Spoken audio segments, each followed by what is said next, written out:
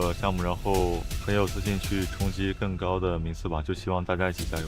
É algo bem grande, assim, porque como é um time muito grande, muito famoso e tem muitas modalidades, então tem um significado muito grande. A pressão é algo que me agrada também.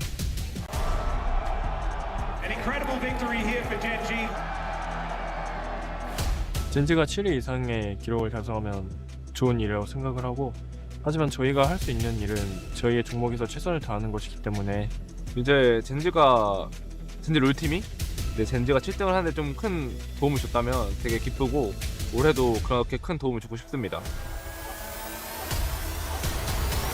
저희 T1이 이번 EWC에 굉장히 많은 투자를 하고 있는 만큼 저도 이제 리그 오브 레전드 팀의 일원으로서 최선을 다하고 그리고 많은 분들이 관심을 가져주시는 롤 종목에서 좋은 모습을 팬분들께 보여드리고 싶습니다. 어쨌든 EWC 대회에 많은 게임 대회가 열리는 걸로 알고 있는데 그것들 중 저희는 T1에서 나가는 모든 팀들이 다 잘해야 된다고 생각하고 있고 저희도 다른 팀에 대한 관여를 하지 못하기 때문에 저희는 저희 스스로 최대한 우승을 하면 더 좋은 성적으로 가지 않을까 싶어서 뭐 잘해야 된다는 부담감도 있겠지만 잘 재밌게 할 수 있을 것 같습니다.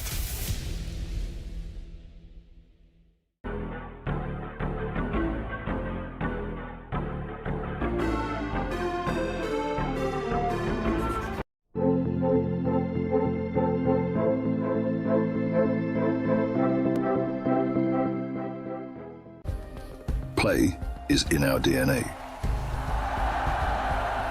Whenever we let it out, it becomes our superpower.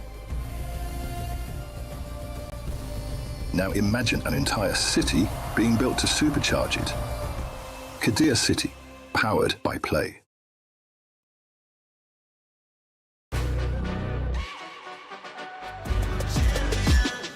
This ain't no regular thing. I came for the ring, you know what I mean. You see my name in the lights, better get right, I'm champion.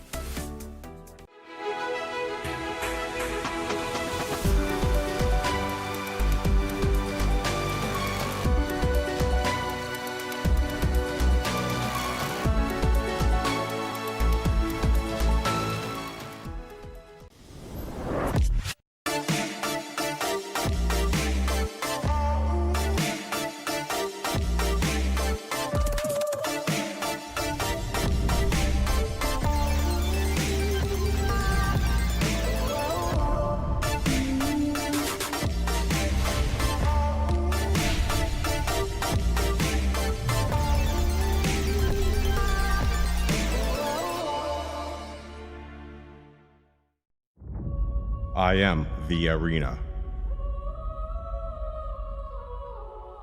I am the slaughterhouse. I am the cathedral where empires are born. I am the grave where their thrones are torn. When the crowd pour in like the Seine under the Pont Marabout, heroes are minted in my light. Mythologies whispered into the long night.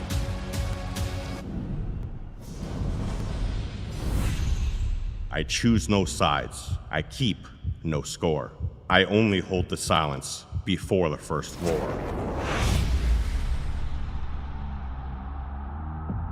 I've watched new faces being carved into gods in a single day, a single fight, a single flash of brilliance that rewrote every record in sight.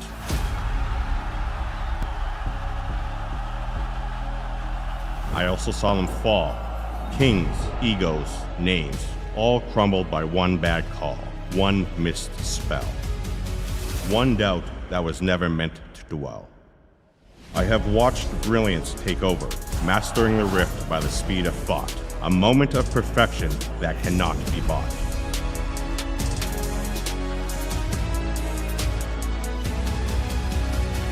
I held the breath before the kill and caught the long exhale when the final one fell.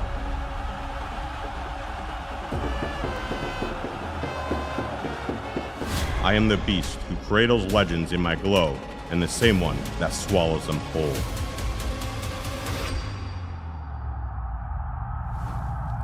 And yet, I am still here, waiting for the next souls brave enough to walk my stage, to take their places beneath my gaze, to rise or to fall, and to seal their fates.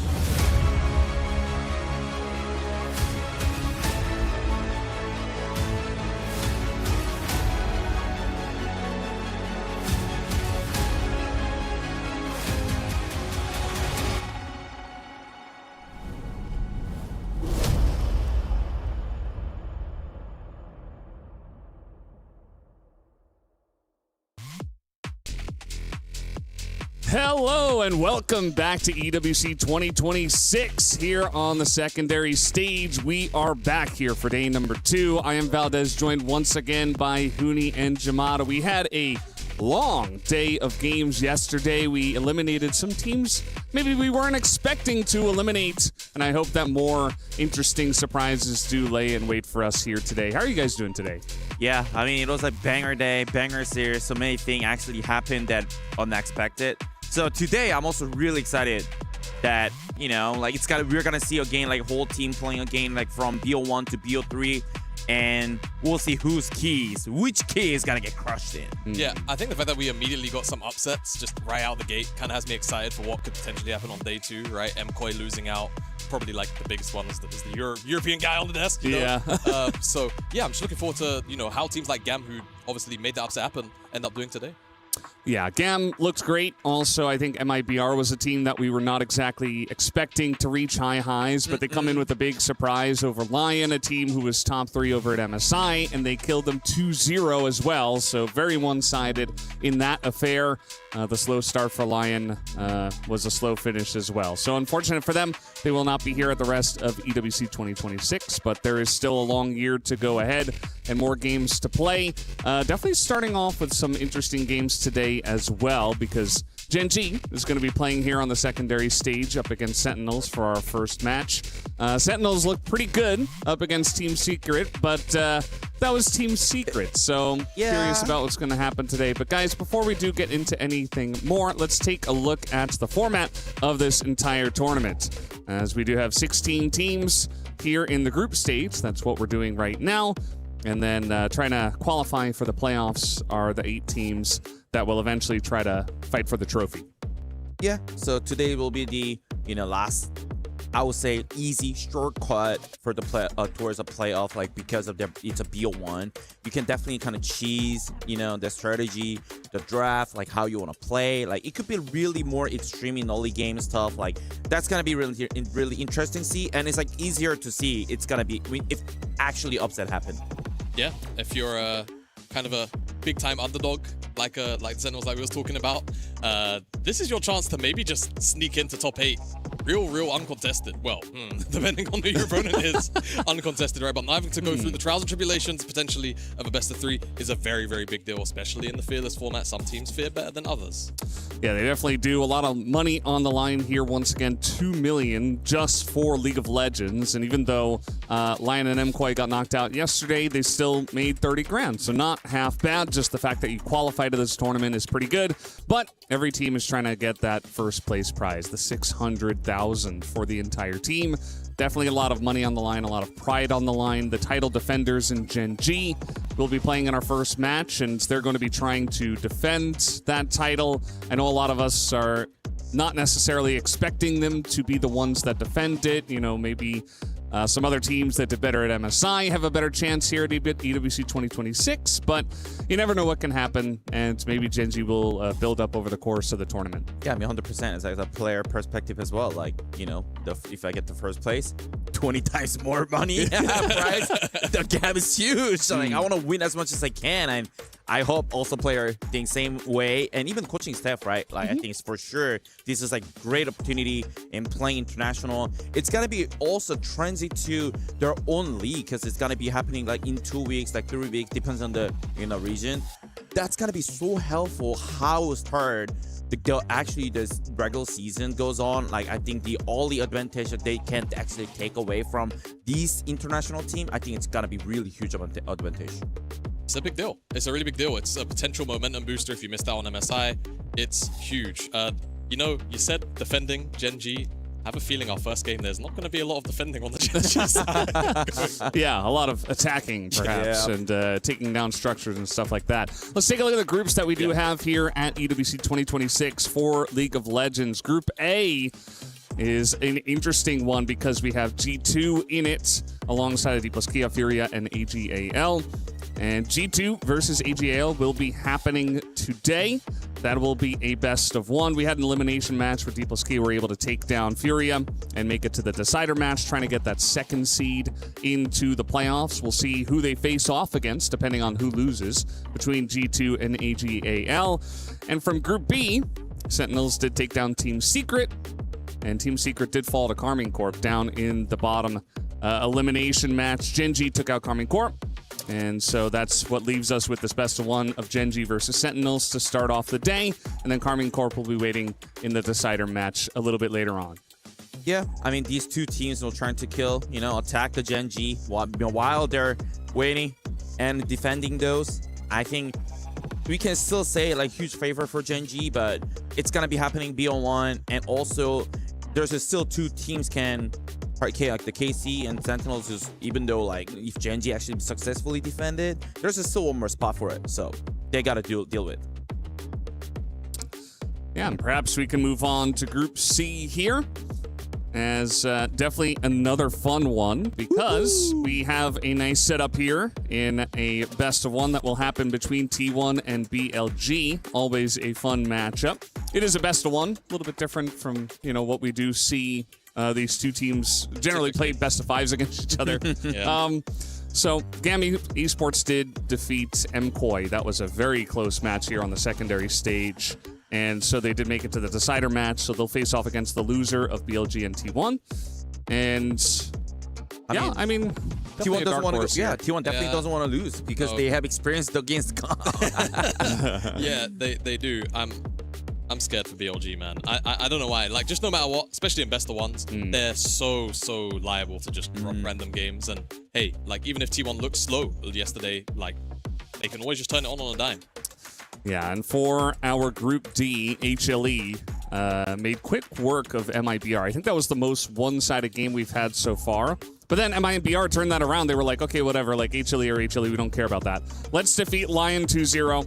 And that they did, so they make it on to the decider match. JDG did defeat Lion to send them down, so that's part of what happened there. JDG looked strong, but also perhaps Lion were looking weaker than normal, so kind of hard to, relatively gauge which one of these teams is stronger right now. I would say HLE is the safe bet against JDG. Yeah, I think had JDG attended MSI, I would feel a little bit more, confident in their abilities, but didn't get that performance. And so considering HLE went ahead and just won the whole thing, could be an uphill battle. I don't know. I mean, also it's like I would say like HLE is like one of the only team that has shown on the stage not scrappy game, right? No. Like it was for sure the clean game against MIBR especially, and I think it's gonna be really good test. I guess it's like new environment, new atmosphere, new settings, new tournament, and playing against an actual good team. And they haven't actually faced them in MSI, so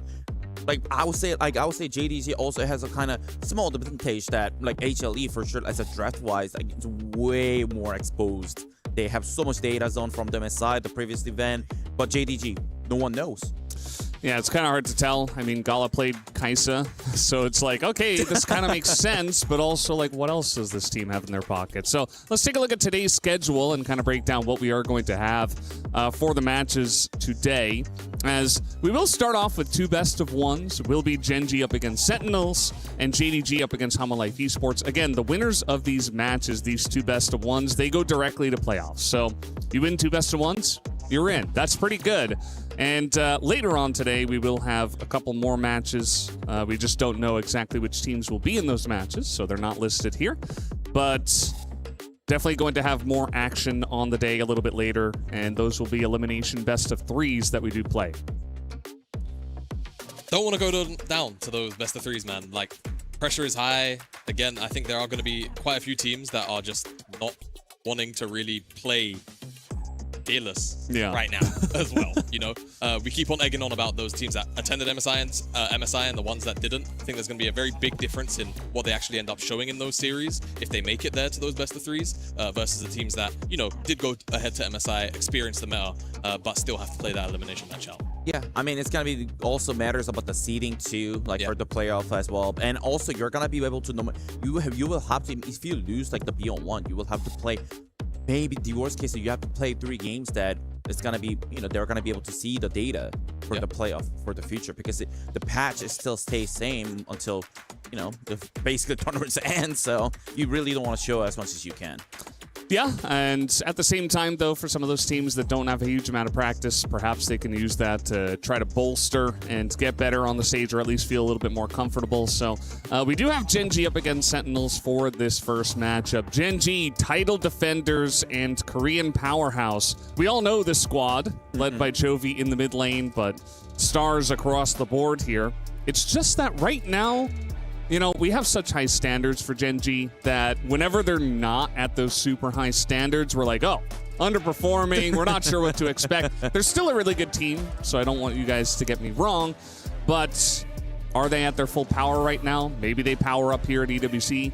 But coming into this tournament, they weren't at full power. No, but oftentimes for Gen G, like 50% power is enough for, I don't know, like most of the world. Like Sentinels So, yeah, you know, I think they're going to be coming into this tournament a little bit upset, honestly, with themselves, because I think many people, you know, that qualifying series to MSI, they let themselves down in that series. I mean, also, if I was a Gen G, like watching MSI game from like the T1 game, especially, oh no. Bro, like, can you imagine these teams? How hungry are they gonna be? You guys let G2 beat us? That's what I mean. Like, they went, like, it's not even like they got 3-0 against T1 for the qualifier. It was like 5 games, and it's like, they're gonna be so hungry. They're gonna be so angry today, and I think today is gonna be really good to show if they're mad right now. Yeah, they looked pretty mad in that best one they played on the main stage. So I think that they're going to be still angry, even though they did get the win. And yeah, it was a close series against T1 to not make it into MSI for Gen G. That did go 5 games, so pretty interesting. But for Sentinels, another team that were, you know, they came in as, I think Degon said they were the 5th seed from the LCS, which is a pretty low seed. Yeah, a pretty low bar, but they looked good yesterday at least. Yeah, they looked not bad yesterday. I mean, again, just to rattle home the points if you didn't manage to catch yesterday, this team tend to just play to level their opponents, but it's the LCS, so like there's a lot of variance team to team. You know, I think their final series score was 3-4, but they actually had almost a positive game record. Almost. Almost. But that just goes to show how many times, practically I think all their series went to 3 in the regular season leading up to playoffs. Now, playing to the level of Gen G, that's definitely a different ask compared to, say, Lion or C9, but they're definitely capable of, at the very least, you know, trying to slow the game down and play things at their own pace, and whether or not, you know, Gen G come in with the big old tractor and just run them over is basically the question. Yeah, I mean, I think the main question is gonna be like, can they adjust the level of when they're facing against an actual good team, which is like Gen G will be, like you mentioned, is like playing slow. I don't think it's gonna help them. No, like playing slow from the Gen G phase. Like, I think that Gen G really known as like they're playing as a value peak.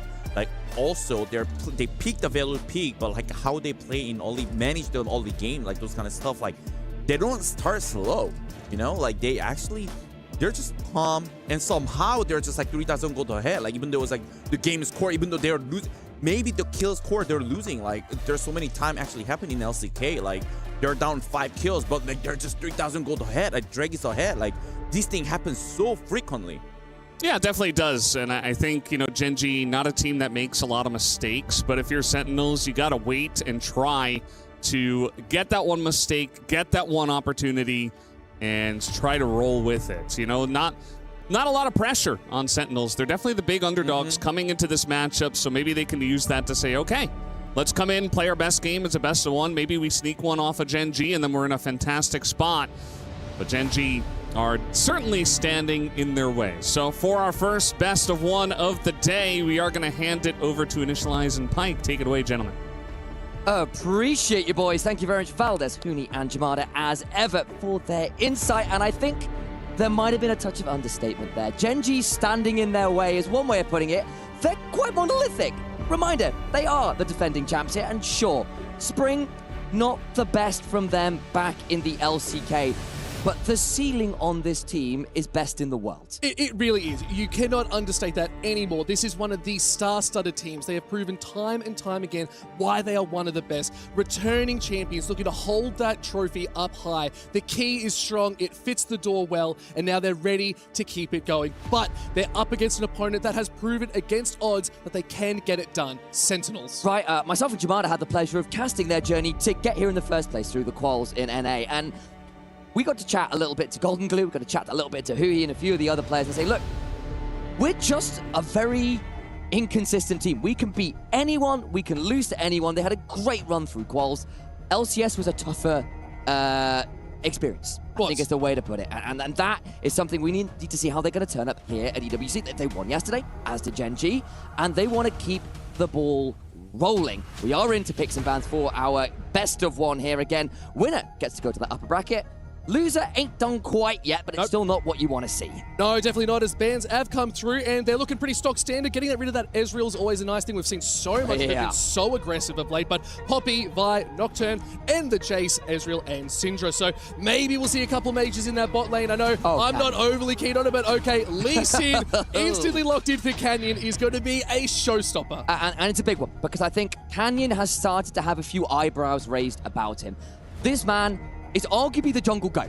He has been so good for so long, but the last year or two has not been quite as dominant as he might have been back in, say, his Down One days, his earlier days on Gen G even. And picking up a Lee Sin first pick is a strong statement that I want the draft prior. The response, though, is going to be a Skarner. It's going to be a Caitlyn. It is worth noting that we've seen a little bit of flexing on the Skarner. Yeah, no, but that's also a thing, right? That's a big Scorpion you have to get through. Lee Sin being a bit more of that bursty sort of jungler that likes to get into these fights early, whereas Skarner very happy to sit back, even in the flex. They might just want to play it back and just look for those later dragon scaling too, but a Caitlyn has been so oppressive as well going forward. That range that you get, once you get those 3-4 items online, you hit like a truck. Maybe you hit like a Scorpion. We'll just have to see.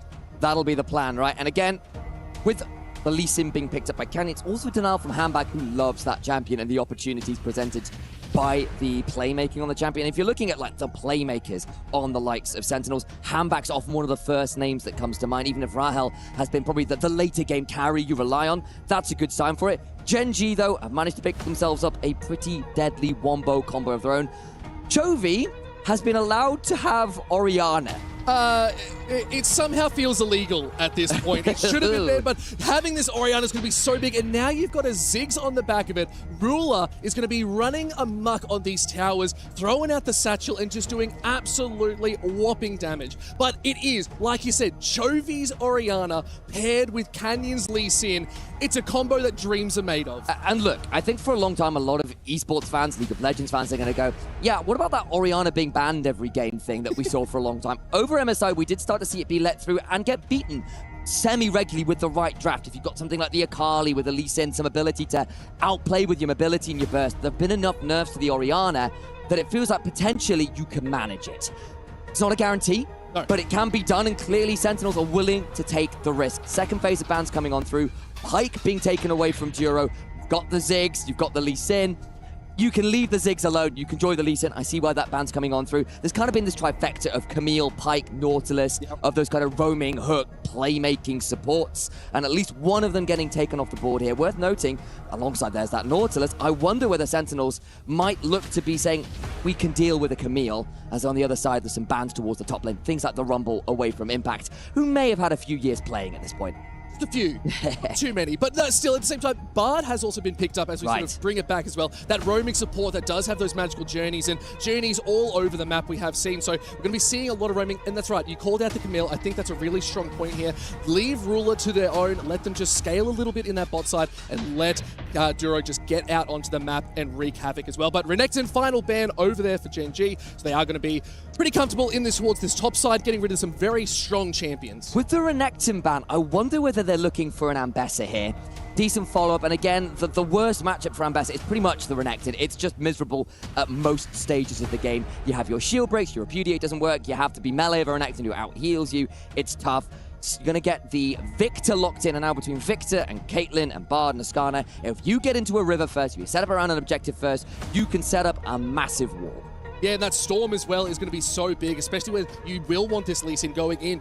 Canyon wants to be in these fights. Dropping that Storm on his head is just going to chase the team away. So playing around these cooldowns, there is the Ambessa being picked up there. Kin is going to be feeling so good on this and going to be able to just get to this backline so well. It's one of these champions. Oh, and there's the R. You just called it. Absolutely, mate. You are reading minds today. Sometimes it's like I know what I'm talking about. Only occasionally. But yeah, I think the Ambessa made sense once we saw that Renekton ban. And with the Pike and the Nautilus banned, it was like, well, the Camille's up and you've locked the Bard. Difficult to get rid of that as well. But clearly they said, look, Duro, we're more afraid of you on the Nautilus than Pike version. And Camille, we have seen the highs of it, but it is one of those picks that you will die a few times making the plays more often than not. Last pick, though, might be something like this Shen. That could go top. And it likely will do, as we've not really seen the Skarner go on in, but this is something that Impact's been playing for years. Yep. And you can just say, Lee Sin, Camille going in, Shen'll, no. Look, and yeah, the Shen is such a big pick here as well. Like, you get those strong taunts. You do have the global, so it's not just a TP's available now. You can get to these fights a little bit faster. So it will be on Kin to be smarter about rotating with the team, whereas Impact is happy to sit in the side lane just a little bit longer, come in with a big shield, and cause the upset. So I'm excited to see how these team fights are going to go forward as well, because I'm looking at this Caitlyn Bard, and yes, Sentinels, they've been looking pretty good. Like you said, they have these ways of being able to either get really strong leads and take it all the way, or if they fall short. But Gen G, they've come off quite a big break. We're starting to see them move a little bit differently. We want to see what they're bringing to the table after having some downtime. Look, Canyon and Duro have got a lot of agency to them and a lot of weight on their shoulders in this draft. They're the ones with the big playmaking that needs to set up for that Orianna Shockwave, the Ziggs Bomb, the Ambessa following up with that public execution, and you want to annihilate whatever poor soul is caught within that Hextech ultimatum. That's the plan. On the other side for Sentinels, it's a lower floor to execution. They've made things a bit simpler in that sense. You have a Skarner, you have a Shen playing off on that side lane, you set up a load of traps, you set up a gravity field, and you say, get in, try and come into us. We dare you. You've got your own pick, and you try and keep that Victor and that Caitlyn miles away and make it a difficult choice for the Lee Sin and the Camille. That said, they better watch their flanks. The mobility, the flank options are through the roof for Gen G, and if they can find a way behind or catch people in 3v3s, in 2v2s, in those skirmish scenarios, that setup of zone control will be a lot harder to come to fruition for the side of Sentinels. And Gen G, I would call them, they're almost like a loaded gun. You pause for a second. If you take too long, they're going to pull the trigger and they will just take you out. Doesn't matter. I'm really worried for this Caitlyn, who can get jumped on from afar. You talked about these unique angles that Camille can do, the Ambessa as well. It's going to be one of these things you have to be so careful. A single ward hop from this Lee Sin Canyon could spell an absolute disaster. But here we are, getting ready for the first game of the day here on B Stream. Initialize, it's going to be a doozy. Gen G versus Sentinels.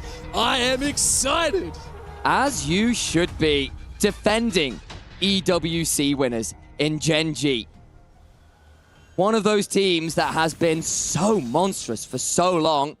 Would love to kind of come back to the fore here. A bit of time off, one at MSI, bit of time to right some of the wrongs, fix some of the things that was not quite right with the team. And for Sentinels, right, this is a team that has been mercurial to say the least, looking, understandably, to kind of prove that the underdog can be a dangerous beast indeed. Darkwings went up from that academy system up in NA, played over in NACL and a few other places as well.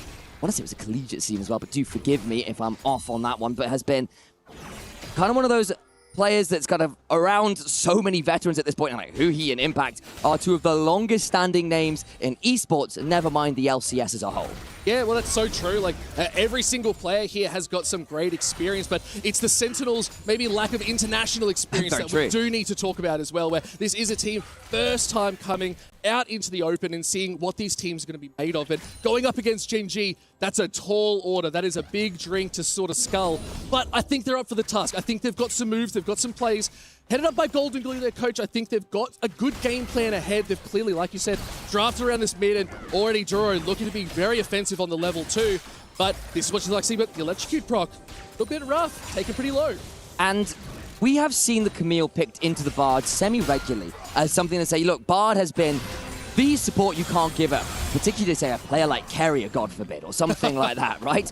The playmaking, the roaming, the pick potential, the slipperiness of the champion of the magical journey can get very challenging to manage. Camille does that better than most, particularly once you get the level 6 top side.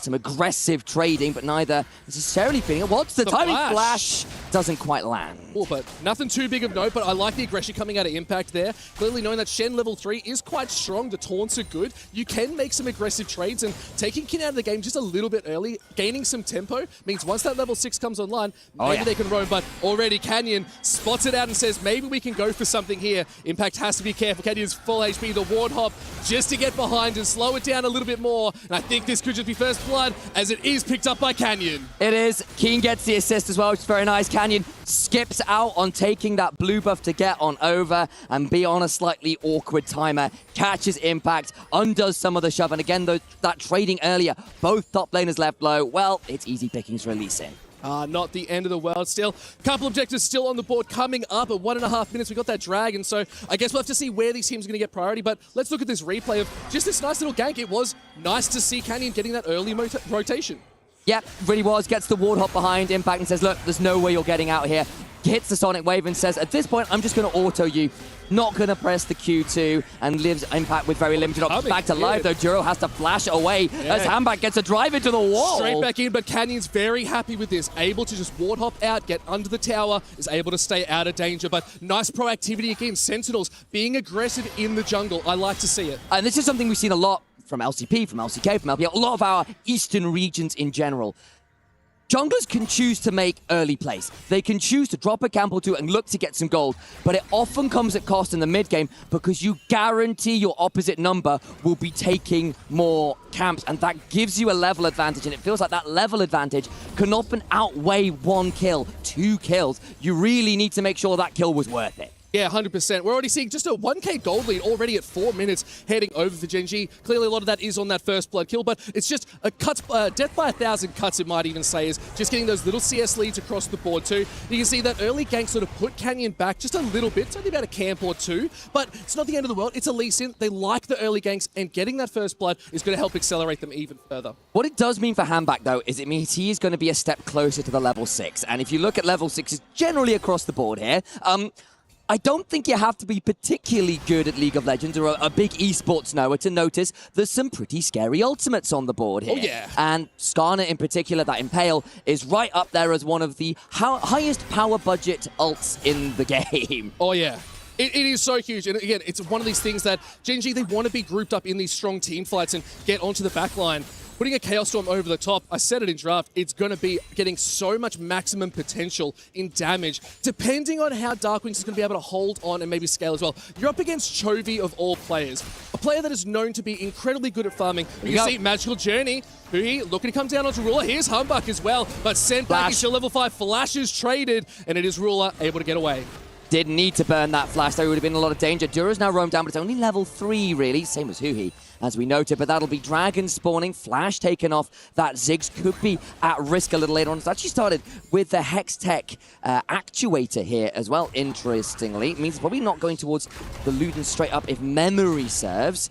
Dragon being contested. This would be the level 6 Scuttle Crab. Eyes on Handback and how aggressive he wants to shove this. Darkwing's around as well. Huhi with a Magical Journey. Won't necessarily find what absolutely everything they're looking for as the heal comes on in. Looking to slow down with the command distance. The stun is there. There's the Impale. It's going straight on in. The slows are good. And a nice pickup by Darkwings. They played it so well. It was just a clear cut forward, caught him unawares, and a nice lockdown. Really well done by Sentinels. Sometimes it feels good to set things up a little in advance. We say, yes, Lee Sin's gone for this topside play, but it's slowed down his ability to get to level 6. Handback is in the river first. Handback gets the level 6 Scuttle Crab. You got a magical journey and an easy Impale. Yeah, and it was even Huhi landing the stun there too. Like, that was just absolutely magic, setting it up. Impale was perfectly landed, and once you're locked down, there's nowhere you can go. So, really good proactive play, and a battle of inches and miles, and Sentinels are keeping pace. They are. It's still 1,000 gold lead to Genji, and again, some of those CS numbers will be notable. Chovy is, well, Chovying up about that 10 CS. We know what this man is capable of and how dangerous he can be given a laning advantage. He's got the Dark Seal, and that Catalyst of Age is going to be going towards the rower build. And sometimes I'm a big fan of that if it's into a burst comp. Not so sure whether it's needed this game, but hey, that survivability is never anything to be sniffed at for a player like Chovy, who likes to stick around in fights best he can. Yeah, absolutely. I think when you look at the other side too, you do have a Skana. It's quite a bit of tank on the other side too. Shen as well. Like, these are members that are happy to stick around in these fights. You can't really blow them up too quickly. So I think going for this rower is going to be the right call, where you can just keep the scaling going. You're going to move along with them, and you will be able to do a lot more damage as you start to build. A little bit of burn, maybe some bursts. Look, I can see the argument that you're drafted a burst comp, and your win condition is not killing the Skana, it's getting to the backline and ensuring that Rahel and Darkwings never get to play the game. And with that in mind, I could see an argument to build for something like a Luden Shadow Flame and just say, pop goes the Weasel. Yep. That's not the decision here. And to be fair, the extra HP will help. There's a little bit of an interrupt here towards Ruler again. Doesn't have that flash, gets eaten by the electrocute, and there's a Shen up. Shen's coming in straight on down. Let's see if they can cause it out as Ruler has to use the satchels, dodges out, but still gets tunneled. Oh, my lovely. God. Ace in the hole. A beautiful executed play. A couple ultimates spent, but gold in the pocket. Good proactivity here from Sentinels. Again, they're coming in with no weight on their shoulders. They are here to prove exactly what they can do. They're going to get a dragon on top of that as well. And all the while, there is a topside play. Teleport's coming up. Keep an eye on that. Bard as well, who's on a reset, potentially looking to go topside. Won't happen. But now Genji make their own TP moves. This also means that King can play a little bit more aggressive, right? Like, the ultimate's down for Shen. You can't really do too much. So Impact's not going to be able to move around the map as fast. Void Grubs have now been picked up as well by Genji. So they got those trades. But now, this is what I was talking about. Where do they go? But the public execution is good. They might be caught underneath as they say, you try and take out Ruler. We'll come for the middle. King is low. He has the flash. He has been taken out. Impact in a 1v4 secures 1-2. He gets does as well. Oh, but it's an execute. I thought he got the auto off there, didn't quite. Ruler will be able to get the first turret here off this as well with the Grubs on top of it. Impact nearly got away with murder. Alas, he only got the one. 2 murders would have been too much, you know? Oh, but what a great play from Impact. Still able to survive just that little bit longer. The slight overstep by Kin, but at the end of the day, they still secured it. First tower, it's these little wins that they're getting over it, and this is what Genji does so well. I mean, Spirit's Refuge proved to be so annoying there. Keen goes in, having landed the ult, and has half his damage immune by the fact that Shen pressed W. Like, it's so annoying. And as a result, the taunt, the fact that he didn't have that ability to flash because he'd already blown it, proved to be a step too far. Hey, it's still a 1-for-1. You still get the turret. You don't have the insult to injury with the kill also going on to Jiro, who does get away with the execute, thankfully. Yeah, and it's good that we watched the replay here. Public execution was nice, but started tanking a little bit. Duro, you can see, got taken quite low, tanking up initially, but just took one too many, had to burn that flash, and now getting caught once more. Duro tanked it up before, so took about 4 tower shots in total. It's just so much, but still an execute. Not the end of the world. No, exactly. And you still got that turret. It still extends that gold lead somewhat. That's great news for Genji, who I think, again, with the Lee Sin, with this Camille, are going to want to try and accelerate the game to some extent, right? We'll get another look at what happened while we were in a replay. As it looks like there was this bot side play onto Ruler that we saw earlier with the Shen ult. Just a really nice play, right? Yeah. Ruler doesn't have the flash. With the Shen here as well, Ruler's got very limited options to escape. Doesn't have that much damage yet, and we even get the cinematic death there. That is a great shot. That was pretty good. I do like following an ace in the hole. It is pretty simple, but we're not playing golf here, unfortunately. It's League of Legends. That's now, definitely under par. Yeah, stop it. But now, game slowed down. We're only at 10 minutes. Dragon up in 2.5, but also Rift Herald in 4. You can see here, plates are looking really strong. Genji have just been so aggressive on these towers, and you'd expect it when you do have a champion like Ziggs, and when you do see this Shen that has to rotate around, but we'll have to see where these two teams are going to scuff out next. Yeah, and you look at a player like Rahel, right, who has been very much, actually might have to hold on that, his impact's been left quite low here. Don't think they're going to full send. There is a ward over there and Huhi around, so that'll be the end of the play for now, I think. But what I was going to say is, like, look, Rahel's come over from SK Gaming over in EU. Was a good player on a team that was struggling. Has come over to Sentinels, has really been one of their star carries. If you've been looking for someone to carry games for Sentinels, often been Rahel. Public execution, gets in straight trouble. One in, caught out by 3. This is just Gen G with Imagine the Dragon's Rage is good. Nice. And Duro picks it up, and a nice secure inside Sentinels jungle. Yep, that's very smoothly done. Evens up the kill score, and again, the gold continues to grow here for Gen G. We've seen good proactive moves from Sentinels, yes, but as ever against a lot of these LCK teams, it's the minutiae. It's just the amount of resources they're picking up on the map. You can see the gold leads in for Canyon. You can see the gold lead in for Ruler, who got those plates and that initial turret kill, and that's giving Gen G a scary platform, especially with what Sentinels need to do, which is stack those dragons. Minute till that next fight. Probably we're going to see those resets coming on through, and yeah, quoted out there by Mike Focaster. Look at some of those items. Yeah, that's exactly it. We've got 2 Eclipses already being picked up for the side of Gen G. Canyon and Kian very happy to have these. The trading's going to be really good, but the rower as well now completed, so the stacking is online for Chovy. We're going to start seeing them joining these fights a little bit more and maybe rotating down to this bot side just to get a little bit more farm. We'll have to see. Is Dragon up in 50 seconds? Great proactivity from Sentinels to get that early vision. Okay, so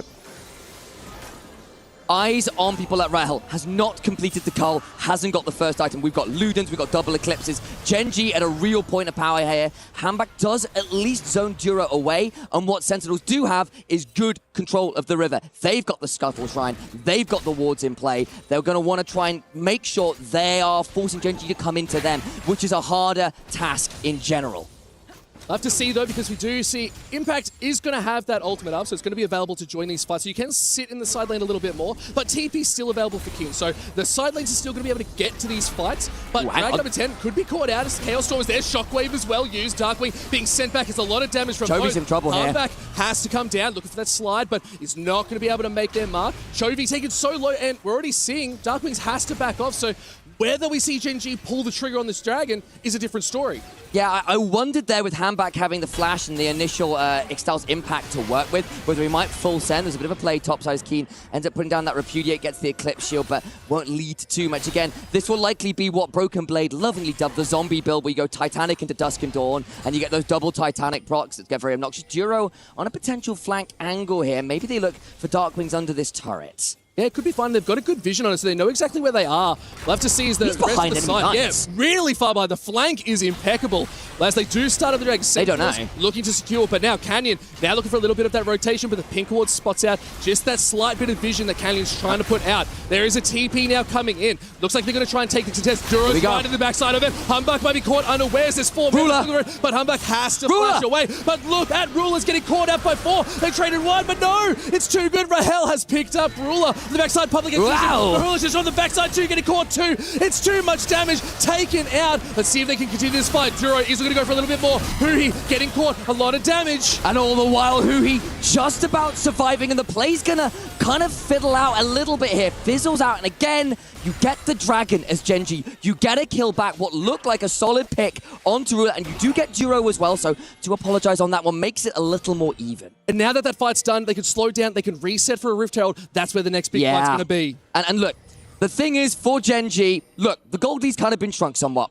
That's unfortunate for them, but they stop the Dragon stacking. Rahel gets a second kill off. Look at this replay, because it ended up very split. Initially, I thought Duro's flank was going to be very, very dangerous, and somewhat it was. You see Handback gets that one, but the problem is, the moment Duro comes over the wall, you get this full send onto Rulu. Does a very good job of dodging quite a lot of skill shots there. The problem is, you can dodge all you want. Auto attacks are a little harder to manage. Keen, though, great public execution means that Rahel's got limited options, and that gives him the kill back. I think the big thing there as well is as the fight continued here, not a huge amount really came off it. A flash was burnt by Impact, a tempered fade as well was used, so it's a lot going on, and now the fight's kicking back out. Canyon's trying to land a resonating strike, seeing if they can get onto Humbuck, but the tankiness is there, the heart steal's online, another tower secured. And look, end of that fight, Duro went in, ended up getting blasted on the way. Darkwing's been left a little low, doesn't quite die yet, the Sonic Wave just wide, and Darkwing's holds his nerve.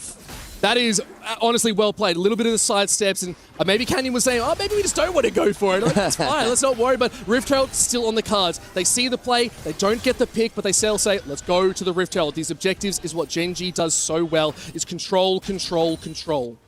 Reminder, Sentinels banned out the Pike, they banned out the Nautilus. Duro gets the Camille, currently 1-3.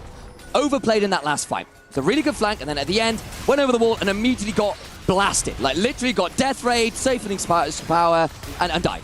And you have to wonder whether potentially it's a question about, hey, we're more afraid of that Pipe, more afraid of that Nautilus, and it's not a great space for the Camille right now. We've seen this happen before, where the Camille dies early, still managed to get involved later, but you really do want that snowball. You want the Blood Song. You want the Sundered Sky as early as you can get to not die every time you make a play. I think the big side of that as well is you got that Hextech ultimatum from the Camille. That is just the perfect target for a Tempered Fate. The second you go in, you've just got a target put on saying, if I stop them here, we can delay the fight a bit more. So it's one of these little macro counterplays you can do with a Bard when it is this Camille looking to be proactive in these fights. But now, sieging on mid, let's see if Humbug wants to make a play as they are getting taken out. There's the Shockwave too, Dragon's Rage is nice. Tempered Fate keeps them alive, but they're just a little bit too far forward. The damage is good, and Chovy picks up their first kill of the game. Yeah, and sometimes the Tempered Fate's all well and good, but all it does is delay things. And the other side of that, as we kind of potentially think about it as well, is look, you've got a Shockwave. That's faster than Tempered Fate in 8 out of 10 times. If you're on it as Gen G, the safety just isn't going to arrive in time. The cavalry's on the horizon,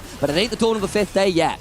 That's it. And I do also like something we haven't really noted. With Gen G picking up these Void Grubs, especially with the Ziggs, towers are just gone. It is so quickly destroyed. And that's why you can see it is 3 towers to none to the side of Gen G. They're moving Ziggs around the map. It is Ruler able to make these plays and get that extra goal lead. And it's why we're seeing 3.5 for Gen G. Yeah, part of it as well, right, is we're in a meta and a general state of League of Legends. I'll have to hold on this one for a second as Chovy, I think, is going to get jumped on with this Shenald as well. Hello, Chovy gets stunned up. It's too much. Just a great lockdown. And it is Darkwing picking up their second kill. They're going to be feeling really good moving into this mid-late game. And it feels like the Bard has been the primary Shen carrier because he can turn up at really odd places. The magical journey allows you to pinpoint Shen into very easy shadow dashes. Chovy goes down. Yeah, he's got a Rower. He's a bit tankier, but not tanky enough as yet. And again, still credit to Sentinels. They haven't been shy of making these proactive moves.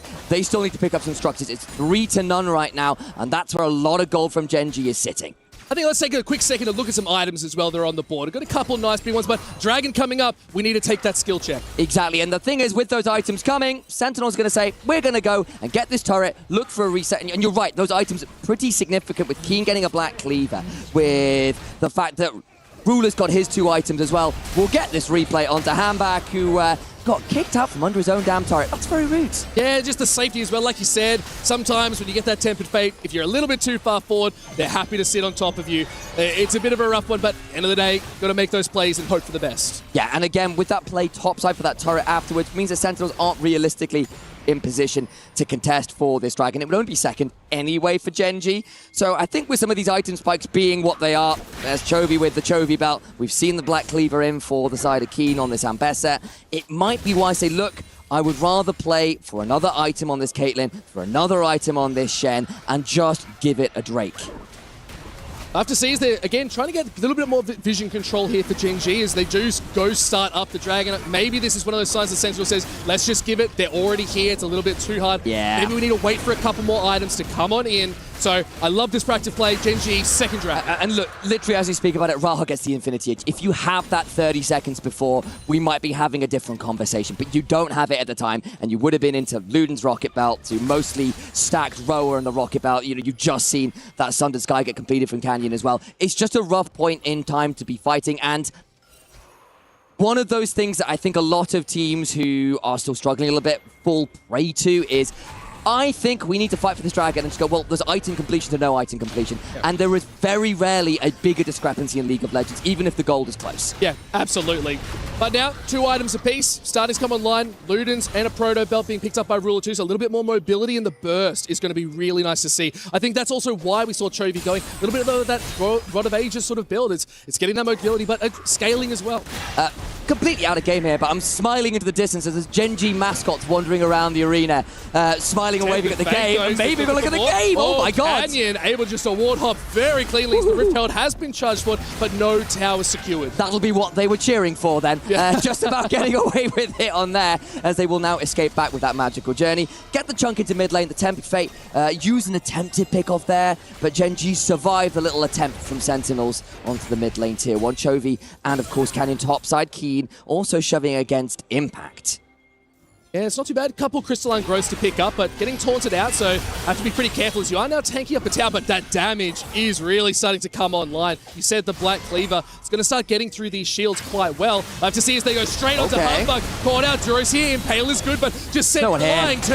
I think this squad was kicked over the wall. It's going to be enough, and Canyon picks up the kill. Look, they try to come in with the the Stand United, that's the one, not the Poppy W. I sometimes conflate those two abilities, but it wasn't enough. Darkwing's now teleported in to try and make a counter play. And as the Chaos Storm does go forward, the flash is good, the safety of the tower is going to be nice, but who he is here doesn't land the stun. I think he's in Let's see if trouble. they can go for a little bit more. Public execution doesn't land, and a shutdown for Darkwings. They're looking fantastic. 3-0-2. Hang on. Baron's been started.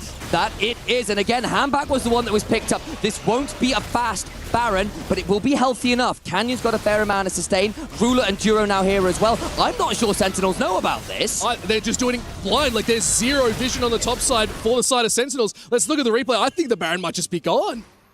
Look, Handback's about to get picked off here. He's very alone, and Canyon and Duro pair up with Chovy and get the pick on the jungler. And this is what gives Gen G license to start the Baron, especially because Sentinels choose to try and make the map, across-map play all the way on the bottom lane, miles away from Baron. And when we come back to live, you will see that Baron power play is active. Gen G secure it. Look, picking up a Baron at this point in the game, still only a 3k gold lead for Gen G, but they're securing towers on the other side. Darkwing picking up that tier 1 in the bot, but this Baron's going to be so powerful. The second you start trying to push, there's going to be Void Mites everywhere. Yeah, and again, we had this conversation, well, we started to, and then Chovy got picked on that side. We ruined the whole point. Thanks for that, Chovy. Unnecessary flame. There we go. But the point is, we are in a meta of League of Legends where AD carries aren't that necessary in the way they were years ago to take turrets.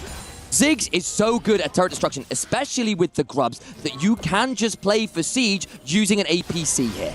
Chovy has to be careful here. Humbug was coming through, but spotted out on vision, so good work on Gen G, just covering their bases as well. Duro taking to about half health. It is still a lot. Ace in the hole now, too. Does get a chunk. 1/4 health now for Duro. They might have to look for a reset as they are starting to siege down on this bot side. Should be fairly easy with a satchel to lock it down. So just another tower taken up. 4 towers to 2. The side of Gen G, the lead is starting to creep up again.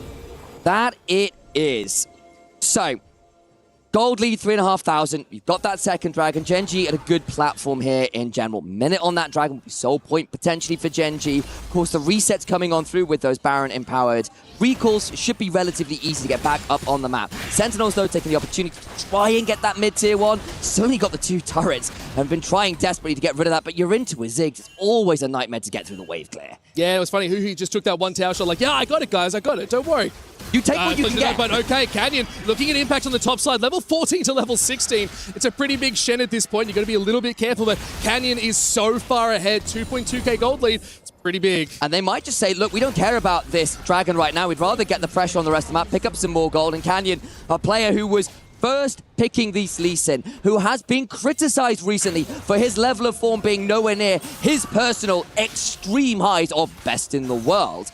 So far, so good. 303, 100% kill participation, up 2,500 gold. It's vintage Canyon as far as I'm concerned. It feels like Canyon's really back. Like, I don't think he really left, in my opinion, but I honestly think he's looking on form in today's game, and I'm really excited to see what he's going to do as the dragon does get started up.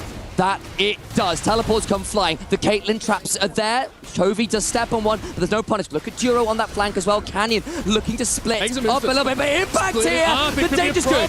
It's going to be too much for Canyon. Has to get chunked out a bit too much, but Dragon is still low. But look at Humbug. They've left the Dragon. This is not ideal. Tempted Fate does keep the Dragon in play a little bit longer. Humbug has the tank. He's starting to move forward. It's going to be a smite off. It could be a little bit. The shockwave does come through. Look at the backside as well. Duro has to leave, but Ruler taking some shots. Ace in the hole is going to get gets stopped by Canyon.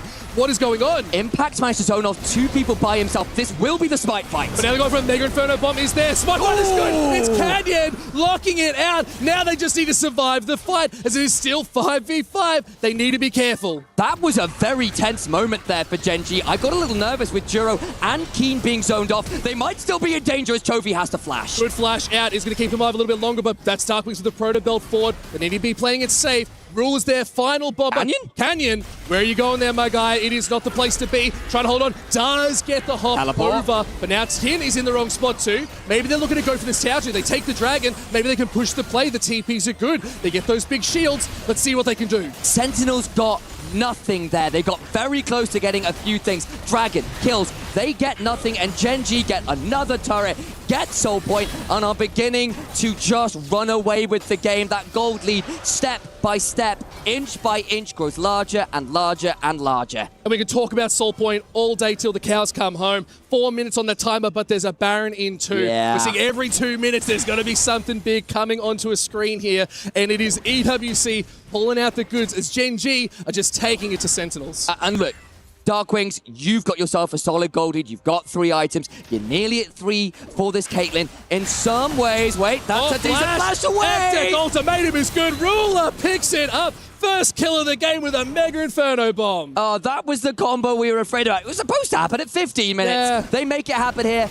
Rahel tries to back away with the 90 caliber net. Juro says no. Flash, ult to follow, and that's a dead Caitlyn. Oh, it's opening up this base now too is so big. It's all a bit of that defensive play. They need to get the smart wards out and just keep this line of vision available, because as it is, Impact is quite overstepping. Doesn't have ultimate available to get out. Might have a TP, but Canyon's already there looking for a scrap. Trying to take it on, level 17 to level 15, but here comes Juro looking for a little bit more. Fair. Gets the taunt straight on in, 2v1. Oh, Keen's not even joining this fight. I think Impact is just no longer for this map.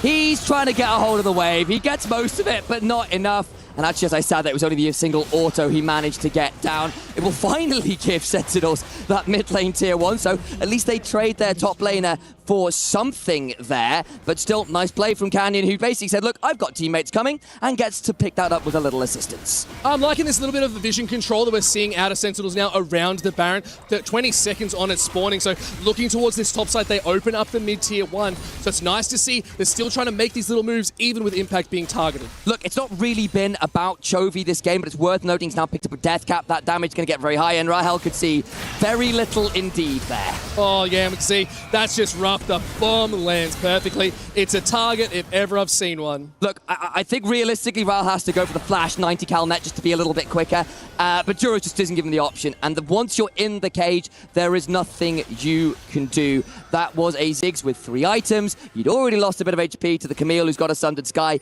You only need that to be genuinely chunking people, and the Caitlyn suffers as a result. Baron is up. Gen.G undoing all the vision control that Sentinels did a little earlier on. They got that 1 ward just into Gen.G jungle, so potentially a teleport angle for the likes of an Impact if they want to make it happen. Looks like that Shadow just can't quite find it, and Canyon happy enough. Rahel gets chumped by that bomb. Yeah, you can see as well. Shockwave onto Humbug down here. Public Execution does get sidestepped. Keen unable to lock it down. Have to see is it Canyon.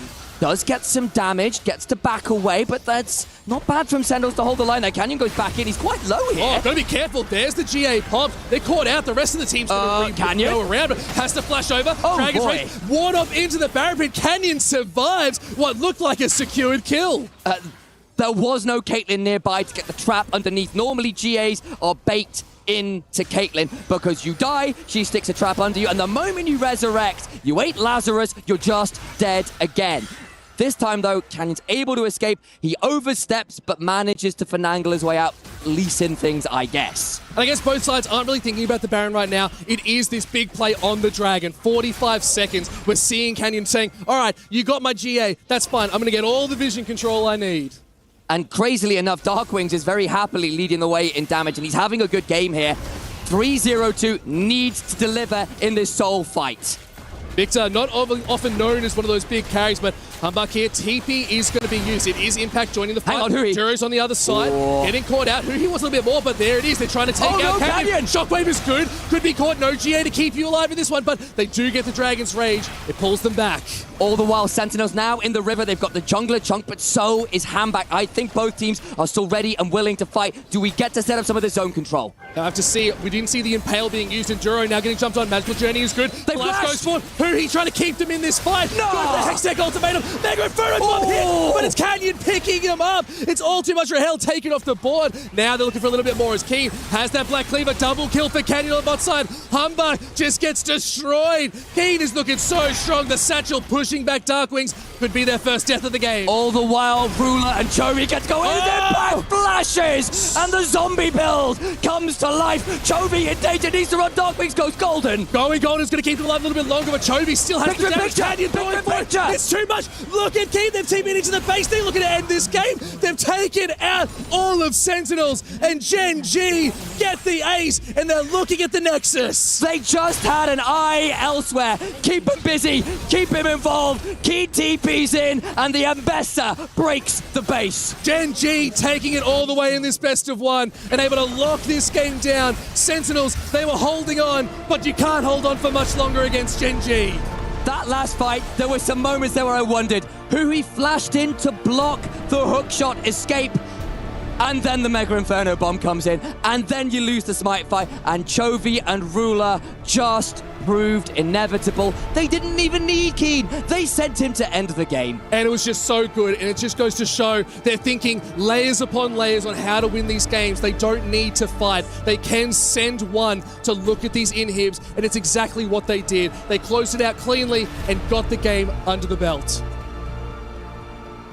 I think that's a fair way of putting it. And again, we expected Gen G to come in as favorites. There were good moves from Sentinels. We saw some good proactive moments, but the gold lead kept ballooning. And those team fights, Sentinels just struggled to get what they came for. They didn't get the kill. They didn't get the dragon. And as a result, as the game went on, it just felt more and more was chipped away from the foundation of Sentinels. But from myself and Pike, we get to take a breather. Analysts, you can take it away from here. Thank you very much, guys, as it was a slow and steady performance here from Gen G, but it was the victory going their way at the end of the day.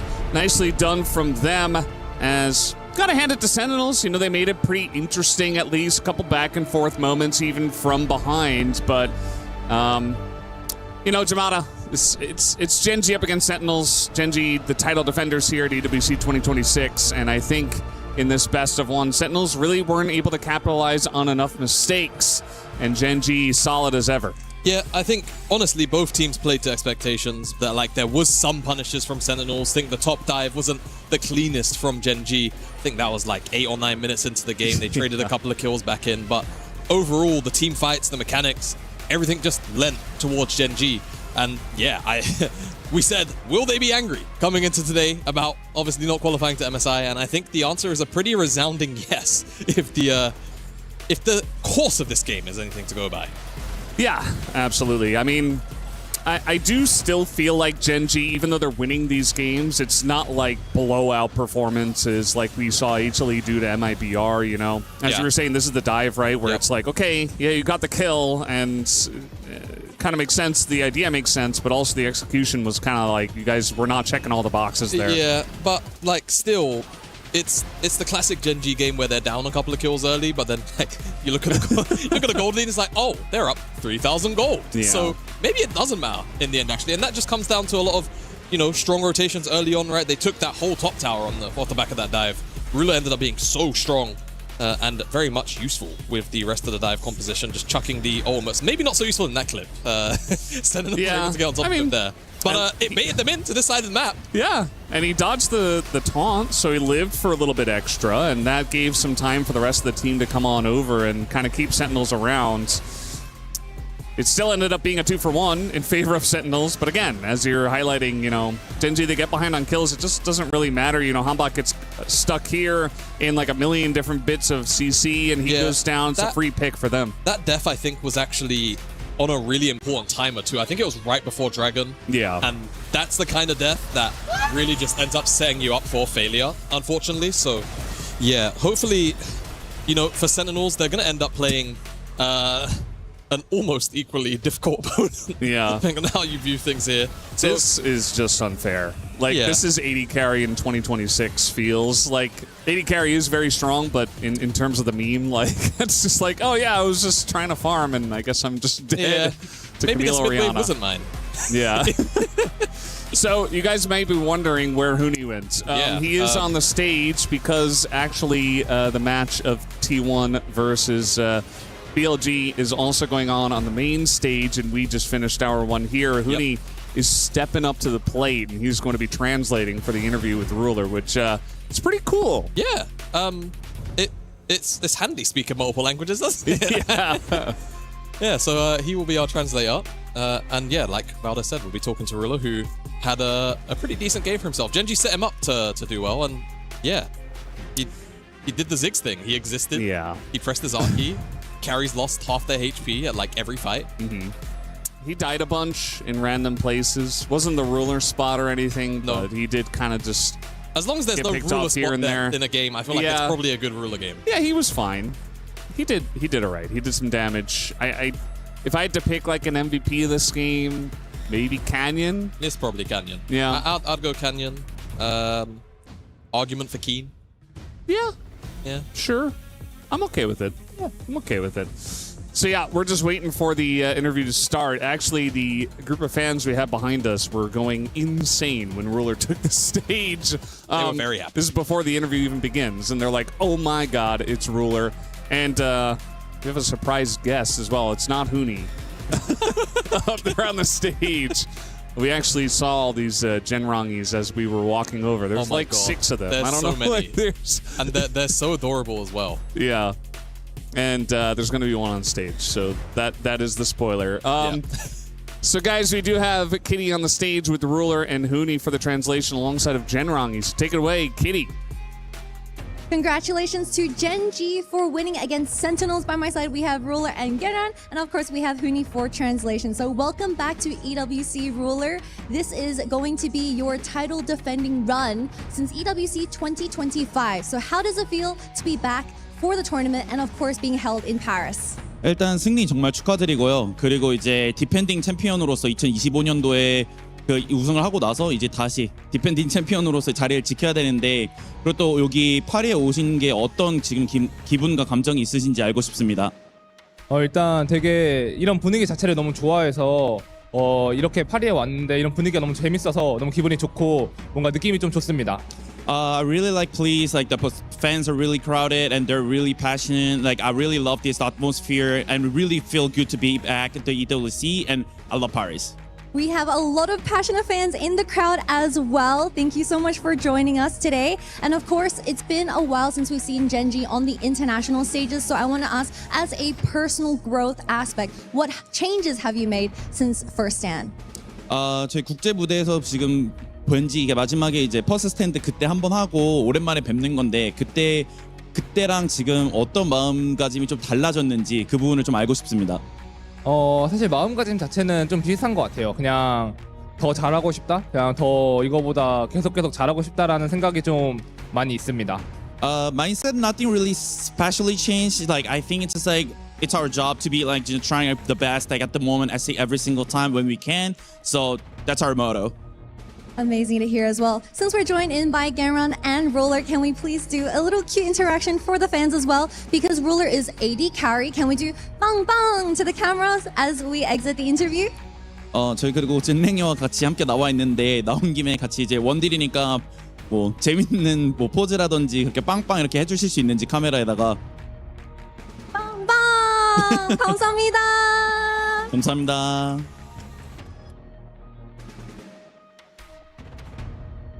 Thank you very much, Kitty and Ruler and Genrongi and Huni, who absolutely killed it, as we knew he would.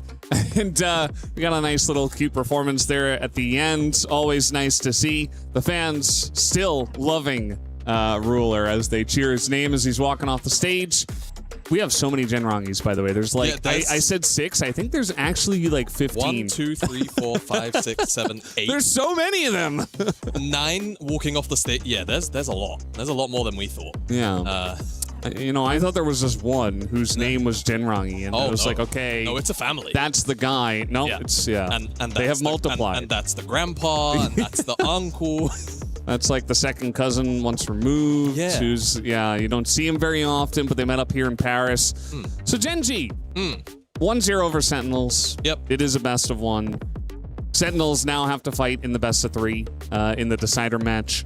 And it's kind of what we expected, right? Again, we're not beating around the bush here. Genji are a very strong team, and Sentinels, you know, they got in, but have to go up against one of the best. And you can see that here, the goal difference over time was slow and steady, won the race. I'm sorry, I'm just looking at Darkwings' damage bar. It's one of those games, isn't it? I mean, there were a lot of team fights, and he's playing Victor, so yeah, I get it. But also, what about the rest of his team? Yeah, he just doing a little bit of quick math. Where were they doing the damage in the team? When did that happen? Where was the team fight damage for them? He almost cleared his entire team. Yeah, he's like 3,000 short of clearing everyone on Sentinels. That's a feels bad-ish moment. If you remove the support, he did more than the rest. Yeah. Whereas on the side of Genji, it was very much, you know, pretty much across the board. split. Everybody did, you know, their job. So, yeah, I mean, what can you say? It is Genji. Oh, welcome back, Huni. What's that, dude? That was a great translation. Thank you. You were worried. Why? You were killing it. No, I was not worried. I was like, I've done it before, you know? Have you?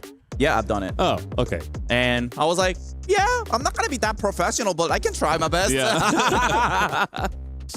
So, yeah, it was a really good experience. Thanks for giving me this type of the opportunity. And what are you guys talking about? We're just talking about all the Genrangis, you know, the family of there's a whole like bunch. 17 over there. There's a lot. I want to take a picture with all of them. I want to Yes, too. we should do I it will do. I will afterwards, do yeah. afterwards. So, yeah. I'm not sure if we have like a bracket we could take a look at because, you know, Genji did take the win. And one thing very important to mention is that Genji make it to playoffs, which as we kind of expected this, but we weren't sure about their form. But yeah, they make it through 2 best of 1s. They go on to the round of 8. And also, I know the KC fan were really cheering. Oh, for yes. Sen. Yes, they were. I mean, they were like, please. I don't think it's going to be an easy game for KC, dare I say. Not at all. I actually think Sentinels will, like, they'll stonewall them a little bit. Yeah. Do I think KC will win? Yes.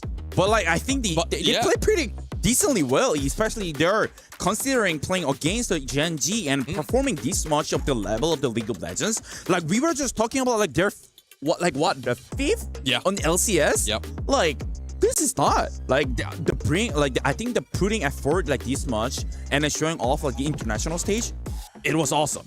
Yeah, they're a big step up to the plate team for sure. Even if they don't necessarily cross the line, they will never make it easy for the opponent regardless. And I think we kind of got to see that a little bit here against Gen G for like 15 minutes, maybe 20. But hey, you know, some teams can't even last 8 against Gen G. 100%. So, you know, I'd still call that an achievement. And yeah, I think KC are going to have to be on their best behavior as far as, you know, the discipline is concerned. Otherwise, Sentinels can definitely sneak a game, if not the whole series. Yeah, it's a best of 3. It's fearless. So, yeah, I have a little bit more time to get it done. And I think KC are probably still the favorites. They also have the backing of the entire city behind them. So I think that's certainly going to help, but we'll have to wait and see how that does go in the future. We are going to take a break and come back for G2G up against Hama Life Esports. Don't go anywhere.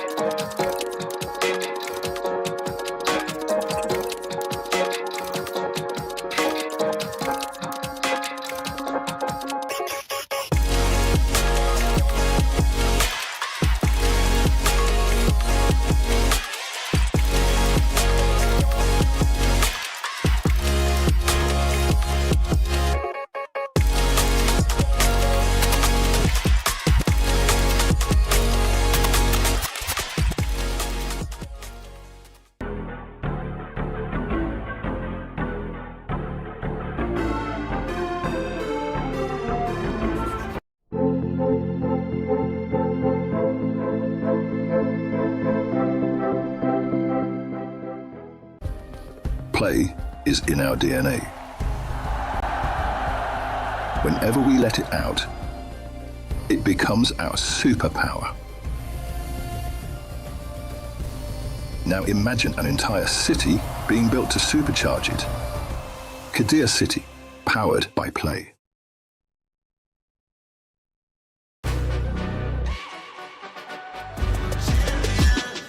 This ain't no regular thing. I came for the ring, you know what I mean. You see my name in the lights, better get right, I'm champion.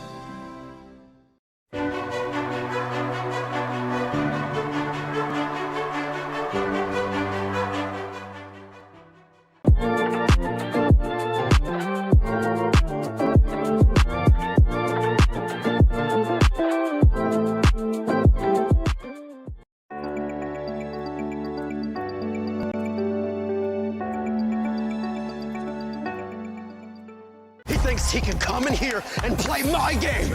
He knows nothing. Let's go! Tyler 1, you're done. Raw energy. Half blow the house down.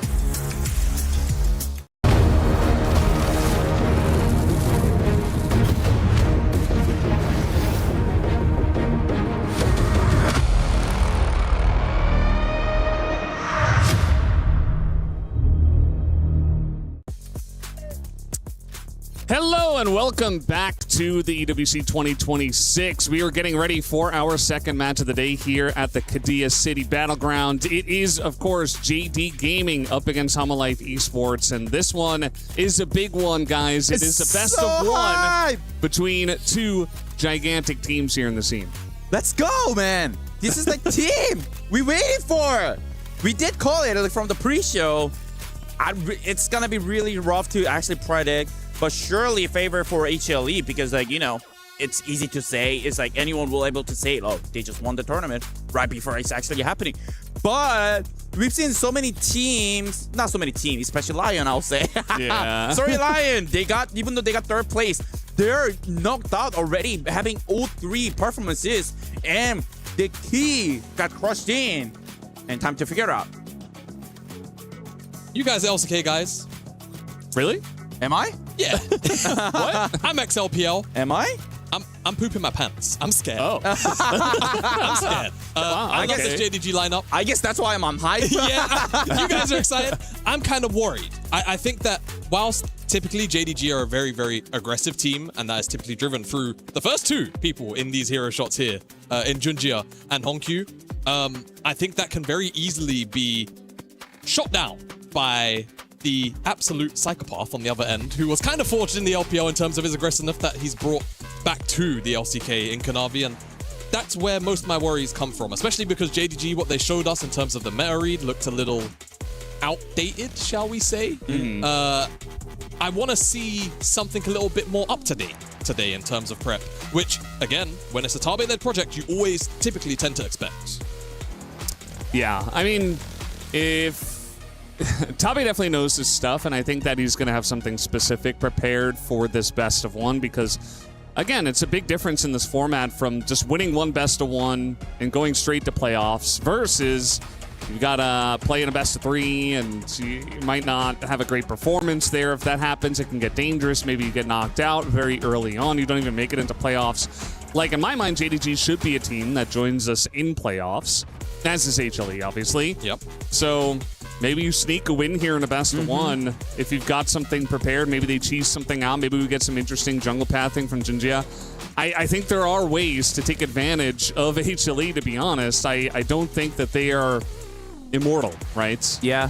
I mean, 100%. And also, I would like to say the thing is, like, if they show same performances as what they shown against, like, the Lion game, like, especially the JDG against Lion game, like, if you see that, they were really, really, really not clean early game. Like, against that HLE, if they shown, like, same performances in the special early game, they're gonna get crushed. So, like, for sure, they have to take away those kind of game as a good, really good example. We can't do this against HLE. They definitely can't do that at all, as we are ready, guys, to throw it over to the casters. Take it away, Initialize and Logan. With pleasure. Thank you very much, Analyst Desk, as ever, for setting the stage here for a heavyweight bout. Make no mistake about it. JDG may have gone to first stand. The problem is on the other side, HLE just may have won a recent international competition called MSI, you know, small thing. Just a small one. Yeah, not important. You know how it is. May also have put down a 90-minute victory yesterday, which, with the way League of Legends works right now, it's next to impossible. They are on rare form, and that means that JDG, as Huni was talking about, are going to need to make sure they cut down on some of those early game guns, because if HLE come out of the gate swinging, things get tricky. Yeah, no, you are so right. The energy here in France is electric. The crowds are gathered. We're actually out of space. Yeah, we are out of space. They need to make more, because it is JDG of the LPL versus HLE of the LCK, the reigning MSI 2026 champions with household names, right? You say Gumayushi, you say Zeus, everybody knows that name, but equally from the LPL, you've got Gala, you've got Vampire, Xiaoshu, and the LCP's previous members, Hongqiu and Junja. Look, I'm supposed to be here, and I'm supposed to believe my LPL boys. I've been casting them for so long, and I have to say I'm nervous. Look, Junja and Hongqiu had pretty good form over spring. I think Junja in particular stepped up, where early on in the season was really struggling to be consistent. We had a bit of a joke about Junja Dice Gaming and how sometimes the game went as he went. He would go in and snowball, or it would go very, very wrong. At the minute, he's looking a lot more consistent. It was Gala who was struggling more in spring. It was Xiaoshu with a champion pool that needed a little bit more broadening. He's going up against Zeus here, and for all Xiaoshu, chatting with some of the Chinese casters, like shout out to Mac and Christina, who I was nattering with in the green room. It's been great fun. We're still saying, look, Xiaoshu's right up there as one of the very best top laners the LPL has to offer. He's still quite young, though, and has yet to show up truly on an international stage. There's a level of maturity, there's a level of experience that Zeus just has over a lot of other top laners, as good as they are. He knows how to play these matchups. A couple of more nuances. Xiaoshu is good, but he is up against a great. So this is his opportunity to shine. And he's going to need to do that here, because you've got the Jarvan in for Kanavi. If you look up Kanavi's win rate on Jarvan, it's eye-watering.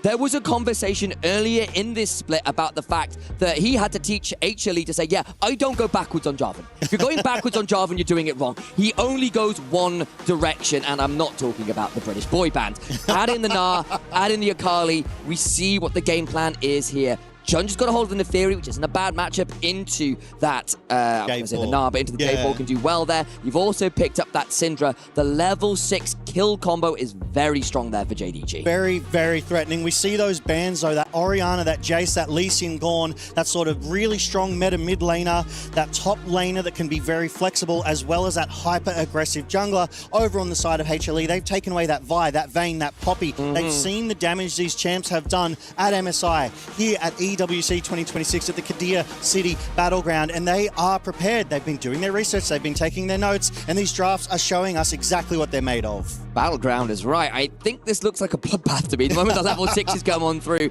there is once again a lot of very committal engage. We are not... you know, going half measures here. They're one-way trips. Yeah, you are going in on Neferi, you're going in on Ambessa. The same is true of all the champions there for HLE as well. The most non-committal here is a Syndra stun, which you know how that is, and you stepping up in range to do that puts you at risk of things like the Akali and the Jarvan looking for your head. And hell, Zeka's Akali is legendary, Zeus on the Gnar is legendary. There's a lot of champions here that people are very, very comfortable on, and Gala's Kai'Sa gets taken off. Also, the Bard has been taken away. That support, which has been nothing but trouble for anyone who's been able to get it through. I feel like Carrier might have been the big name that started that Bard ball rolling, but everyone who is good on Bard can have that same sort of impact, that same sort of shutdown and playmaking as well. I mean, for the longest time, Bard was first pickable. Camille kind of changed that. Yeah. But for the longest time, you just couldn't allow that one to be an option. It has been support focus from JDG here, more towards Gala's champion pool as it stands from HLE. One thing that I do love that you said about Camille, not banned yet as well. No. That hyper-aggressive, who I am referring to as the Lee Sin of supports, is still up and available. I could see it. Yeah, I mean, they have to, right? They get aggressive level 1, they take Ignite, they want to get your lane ahead early, and they ban... Oh, okay. They've banned the Annie away from the mid lane. Implies to me they think Gala will be happy to play the Syndra bot, which has obviously been a very viable flex. And Syndra, as with most mages, one of the reasons they feel really good is mages might not bring sustain, they do bring wave clear. Underline it a few times. The Mels, the Syndras, the Ziggs, all has a lot of wave clear, and that allows these roaming supports, your Camille's, your Pikes, in this case potentially a Shen as well, to get out and active early on. One of the ultimate roaming supports, if you will, with that global at level 6. You cheat, don't you? You get bizarre. Shen's That's not fair. I'm here! Much like a Nocturne with that paranoia. I need one of those, like, you know, surprise party fiddlesticks? I need the same with Shen. Just turn up with like a yay!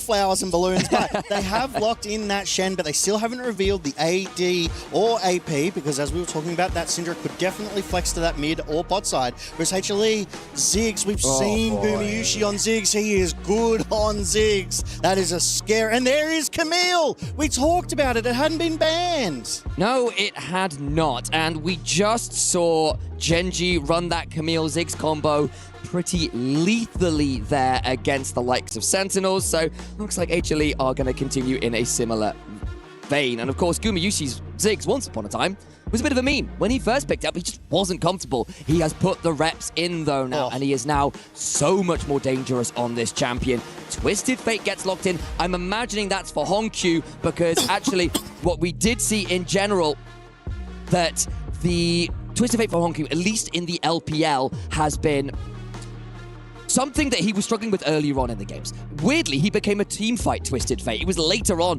when he was porting into fights and repositioning that he found the most danger. And now with the Neferi, that ability to take the jungle mid lane and go towards an Ambessa or go towards a Syndra feels pretty good with the Shen following you up. Some of the best Twisted Fate ults we've seen here at EWC are literally the short range ones. It's just you TP from in front of your team to behind their team, and you create that pincer maneuver. You gold card that back line, and it makes them vulnerable, and the rest of the team is able to collapse. You don't need to do that long range 1v1. You play for the team and get that backline access, because you may not think of TF as a traditional dive champion, but why not? He has the best dive tools. He just appears in your backline out of nowhere. The thing is, on the other side then for HLE, you've got Jarvan and Camille and Ziggs and Akali. You get locked in that cauldron and you will have a very bad time. It's also, as we've noted, the player names that are associated with this. The moment you put those player names back on, you go, oh yeah, that's Kanavi on Jarvan. Oh yeah, that's Zeus on Nar, who has been basically asking that question, much like a player like Bin. It's like, okay, I'm going to pick this.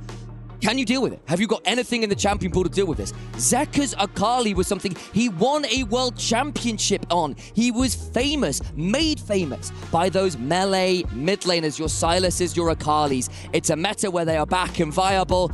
Zek is not unpleased. You could say Zeka's good at the champion, maybe even great. And Possibly. We are looking forward to seeing the hands that both of these teams have at the Qiddiya City Battleground, because as a reminder, this is HLE, the winners of MSI 2026, mere days ago. But we are on Summoner's Rift for the best of one here between HLE and JDG. It's the LCK versus the LPL, and the crowds here in France are loving it. It is raucous. We are out of space. I cannot begin to tell you how many people I can see from eye to eye here. It is a pretty electric atmosphere.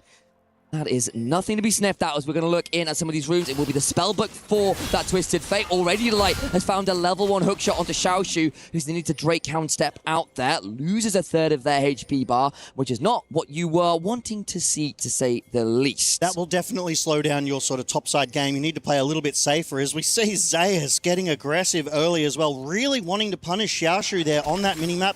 Has that ward forward just to get that vision. Gold card going down on Zeka just to get some early trading. But we take a look at the junglers for a moment. They have started on opposite sides of the rift as some early poke comes down on Gumayushi. Indeed it does. Delight finding his own here. I'm really glad you called out that jungle path. It's not been the level 1 invade, but it is going to be some differing jungle paths. Clearly thinking for Junja that maybe he might go for a level 3 gank if he wanted it, but I think with the pathing directly towards Krugs rather than starting on something like those Raptors will be unlikely. There is a level 1 ward there from the side of HLE onto the Raptors, I will note. So in about 10 to 20 seconds, this Nefiri will be a known quantity. That's it. Oh, they're going on Gumayushi. Good chunk onto him. Delight gets that passive off to get the shield, but now he's in danger. Has to flash away as well. Heal for Flash. I think that's a win for JDG. Yeah, it was a great timed flash there as well, able to dodge that stun coming out of the Gala Syndra there. If that had landed, I think Delight would have been in a lot more trouble. But right now, JDG, they have the early advantage. They've got more health pots, they've got more summoners up. HLE, they're vulnerable here. By the way, you'll also see that Junja's gone over the Dragon Pit and is looking to go for the invade here with the priority. Yeah, ping's coming down though. I think they know this is up. HLE, they've spotted Junja out. Delight is responding. Vampire has less than 50% health. They have the health advantage. That they do. Delight managed to pick him up with a hook shot and a Precision Protocol Part 2. Overcame the Twisted Fate, who's got the shove as well. I think Kanavi is either going to have to go for a smite fight or a leave this one alone. They've got the Syndra with the Force of Will. No way to contest. JDG brought all of the members. We even saw Hong Q rotate around. They really valued taking this blue buff away from HLE. They really want to inhibit what Kanavi can get done across this rift. So I love this proactive play here in the first 2.5 minutes of this game. And when JDG were most successful this year, it was Prio in bot lane to allow for early invades to get Junja ahead as well. Shove bot, invade, shove bot, invade, and they got so much value from it. And again, you get the bonus of keeping Kanavi down. That is a play you can never allow to get off to the races. Hell, go look back to MSI, go look back to the roads to MSI in the LCK as well, where teams were going straight to the wall to try and keep Kanavi out of a game. Fight bot side though, as Vampire ends up a little worse for Webb, will be able to slide back under his turret with a Shadow Dash. That's it. There were 3 members of HLE there. They were looking for a dive onto Gala, but Vampire showed up in the nick of time, was able to prevent that all in, and so good play. Nice heads up, Rome, as the timers have started counting down. First Drake of the game, about 1:15 away, and I'm wondering who's going to go for priority on that, because right now, HLE, they've got that sort of bot side vision in the river toward their bot lane because they want to protect this duo in the bot. They want Gumayushi to be safe, and we're just waiting for these supports to start roaming. And you take a look at that. Delight in the top side jungle of HLE, looking towards the top. Maybe they're going to make a play on Xiaoshu, but we have seen Vampire take a recall and is heading back out onto the rift right now. The numbers advantage topside in HLE's favor. Is for now. Gala doesn't have his flash, had to blow that a little earlier. Delight down his as well, so couple summoners here and there down as Delight also on that roam. Still level 2. Level 2, that's support life right now. Who needs to be in lane for XP? You can wait till 8 minutes for that.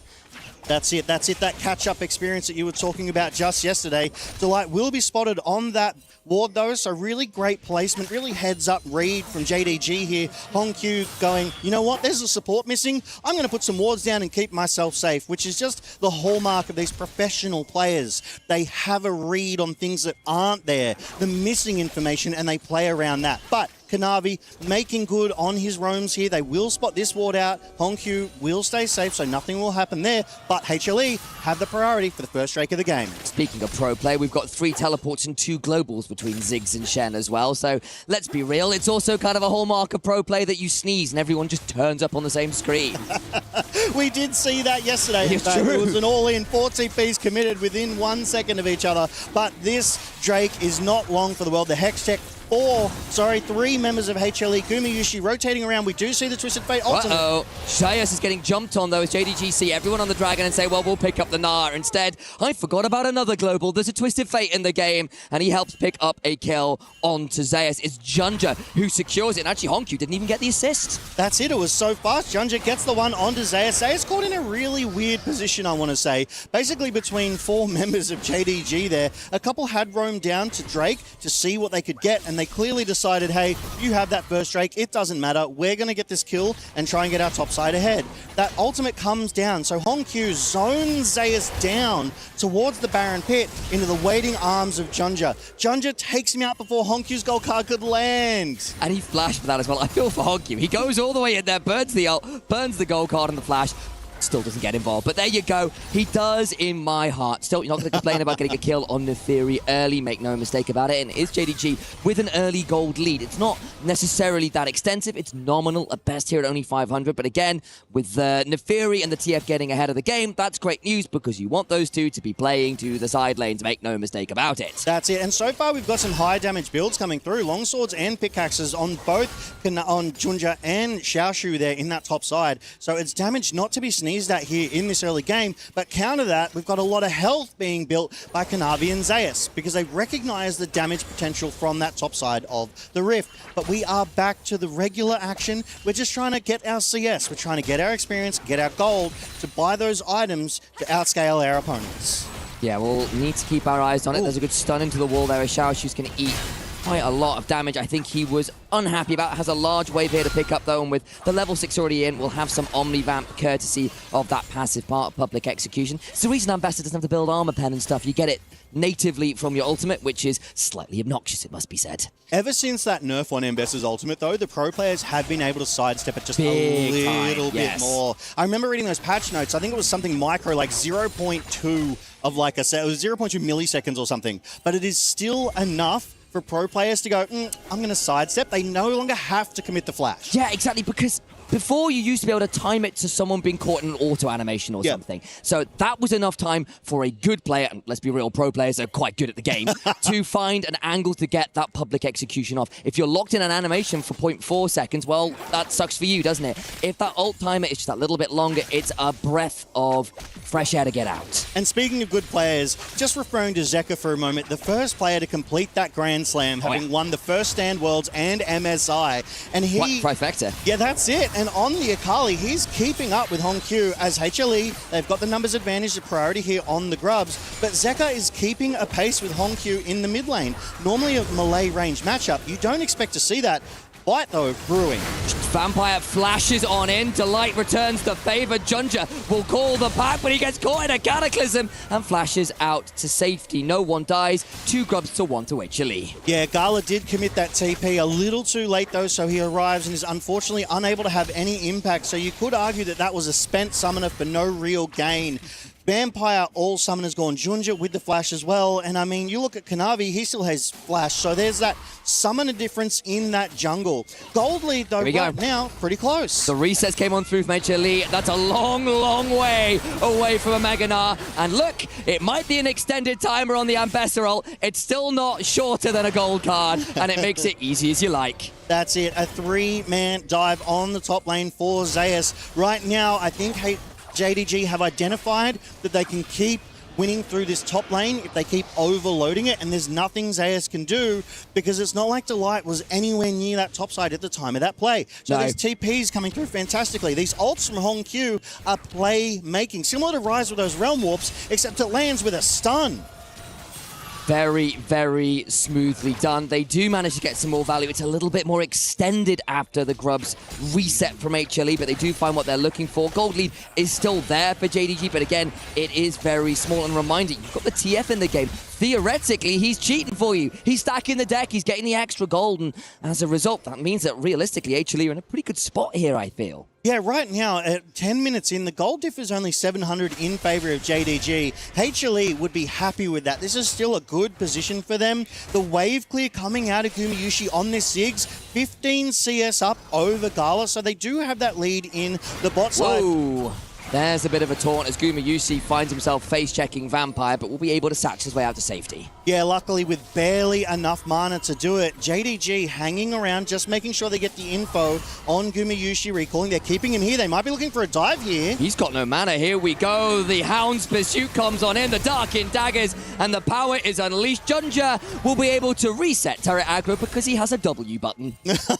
I honestly think that W is so busted because it's like, how can you just avoid all of this? Easy. Riot gave me the ability, so I'm going to. Well, you see what I do is I think about it, and I wait a second, and then I press the W button. Yeah, that's how I do it. What do you mean? It worked. But JDG, they went from 700 advantage to 1.4k. They've just really reduced that gold lead for Gumayusi. He was 15 CS up, now he's only 5, so they've really narrowed that lead that HLE were trying to build for themselves as the second Drake of the game has hit the Rift. We see the vision control. HLE's is in the bot side jungle of JDG. They want to see where they're coming from as they've started up that Drake. Kanavi onto it straight away. Delight is here on her own, but so is Vampire. That makes it pretty spicy. Zeus nearly at the Meganar. This gets difficult as a tactical sweep to teleports river. Junja also around. The taunt makes things tricky. Meganar into the wall. Delight, and of course Zeka with the teleport. Goes back in, looks for more of a perfect execution, but it'll just be the one kill. And HLE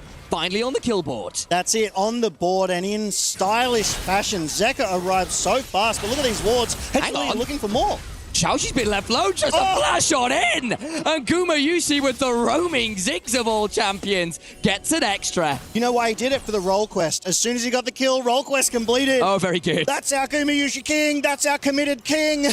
But HLE, they won that topside fight because they got there faster. Zeka TPs, gets into the fight, claims one for himself. Gumayusi roamed up as well. I believe, just walked on in, flashed forward to get that kill, and now they're back in this game fair and square. They have 3 roll quests completed to 0 from JDG. They had the extra member, right? You saw 3 members from the side. Actually, we're going to have to hold him. That's Kanavi in danger. Flash for the gold card. He's flagged and dragged out, but look what he's dragged himself into. It's a war. I don't think he can win. What? Oh my god. He's still alive. The Cataclysm and the Flash. I said he doesn't go backwards. He does get out, though. Kanavi lives. What was that? You absolute master of J4. He committed his ultimate. He committed his flash, but he gets away because JDG committed even more. You've got to be, oh my goodness, these are the best players in the world, and plays like that are why? Why did he have to leave us? I miss him in the LPL dearly. What a psychopath in the best possible way. Zeka's going to pick up the first turret and topside as well.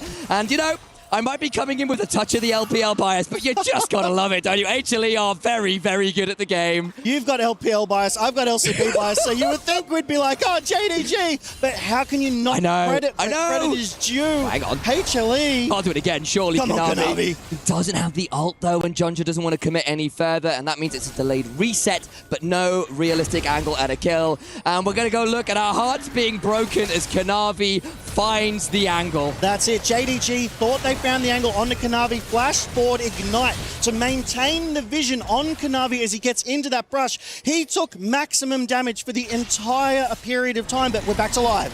In they go. Xiaoshu buffers through the Meganar with a very well-timed public execution and gets out safely. Few ultimates traded, some HP traded, but no one dies. Yeah, but back to that previous attempted on Kanavi's life, I do love that ignite call so that they had maximum visibility so they could keep punishing him, but he was able to Cataclysm out and then flash to get that distance that JDG couldn't follow up with because they'd committed it all at the start of that fight. So really heads up play as JDG collapse on Zeus. Speaking of committing, they bring multiple members down. The Hound's Pursuit and the call of the pack. And Zeus, I fear you may be calling an ambulance. He gets bled out with the Darkin Daggers Part 2. Yeah, right now JDG, they are running this rift. As good as HLE are, JDG are working as a unit. They're bringing more members to every single fight. The only one that HLE won was that top side where they got to go quicker. They brought more members faster, and it was JDG on the back foot. It speaks to the initiative. It speaks to the proactivity. Whoever makes the play first wins the play. And look, JDG have got themselves a great composition to play towards the side lanes. Delight, though, potentially in danger. Gala flashes away from a Cataclysm, and Kanavi says absolutely not. And with the Syndra chunked out, I wonder whether Guma feels like he can sit there and try and play for this turret. He certainly get another plate there with that crystallized proc. He's edging closer and closer to a satchelable turret. We do love that crystalline growth. That's a new thing that came in League of Legends in 2026. It's effectively a built-up of Demolish over time. The more crystalline you crack it, you get more gold as Delight. It's hook shots over the wall to get away from Vampire. And these supports, they have been roaming. They are terrorizing this rift, trying to get involved in as many of these fights as possible. But right now, for JDG, it's Junja. He's been involved in 3 out of the 4. Gotta keep our eyes on the top left corner of our screen because it's 50 seconds until Dragon, and HLE are now ahead in the gold. Are now ahead in the objectives as well. For all it's felt like JDG have made a few more moves on those side lanes, it's still HLE with the gold advantage. They found a lot of CS, they found the turrets, they found the objectives, and I think if you do start grouping up, the ability to lock everyone in a Cataclysm, everyone in a Hextech Ultimatum, and then slam down something like a Ziggs ult, throw in that perfect execution and really try and blow someone up could get very, very dangerous. Junja said, I just want to get us some gold. Let me have a Herald so I can try and get a turret. Critically, it is on Vision, so HLE do know this one started up, but the timing was fantastic. Kanavi on that recall, but they're racing out to the Rift Herald. There are pings coming down. They want to contest this if they can. Vampire flash of the Shadow Dash, the Hound's pursuit.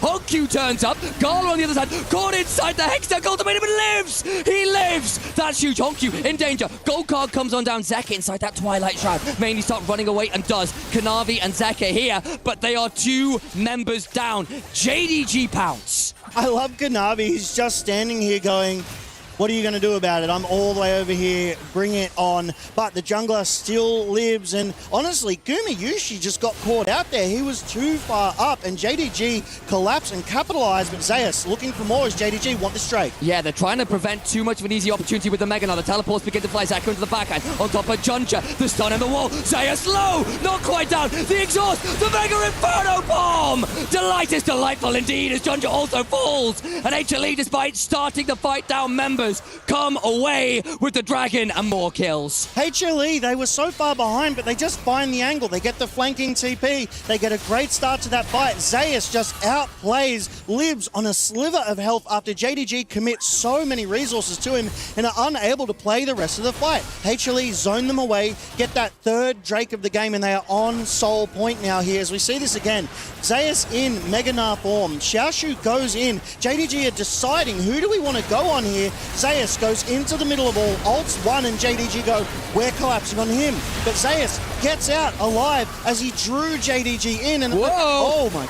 Back to live. Gala takes one with him, unleashes the power onto Zeka and puts him pretty low. Is Junja in range for an art? No, not quite. And that means that Zeka at least gets out that tower dive. A little ugly there from HLE. That's it, 1 for 1. Both I'm going to call them APCs because they're both majors right here, right? Both APCs taken out for both teams here. But I was saying, HLE now find themselves on that Soul Point. So that win condition is online. Another 4 minutes, and if they get that Drake, they will have the Soul, and they will be that much more potent. So really looking forward to that. But we take a quick breather. We have a look as things are slowing down. Recalls coming through, and they're resetting onto the Rift.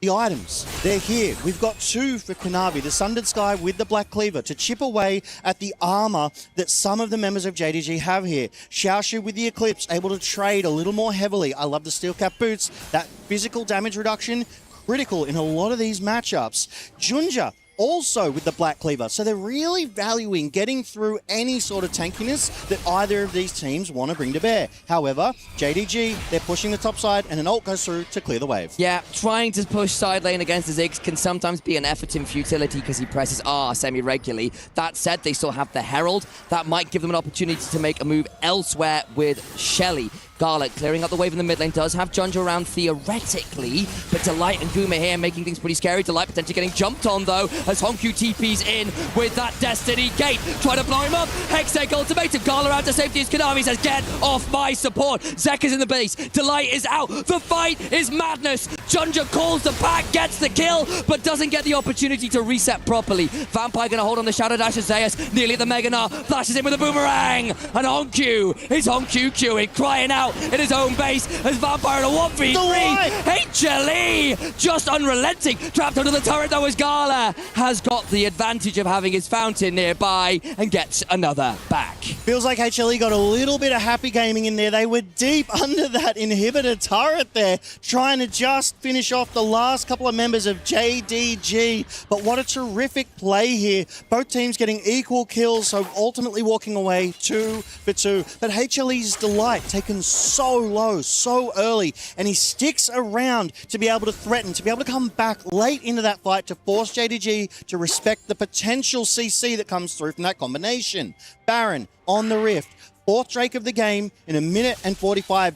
Vision control currently favored for JDG in their sort of topside jungle, but let's break this one down again. Yeah, thank you so much. But it's Delight here.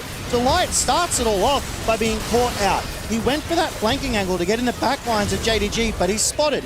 They commit onto Delight. That Hextech ultimatum, the barrier, all of the shielding kept him alive long enough to flash out and escape. But JDG had committed their resources. So the rest of HLE collapsed down onto him. And here's the happy gaming.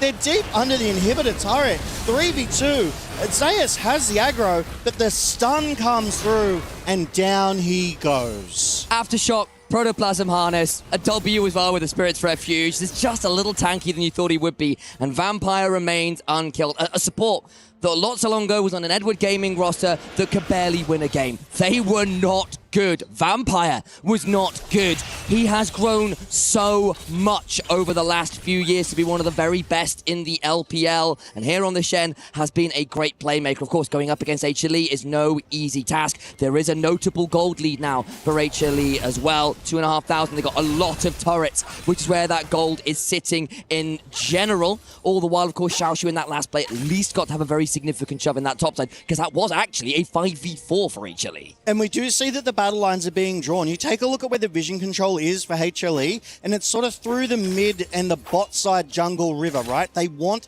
this Drake, and they want it bad. They're here with priority. They're here with vision control. It's up to JDG to walk in to HLE, and HLE want that.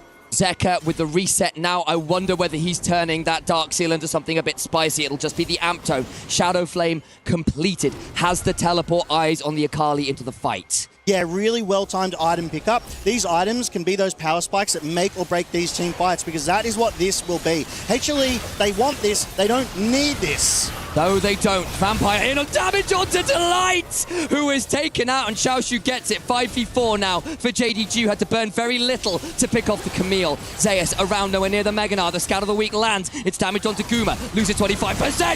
Kanavi flashes for a Cataclysm, and it's the end of days already. Right for Jingdong Gaming. JDG, Jingdong, the witch is dead.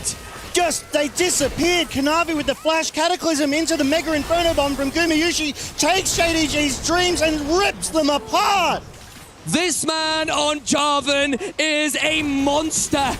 He flashes, he commits the R, he locks everyone in place, and the rest of HLE cracks their necks and throws everything at the kitchen sink. And it turns out JDG go drown. That's it. He knew that was a one-way journey, but if HLE could win it hard enough, they would still have the manpower to take that Drake down. And that is exactly what we saw. Zeus left standing alone, gets the soul, and it is a cloud soul, so they're going to have that extra movement speed, that slow resistance. They're going to be able to run JDG down wherever they find them on this rift. Right, and you've got a Fedakali to do that with, you've got a Jarvan to do that with. You use those R buttons to get scary, because again, this was 5 versus 4, and Kanavi says no. Mega Inferno Bomb on to 3. It takes one out, and it rips 2 more in half. The follow-up from HLE, fantastic. Xiaoshu trying to do something, gets into the back line, takes one out, forced to flash, and Zeus Mega at the right time here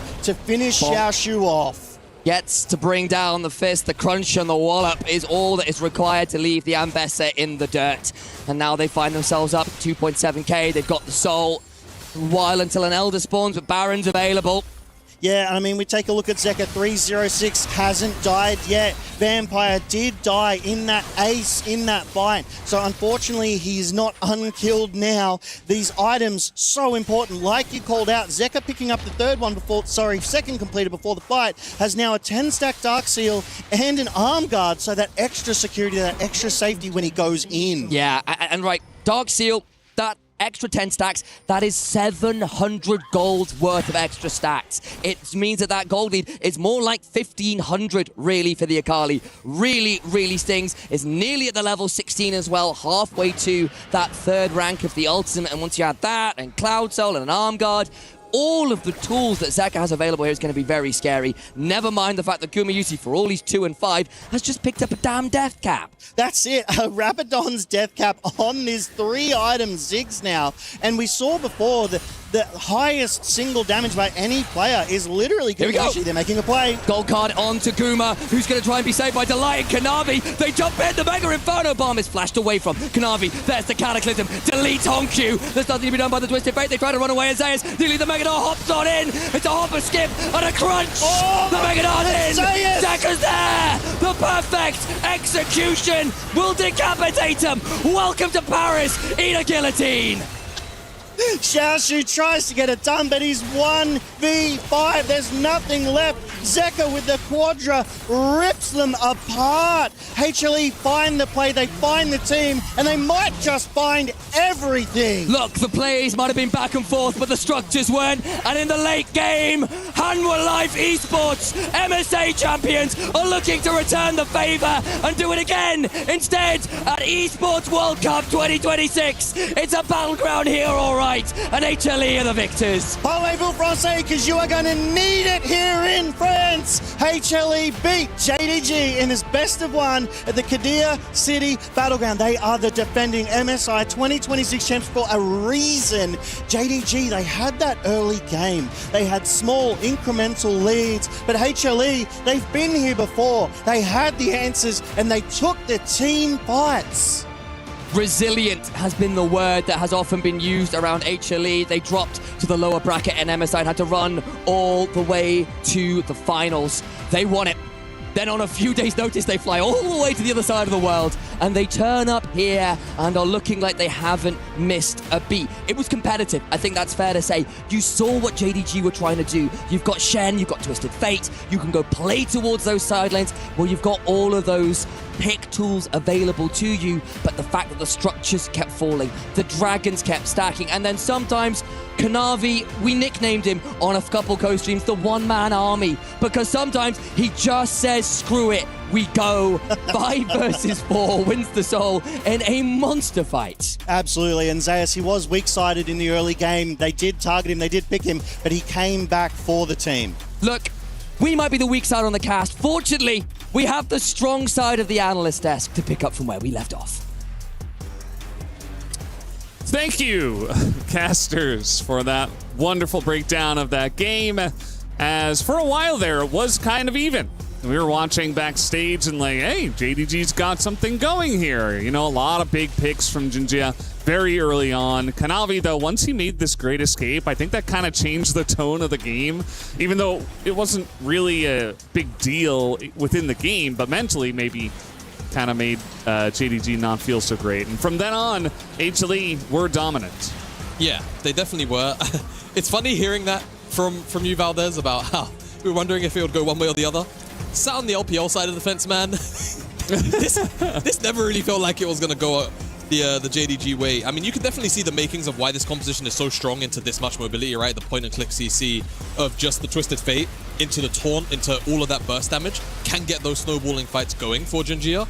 But unfortunately, there's just so much AoE, and if JDG didn't get on top of Gumayusi, it just got a little bit too messy. And there was too much return damage off the back of those kind of fights. Yeah, I mean, I think that speaking of the draft as well, I think it's just like harder to play like from the JDG side. If you see like the competitions, like there are less, like there's like way less consistent damage from like ranked champion especially. So I think it's a really easy. It was like easier to play from an HLE side. You just throw the bomb, you just make the wall inside, and it's like in the melee. There's so many Akali can actually create the spaces for Ziggs and Gnar. Like if you see that, especially for the team fight, like this is a thing. Like this was like starting from the 4v5. Like it was really nice wall from the Kanabi, and the following up was perfect. But the thing is, like the Gnar, just like no matter what, it's gonna be able to outscale in team fight, and it becomes a mini Gnar or like even Mega Gnar to just bring the CC or follow up. And the DPS wise, it's just like HLE side, it's just more natural. You just press right clicking, you know, press Q, just basic ability. It helps so much for the team. It's just like, I think the TF, if they pick the TF, they had to be way more ahead in early game. Yeah, I would absolutely agree. I think once we got to like mid-late game, the consistent damage of the Gnar, the Akali was just way too much, not to mention the Ziggs. So everything you're saying there, definitely correct, guys. And I'm hearing that we have the interview ready already on the stage with Gumiyushi and Kitty. So take it away, Kitty. Welcome, everyone. We have Hanolife Gumiyushi by my side. Would you like to say thank you for everyone joining the crowd today? We have so many fans today here for Hanolife. 일단 구마유시 선수 승리 축하드리고요. 일단 지금 구마유시 선수 앞에 모인 이 하나생명 팬분들께 먼저 감사의 인사를 부탁드리겠습니다. 안녕하세요, 팬 여러분. 하나생명 e스포츠 원거리 딜러 구마유시 이민영입니다. And of course, we are in Paris, and we know Gumiyushi really likes Parisian croissant and bread. So what is your favorite Parisian dessert and bakery, if you were to choose one? 이제 구마유시 선수가 여기 저번에 한번 파리 와서 빵류를 굉장히 좋아하시는 걸로 알고 있는데 이번에 와서 좀 가장 즐기는 좀 파리 음식은 뭐가 있을까요? 이번에 와서는 저는 납작복숭아 많이 먹고 있습니다. Well, actually, I can't take anything because the only thing I had coming to Paris was actually noodles. So. Okay, let's get those bakeries lined up for Gumiyushi as well. And once upon a time at MSI, you actually had an interview with Cajurel, and you said that you hate AP bottom lane. So, for all the people that need to play solo queue and climb as an AP mage, which champion do you recommend? 이제 사실 MSI에서 이제 캐더럴님 앞에서 B1D를 좀 싫어한다 이제 얘기하셨는데 그래서 만약에 그래도 프렐레이를 좀 해야 된다면 B1D 챔프로 좀 어떤 챔프를 추천하시는지 궁금합니다. 제가 좀 많이 쓰고 있는 챔피언인 직스 추천하고요. 직스까지는 원딜이라고 생각합니다. I would recommend Ziggs because I use them a lot, and I personally think Ziggs kind of gets into AD carry category. Of course, so go practice your Ziggs. And of course, finally, we are in France. And Gumiyushi is known for saying is good. So can we please say très bon for today to celebrate your win? 이제 구마유시 선수가 It's Good이라고 한 게 또 유명해져서 이번에는 프랑스어로 한번 트레봉이라고 한번 말씀해 주실 수 있을까요? 트레봉. Thank you so much to Gumiyushi, and back to you guys. Thank you very much, Kitty, for that interview. Very good to hear Gumiyushi's French now, as he's really expanding into many different cultures and languages. Très bon! Très bon. He's just a great interviewee. It's always good to have him on stage and hear what he has to say. I'm sure Ox would be happy that he said, gotta practice your Ziggs, gotta learn your Ziggs, get better at that. It's definitely a big meta champ. If you're an AD carry player, go ahead and play mages instead. I guess that is the message being thrown here. So we're done with our two best of ones. We are going to move into our best of threes now for the day. And again, elimination matches are going to be on the line. For this best of one, though, HLE looking good. I would say that, JDG are a very strong team. They were able to show some stuff early on in this game. Maybe it wasn't enough against HLE, and I think that's a good sign for Hanolife Esports going forward. Yeah, I mean, there's no more shortcut left. It's going to be dirty. It's going to be packed. And they're already waiting for the teams are waiting into the lower bracket, and you just have to win the BO3. Otherwise, it's going to be what? What happened? The key is going to get crushed in. The flat is going to be booked in really shortly, and you don't want that. You don't want to see that happen. Yeah, I think JDG still put up a decent enough fight that I'm pretty confident they'll probably make top 8. Probably. Probably. There's probably a pretty good chance. It's obviously more about who they get matched up into in that top 8 in the first round, where it's like, oh, okay, can we squeeze the top 4? Can we not squeeze the top 4? The level of aggression I think was still there, and I think that's the main thing about this team is they are so driven by Junjia and the plays he wants to make, and we've got to see that versus arguably one of the craziest junglers in that exact regard on the opposite side against Kanavi. So I still think a positive showing regardless of the result. Yeah, absolutely. They're not out of the tournament just yet, and we're not done for the games just yet. We do have GAM Esports up against Sentinels for our next matchup. It is a best of 3, so don't go anywhere. We'll be right back with that one.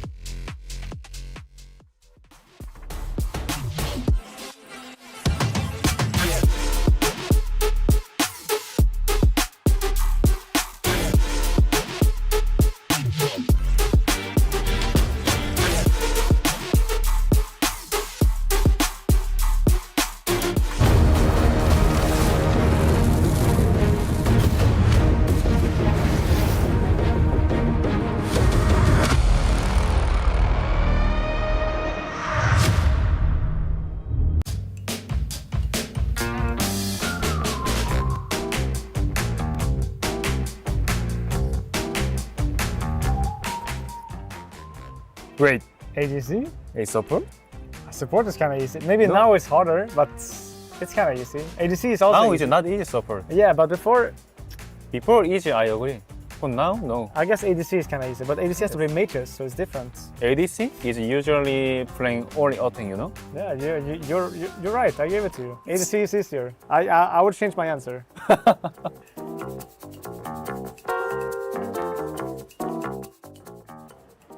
Jungle? Bro, it's not easy. Are you stupid? Jungle is the hardest role in the game. I know it's hard, but in solo queue, so easy. For win to jungler. No, it's not. In solo queue, it's hard, and everyone will flame you. Every game you play. Jungler always 1v9. No, yeah. No. But if you don't 1v9, they will flame you. Every day, people will say you are bad. Very bad. And play better. Yeah, I guess. But ADC is easier. ADC is fun as well. Yes, I agree. My Kalista is insane. No. Okay. So easy. Again, so easy. One. Shaco, bro. Why Everyone is Shaco? saying Yumi. I understand Yumi is cringe, but everyone is saying Yumi. She's not. It's so easy to play against Yumi, and when you have Yumi, it's like fine. But Shaco is disgusting. No one likes Shaco. For me, it's kind of same thing, you know? Yeah. It's, for my team, Shaco is soft. Yeah. Enemy Shaco is So hard. soft. Yeah. So hard. Yeah. And Yumi, it's same thing. No, enemy team Yumi is so easy. Not so easy. I think it's easy. No. Okay, and we disagree. So easy, Kana. Oh my god, this is the easiest one. Mid? Yeah, wait. You! What do you mean? I said yike. Why? Why you write to yourself? I can believe I'm the funniest, right? It's allowed. That's allowed. No. I think I'm funny. I think Yo is also funny. Yeah, you is also funny. Yes, but I agree. I gotta be. I agree. Look, he agrees. Coach. Oh. As a coach, who would be the best? I'm thinking about the two player. Khalid, yes. I mean, he's the youngest, but he's not like he's smart about the game, and he's actually good at like interviews. He's good at telling what he thinks, and yeah, I think he will be a good coach. But he's still young, so he will play a lot. Item. Item? Yeah. Actually, I don't know exactly English name, so. What did you write? You have to translate that. It's lighter. It's fire. Fire? Yeah. Or like a lighter? Yes. Oh, not bad. I brought machete. Because Machete? Yeah, so I can like. Okay. Yeah, you like it? Let's imagine. Okay. Yeah. If you have machete and then kill animal or something else. Yeah. Then, how can you eat? I will take sticks and I will do fire with sticks. I don't think you can do. I can. No, it's hard. No, I can. Lighter, yeah, that's try hard. Cringe.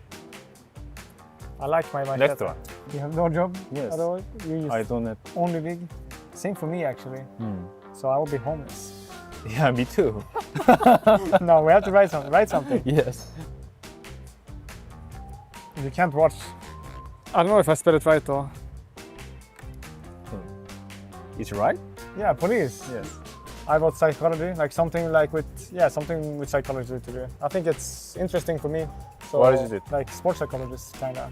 Like Clem and UN, you know? Ah. But more like, yeah, going into like emotions, understanding people. And you wanna be police? Yes. How can I say? You wanna like catch the bad guys? Yes. Ah, yeah, Like okay. you. The criminals. Yeah, you Mm. don't like criminals. You want less criminals in the world. Yeah. Okay. Okay, wait. Let me see. Who do I want? Only in Casey? No, anyone. Any Anyone? player. You can replace me with any player you want. I know exactly who I want. What is the shy boy? I'm you. You what do you mean? You want me still? Yeah. Wow, that's so nice. And I want to shy. Sorry, Kana. No, it's fine. Kana, I'm You sorry. know why I take you? You know why? Why?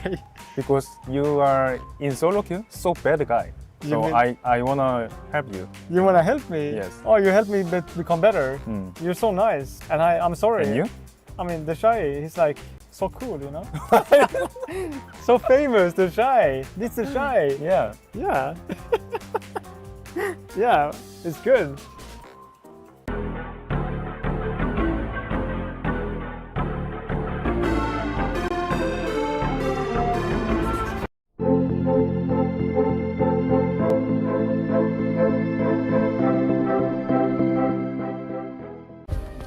Play is in our DNA. Whenever we let it out, it becomes our superpower. Now imagine an entire city being built to supercharge it. Kadir City, powered by play. We were there. For every click, every clutch, every respawn. We were there for the years of grind. And we're here. Now. The proud founding partner of EWC. Powering the biggest event in gaming. Shoulder to shoulder with the world's best. Making history. Greatness deserves a stage. Lenovo Legion. Reach your impossible.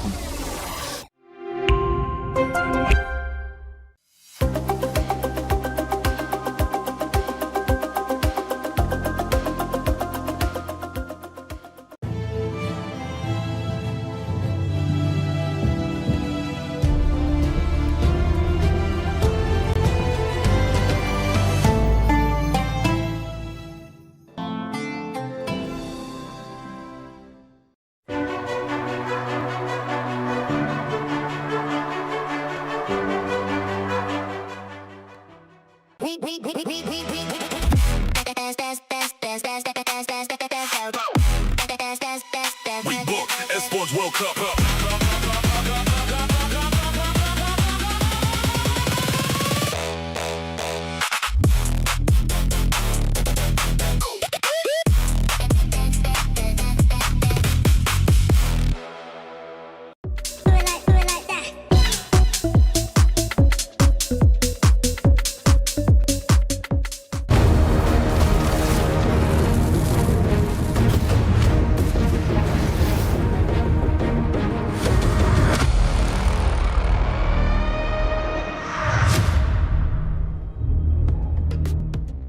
Hello and welcome back to EWC 2026 for League of Legends. We're here at the Kadia City Battleground. We're getting ready for our first best of 3 of the night. It is going to be Carmine Corps up against Sentinels. I said GAM Esports earlier for some reason, but yeah, Carmine Corps is here and they are going up against Sentinels. And again, this is an elimination match, so whoever wins this best of 3 will be moving on actually to the playoffs this time around. If you lose, you are out. And before we do jump into anything further, let's watch a quick video with the Sentinels.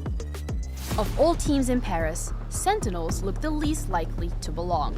They earned their spot the hard way, grinding through the NA EWC qualifiers, defeating disguised Cloud9 before sealing it all with a commanding 3-1 win over FlyQuest in the final best of 5. Sentinels will not be denied a win again! I'm here to be like the international teams that we don't get that many chances to face.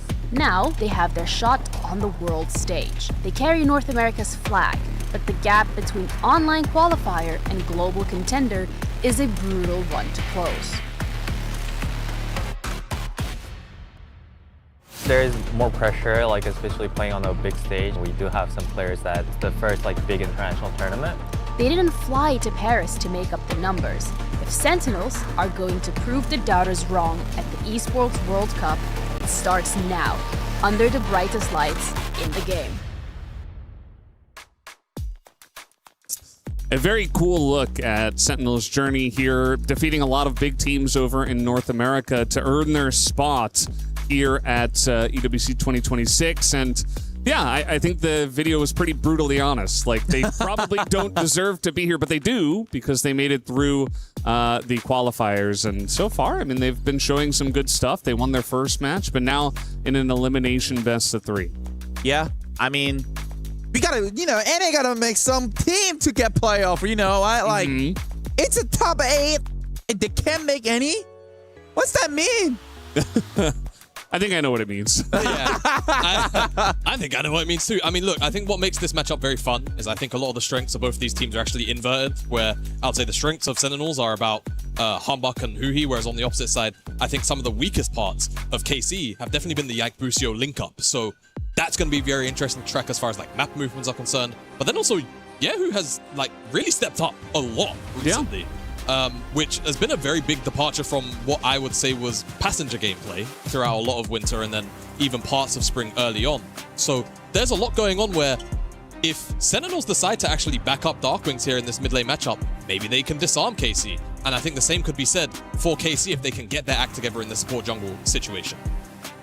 Yeah, I mean, there's definitely angles for Sentinels. I don't want anyone to come in here and say, oh, Carmine Core definitely going to get the 2-0 easy peasy. We've already seen some big upsets at EWC for League of Legends. And yeah, I mean, Hambach had a good first game. The second game there to start off the day against Genji was a little bit less good. Yeah. But it's okay, you know, some extra experience. I mean, I also asked to the Golden Glue, like, he was like, how do you feel? Like, I think they were like, oh, it was really close. Like, it was like closer than what we expected. So player feels okay with it. So, I mean, it's really sure, right? Like, you're facing against one of the best team in League of Legends history, so understandable. Yeah. They're slightly good, this Gen G team. Yeah. Yeah, I feel like with KC, though, on the opposite side, like I was alluding to, definitely a little bit more beatable if their MSI performance is anything to go by. And I feel like so far the showing that we've gotten from KC is, I don't think there's been much progression since MSI, which is a little bit disappointing because they've definitely got the talent individually, right? Like, Busio spent a lot of the last year and a half being considered probably the best Western support. Yike obviously was a part of that very, very strong G2 lineup, which unfortunately didn't end up amounting to much in terms of international accolades or achievements, but still was considered one of the driving factors of why that team was so good. And yeah, Kana, Kalist, Wonder Kid in the bot lane, they've been doing their part, right? So now it really is about kind of coming together and actually showing, okay, look, we haven't gotten the results we wanted so far, but against the Sentinels that, to quote that video one more time, probably the least likely to be here amongst the rest of the teams. This is where you want to just get the business done, quick and easy, don't make a mess of it, and just make it a 2-0 if you can. If you can. If you can. Yeah. Just win 2-0, and then you'd feel pretty comfortable, I guess. I would expect this one to be kind of close. It's going 3 games. I think this is going 3 games. It's going 3 I games. would say, easy to 30 Carmine plus Core, minute. there's a lot of pressure on them as well. I mean, we're here in Paris. Again, we're getting very filled up behind me at the secondary stage here, and everybody's just wanting this team to make it through as far as they possibly can. Whereas Sentinels, not there's a lot of people coming over. There's like a whole huge stream of people joining us. The Sentinels are like, yeah, I mean, we weren't that likely to make it, but we're here and we're doing our best. We're having a good time. We lost Genji, but who cares? It's all right. It was close enough. It was close enough. Yeah, we don't care. It was pretty fun, and I think they just have the 2 more to go for the playoff, which is I think I wouldn't say it's impossible for sure, because I think it's just how they want to approach the game. It's I think it's pretty close to the meta that all the team kind of want to play, but I definitely wouldn't say their top class can actually handle right now the meta stuff. But the thing is I think the enemy team also are not the best. They're also human. They're making mistakes. Yeah, I can see the future. Sentinels will get 1 game, and it's going to come off the back of Hambach getting Skana. They're just going to give it to him. I think they're going to do what Gen G did. I think they're going to do the disrespect thing and give Humbug Skarner. No, you were talking about Humbug Skarner, and I was like getting hyped, and then he just But look, went he was playing 0-3. against Canyon on Lee Sin, bro. Like, yeah, that's not true. That's not fair, rather. Yeah. That is true. That did happen. True that it's not fair. Yeah, it's true that it wasn't fair. Maybe a little bit of a more even match, although Yike is also very strong at this game. But either way, enough yapping from us. Let's throw it over to the other yappers, our casters here, Logan and Pike. Thank you, Valdez. Much appreciated. Let's get ready, Logan, for our first best of 3 for the day. It's going to be quite interesting as it is the home crowd. It is KC's team. Paris is coming out in force, and now they're up against Sentinels. Parlez-vous français? We have to here in France with the French team Carmine Corp against the American team Sentinels. This is going to be a banger. Oh, look, the second KC get any sort of kill, the crowd's going to go wild, but still, it's going to be a force. Sentinels need to put on a good show here. They've had some good games, but is it going to be enough? Because they've got every single person here at EWC coming to support them right now, but draft only moments away. What are you hoping to see, Logan?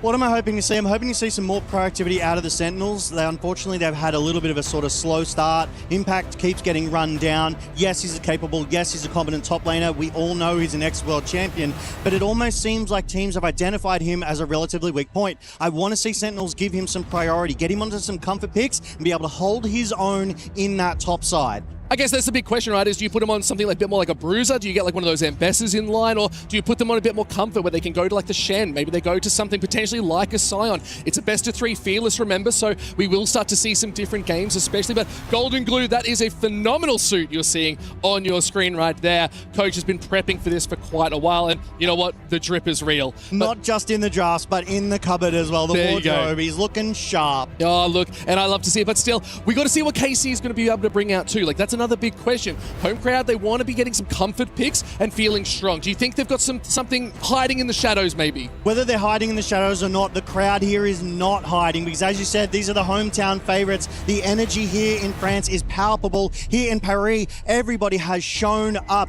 to show support for KC. So I almost feel like no matter what they pick, they're going to be elevated to new highs, buoyed by the energy of these crowds as we get into the draft. And we're jumping straight on in. It is the Lee Sin Bard being banned out by KC. Absolutely makes sense. But there's also the Jace on the other side. So Sentinels trying to take away these priority picks from Kana. But we'll have to see what they're going to be looking to go for. I guess it's a lot of mages in the bot side too. So I'd be wondering if that's where we're going to start heading as we delve deeper into these drafts. But Caitlyn still been this priority pick. And I'd love to see some more Kai'Sa.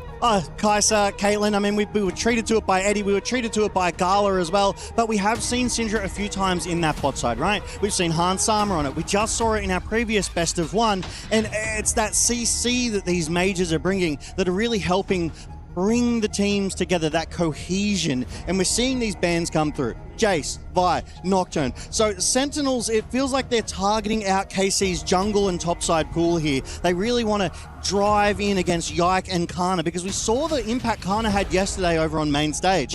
However, KC on the other side, they're removing again that very aggressive jungler in Lee Sin, getting rid of that playmaking support with the Bard and Skarner. Look, it makes sense. Like, they're getting rid of a lot of jungle bans. At Lee Sin, Skarner, Vi, Nocturne 2, they're all the big ones. But Orianna being locked in, one of these priority picks we've seen over the years, we'll have to see if it's going to be as impactful as we saw Chovy on it this morning. I guess that's the next big thing. But speaking of the big thing, Yehu on that Orianna in the mid lane, that control mage. This guy knows how to play Orianna. We've seen him in these matchups. We've seen him pop off and get so many solo bolos. So if KC are able to play around this mid laner, get him ahead, I think they stand a really good chance to send Sentinels packing. Yeah, now the big thing here is the other side. We saw the hover for KC going towards that Camille. Now they've decided, okay, Sentinels will take it instead. They've picked up the Ziggs as well, but it's a tried and true combo. It's been absolutely popping off here at EWC. So I love the proactivity out of Sentinels. They're seeing what some of the best teams are doing, and now they're saying we can do it just as well. On the other side of that, we do see that Ezreal, it's been so strong of late, arguably one of the strongest AD carries in the game right now. And then we pair it with the Leona. The lockdown is impeccable. I love this pick of the Leona, right? Camille, Lee Sin of the support world is what I'm starting to call her. Wants to get aggressive, wants to jump on top of your face with the ignite, the hook shots, and trap you. But Leona's like, I welcome it. Come into me. I'm going to stun you. I'm going to CC you for days. It's going to be a one-way trip for this Camille of Huhi if he's not careful, because Busio on this Leona has been an absolute monster. He's been a menace. It can be so surprising how tanky these Leonas are. But what I'm seeing so far is more of a sort of long-range poke comp coming out of KC, right? That Ezreal can stay safe in that bot lane all on his own. This means that Leona can roam if they want to. Yehu on that Orianna in the mid lane will be A-okay, but we're looking at Sentinels, and it's much divier. Yeah, look, I love it. I see the Neferi coming in. Humbug has been playing really well, being really proactive, and now they're able to get a little bit more going forward. So we'll have to see what they're going to be able to do with it, if they're going to get the proactivity plays around the map. We're going to be seeing a lot of dives, a lot of ganks. Camille really is going to be that proactive play to move around with the pack and see if they can get it done. And that's the thing, right? Camille is a much faster, much more proactive and mobile support, whereas Leona is a much more traditional support. She's a lot slower. She's a tank engage. So Busio is going to be challenged here to match Huhi on that Camille across the rift. I feel like Sentinels, their draft is going to allow them to bring more numbers to more fights more often, and it's going to be up to KC to respond to them. They're going to have to be the playmakers to surprise Sentinels here, but Sentinels, with that dive comp, with that Mega Inferno Bomb over the top, I don't see how it's going to happen. I think the next thing here is, like, it sort of forces the draft in a bit of a wonky state, right? A lot of the jungle bans coming out. You see the Poppy, you see the Wukong, taking away from that ball delivery system of the Orianna. J4 is still up, but Neferi's a classic counter to that pick. So I don't think that J4 is going to be the right option. There's got to be something a little bit more. And Skarner, already being banned out, was the only other one I could really come to think of. But now, Silas being picked up, Darkwings is going to be feeling good and okay. Shyvana could be a spicy pick. It can be flexed. We've seen it in top with Kana. We'll see if it's going to go with Yike. That is going to be an interesting one. But is there anything that comes to mind for you? Yeah, Shyvana LCP, and his name is Drakthar, very much 1v9ing Gam to victory. This is an LCP special. We have seen Gam use this time and time again so effectively, and they don't lock it in. Oh, no. We were talking about such a big story. What an ult for Silas to steal, and now it's gone. Okay, no, I don't mind it, actually. I love the Kiana here. I think it's going to be really, really strong. It's going to be very interesting. It's going to be able to move around the map quite well. Rumble's a nice pickup. The Vayne hover was definitely questionable, but there's no tanks really on the side of Sentinels. So I like this Rumble pickup because think about all the lockdown, all the circles that are going to be there. It's going to be these solar flares into a shockwave with an equalizer on top. I just see disaster going forward. KC are going to be able to lock these fights down. And here's the thing. We were talking about giving Impact that priority, giving Impact that comfort, and he's got it. Sentinels are like, we give you last pick. We give you counter pick into that top lane matchup. You will not be weak side. You will get your comfort. And here is that classic. Oh, Ornn? I saw the Cassante hover, but Ornn, the scaling, the engage. I actually love this. He can lock down. He can almost die with them with his ultimate. I love this. The Ornn is such a great pick here because you're right. Is the Call of the Forge God. It's going to be able to start these fights really well. But the other side of that, ornaments are going to be so big in this game. The later this game goes, the better it's going to get for Sentinels. You have a Silas. Look at all the ultimates you can get. An Equalizer with a full AP Silas is going to be so much damage in these fights. But the other side of that, it's all this lockdown. It's all this engage. Sentinels need to be really proactive in the early game. I think Impact's going to have to take a back seat, at least till maybe level 11, get a couple items on the belt. Rumble's going to have full control. Yeah, look, this Ornn needs to weather the early game storm and come out the other side prepared to team fight, not too far behind. That's what Impact needs to do here. He needs to just stay within touching distance of Kana on that Rumble. So I really, really do like this. But other ultimates for Silas here, I mean, that Leona Solar Flare, all the CC that KC have, Sentinels does as well. That supreme display of talent from Kiana, a very, very tempting target for that Silas. Yeah, and I think that's a good idea that J4's not in this game. The Cataclysm with the Supreme Display is always a bit of a nightmare, but I'm really liking the drafts that are coming out, especially for an early draft. And if you can hear the crowd, they are absolutely losing it. Getting ready for the first match, Sentinels versus KC, and look at them there. BMO hats everywhere. It's looking good. But Logan, who are you picking for game one here? Look, I have to go with the home crowd favorites, Pike. I have to go with KC. The energy is unmatched. That hometown advantage surely has to lift KC up and over the Sentinels here, but I reckon it's going to go the distance. It'll be a 2-1 to KC. Oh, okay. Yeah, I do believe that as well. I think it's going to be the 2-1. I think Sentinels have a couple picks in their pocket, and those pockets can run deep. We'll have to see where we're going to go as we're getting ready to load into the game. But wow, I'm looking forward to seeing this on. It's going to be so big in these team fights, and if it doesn't get the space, or at least make the space, it's going to really struggle. And that's so important, right? That bellows breath coming out of that Ornn, spacing the rest of KC, being able to be that front line that Sentinels need, because yes, they've got the dive tools, but they're fragile. Ornn, arguably the biggest wall in League of Legends though, can make up for that compositionally. So I really do like the draft. It has come out of Sentinels, but equally KC have equipped themselves with the tools they need to CC Sentinels down and out. Yeah, I think one thing is noted as well is I don't ever really see, I guess it usually is, Ornn's ultimate is the fight starter. But when you have a Camille, when you have a Ziggs, Camille's your fight starter. It's also Neferi. It's this snap engage and the jump on top that we're expecting to see.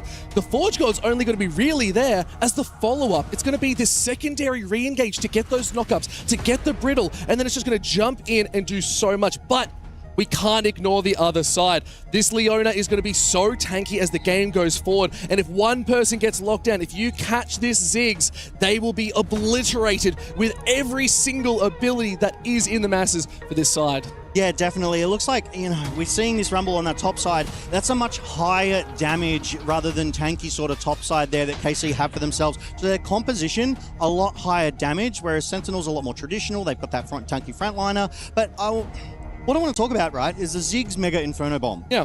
There's a little bit of lockdown on the side of Sentinels here, right? Little? Yeah, they've got the Camille with the Hextech Ultimatum. Yeah. And then they've got some slow and maybe knock up there from the Ornn. But Silas is the angle I want to talk about because he has the Solar Flare, he has the Shockwave, he has the display of talent. Oh, Choo-Choo Ornn coming out onto the rift. We're making those tracks run fast. The coals are burning. KC are looking for something here as we do go to a slight pause, but you know what? It's to build anticipation here. This is almost like the grey screen of production, but you know what? It's okay. We're back in the stadium, maybe just checking on a couple of things, but let's look at the draft a little bit more. I think when we're looking at this bot side, and this is where we see so much of that priority and sort of the scaling, Leona and Camille are never going to be bot. It's going to be level 3, and they're going to bugger off somewhere else. They're going to say, it's fine. Let's go to Grubs. Let's get these early dragons. Let's make some plays. But I guess, would you like to see them play more around the top or the mid?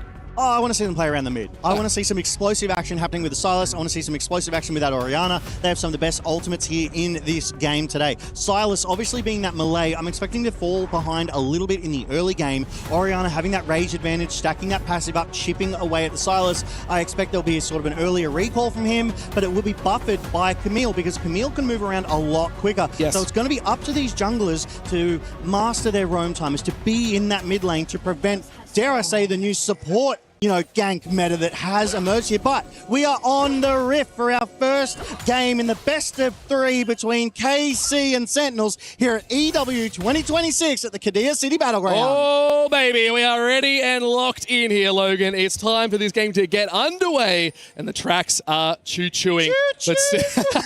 Get out of here. But no, Sentinels, I think, have a really strong game. I think they're going to be looking really, really good as this sort of scales into it. But that's what I'm saying. The scaling is there. It's going to take a little bit of time for it to come online. You still need Darkwings to get this hijack so you can get the ball, you can get the Shockwave, but maybe you want a couple other things. Maybe you want a Barrage just in case to get one of those long-range snipes. Maybe you do want to get the Supreme Display of Talent and just lock down this team in a game. So I think it really is going to revolve strongly around the mid lane for the side of Sentinels, whereas I'm looking very strongly towards, I would argue it's going to be mid-jungle for the side of KC. I think it really is on Yike and Yahoo to actually do some proactive plays and move together. Yeah, look, Yike and Yahoo are definitely a dynamic duo for KC. We've seen them before, but Kana is not without his credits as well. We saw him yesterday dominating in that topside matchup, making plays for KC to hear them rally around and cheer for. So this passionate crowd is ready for it. Darkwings, a little bit of trading into Yahoo. That's okay. this early game was never going to go in Darkwing's favor anyway. Well, the big thing with Darkwings as well is they actually went very well into Gen G today. Like, Darkwings was very successful, didn't really die all that much. It was only right at the end of the game when Gen G closed it out that they got their first death. So Darkwings, I'm expecting to have a good performance. I think they're warmed up. The hands are feeling fresh. They've got the home crowd. Oh, no, they don't. Opposite. They don't have the home crowd. Maybe it's a slight disadvantage, but you know what? That's okay. Because KC, I think, yeah, he's going to feel pretty good. I want to point out there, Yehu zoned Darkwings off really, really well. Darkwings, unfortunately, had to miss a cannon minion. Otherwise, I imagine Yehu would have absolutely blasted Darkwing out of that mid lane. But here, Impact on this Ornn is effectively pushing these waves into Kana, but Kana, on that Rumble, able to keep him away. But that's not ideal for an Ornn. Like, you want to have the wave more back towards your tower so you can freeze it. Right now, he's just shoving it in, and it's just a bit of a disaster. He's going to be losing XP, he's going to be losing gold, and it is on really Kana to hold this wave, but a little bit of a fight as KC starting to move up from this bot side. But Rahel doing a good job popping out some vision, but Busio doing a good job clearing out these visions, and it is just this early scuttle fight. Let's see if Humbug's up for the challenge. This is a 3v1. He is looking to come back up. Darkwings as well did come back with the TP. Now they're getting locked in. Yike. Unable to lock anything out, but they're just going to give over the bot side scuttle to Sentinels. Maybe look for that top side scuttle instead. Yeah, KC had the numbers here. Sentinels tried to respond, but they were too slow, a little too late as Huhi goes into trade on Kalist. Busio flashing over the wall here. Ignite as well here. Huhi is quite low. They need to be quite careful, but Humbug's waiting in the wings. Might just look for a reset. Now it is Busio trying to keep them at bay, but Rahel got slight little lead, but now that they've forced out Kalist to move back and look for that retreat, have to get an early base here. It's not going to be good as they might be able to snag a sneaky little tower play, but instead they do decide to back off. They definitely need to reset as well. That's it. They're going to be looking for that reset. We see Huhi hook shot away to get that extra distance a little bit quicker, but we were talking a little earlier about this bot lane duo and what we want to see from them. We expect these supports to roam, but that means Kalist and Rahel are going to be left alone. Rahel on the Ziggs has that wave clear. Kalist on the Ezreal has that range and poke. So they're both going to be quite safe. I don't expect anything overly explosive to happen there until potentially that third Drake, that critical Drake, if you get it stacking. 45 seconds to the first one, grubs in 3.5 minutes though, as we do start to see some CS advantages creep up. Yehu, with that range, 12, almost 2 waves up over Darkwing.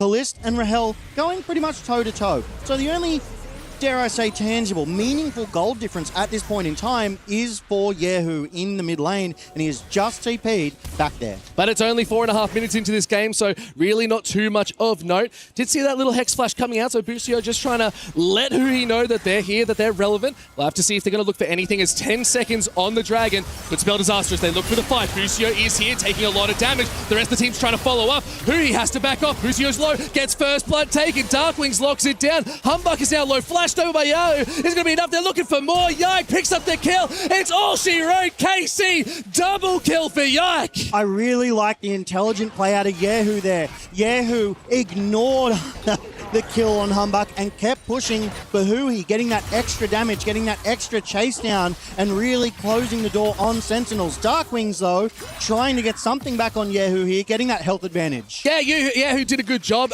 Wasn't able to get the kill, but got 2 assists. But it was actually Darkwings that did pick up that kill. Now picking up a Shockwave. It's a bit of a funky one with Silas with the Shockwave because you have to get on top of them. It only spawns it into you, not out from you. So it's a bit of a different type of play, but once you lock in, once you do get inside, you can do so much with it. But we've entered into a lull. We can just take a break. Dragon is still up. Yeah, no vision there, but Humbug is first to that Drake. As you've said, the vision control now down. Sentinels in command. They have that priority to have that vision control. So if KC want it, they're going to need to come into a ready, prepared, and aware Sentinel. So I want to go over this replay. Who started this? He was dancing around with Busio and knew that Sentinels were coming, but KC answered in kind. Yes, Sentinels get first blood. They got that extra bounty, but the summoner's burnt here. But it's just a health difference here. You can see they were just too low, so KC knew they could just take the fight. Yeah, and so KC showed up, and that, again, heads-up play from Yehu. He followed up, they got the Humbug, and then they also got Huhi. Oh, Yehu had targeted... Supreme Display. Yike wants blood, and it's dogs after that, but now has to be careful as 3 members coming in. Huhi, Call of the Forge God is going to be there, but no, the shutdown is good. Humbug actually able to take that one back. Impact here now. trying to do a little bit more, pulling the wave into their better space, but still, great proactivity here out of Sentinels. Busio goes in, it's just a cheeky little poke on the Darkwings, but I love that coming out of Impact. He was in that top lane and he threw his ultimate all the way down near mid lane just to get that slow, that extra bit of CC to really guarantee it. Yes, Sentinels had the numbers advantage, but when you've got a free kill looking at you in the face like that, why not make sure, just get every little bit of assist gold you can. So now Impact... Oh, looking for it as Busio does just get caught out. It's a lot of damage. Ooh. Shockwave is good, but it's just not enough damage. Oh, Busio able to live on about 10 HP. Absolutely stunning.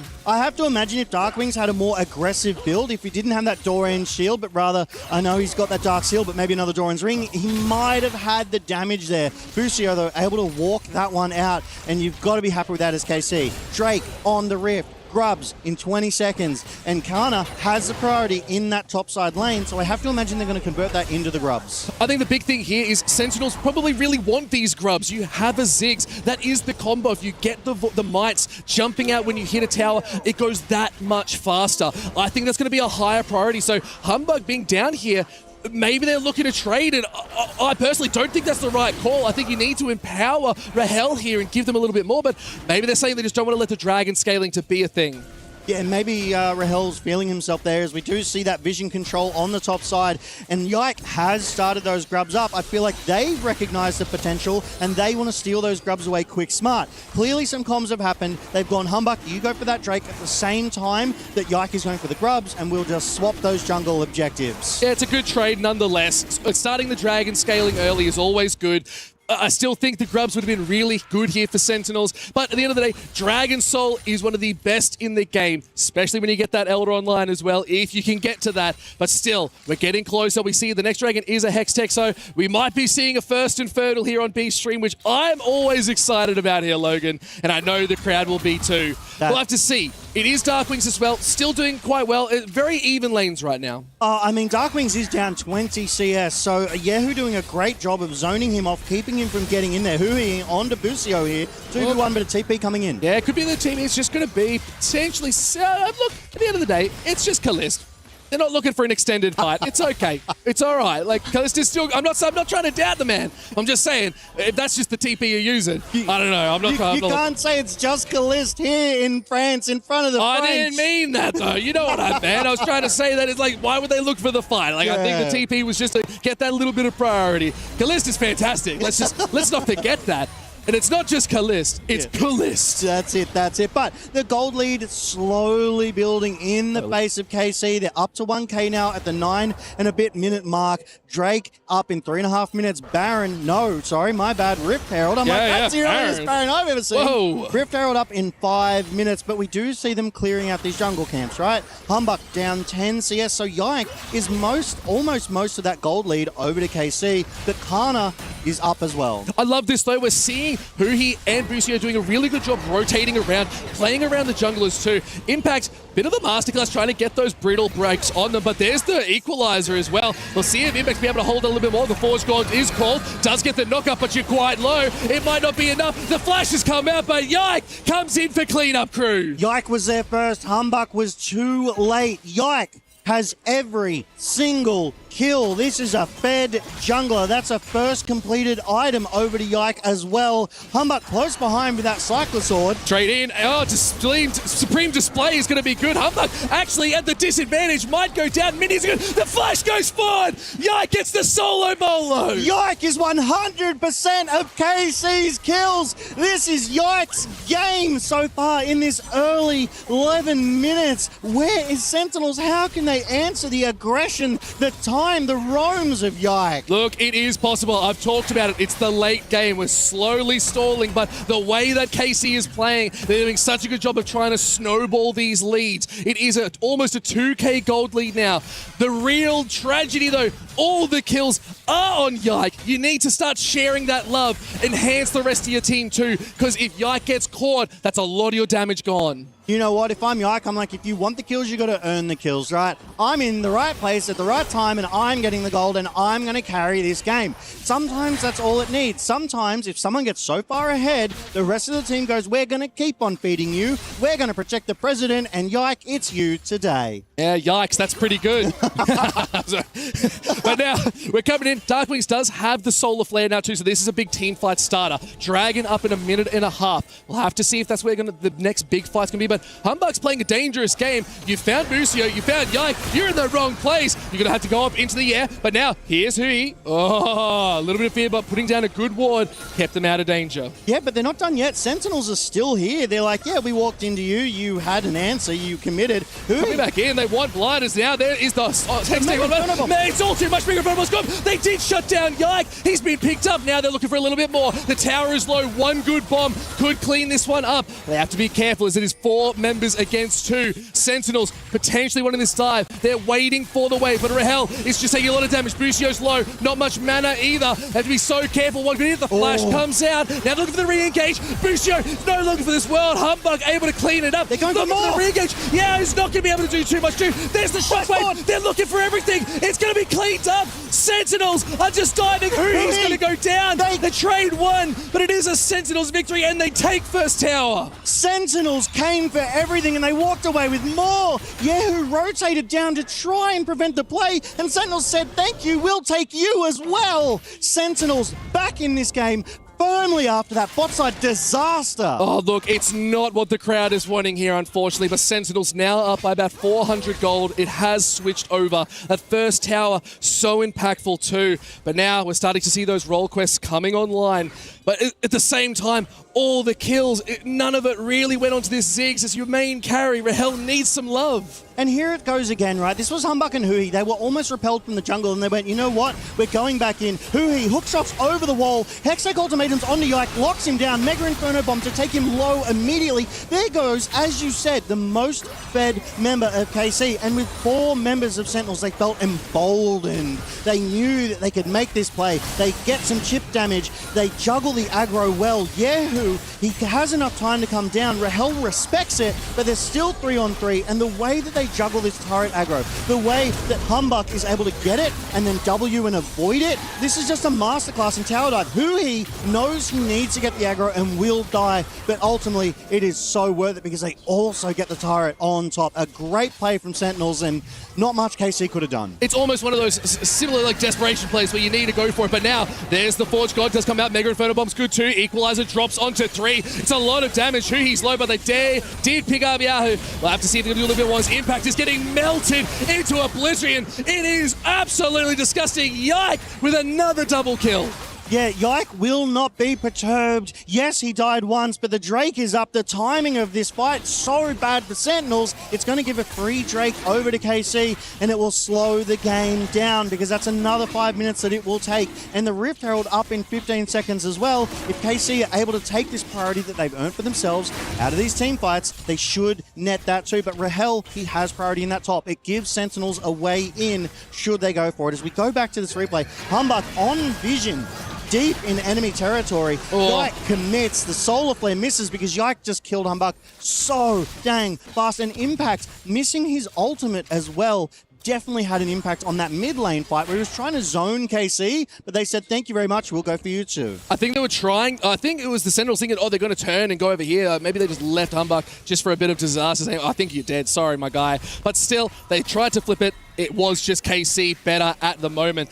Now that we're looking back at it, gold has swung back again for KC. It is a 500 gold. Now they look at Kana. Let's see if they go for it. Is the house looking to go up in the air potentially soon? But going golden is nice. Gets the flash out. They have a lot of damage. Let's see if they can do enough as the barrage does just trim them and Kana just gets out. Yeah, good job there by Sentinels, though. They got all the resources out of Kana. They got the arm guard, they got the flash. So now that arm guard broken, it's going to force him to go into that Zhonya's probably a little bit earlier than he would have wanted to. Does have that Leandri, so he's got the damage with that first strike to get a little bit extra gold farm. And they get that Rift Herald because they saw the Sentinels in the bot lane going after Kana. So really heads up play there to play for time. But they're back in the mid lane. Oh, he takes it. Darkwing, don't think he meant to hit that one. Kalist! Oh, absolute cinema. That was a good pick. I don't think those chains were meant to hit at all.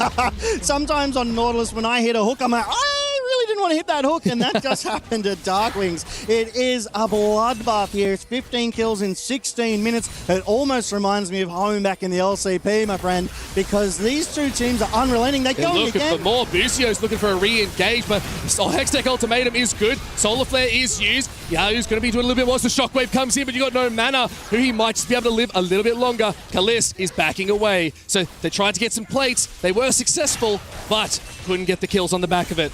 What I'm loving is seeing some of these innovations coming out of these supports, right? Lucio is going first item belt. Typically, you kind of want to get like that Shield of the Solari to offer some extra protection to your AD carries, get some MR and AR for yourself. But he's gone straight for that belt, and it's proving invaluable. He's knocked low, it procs immediately, he starts healing up, and he's able to endure these fights for a lot longer than a traditional Leona build. So these innovations from these players is changing these matchups. You have to respect it.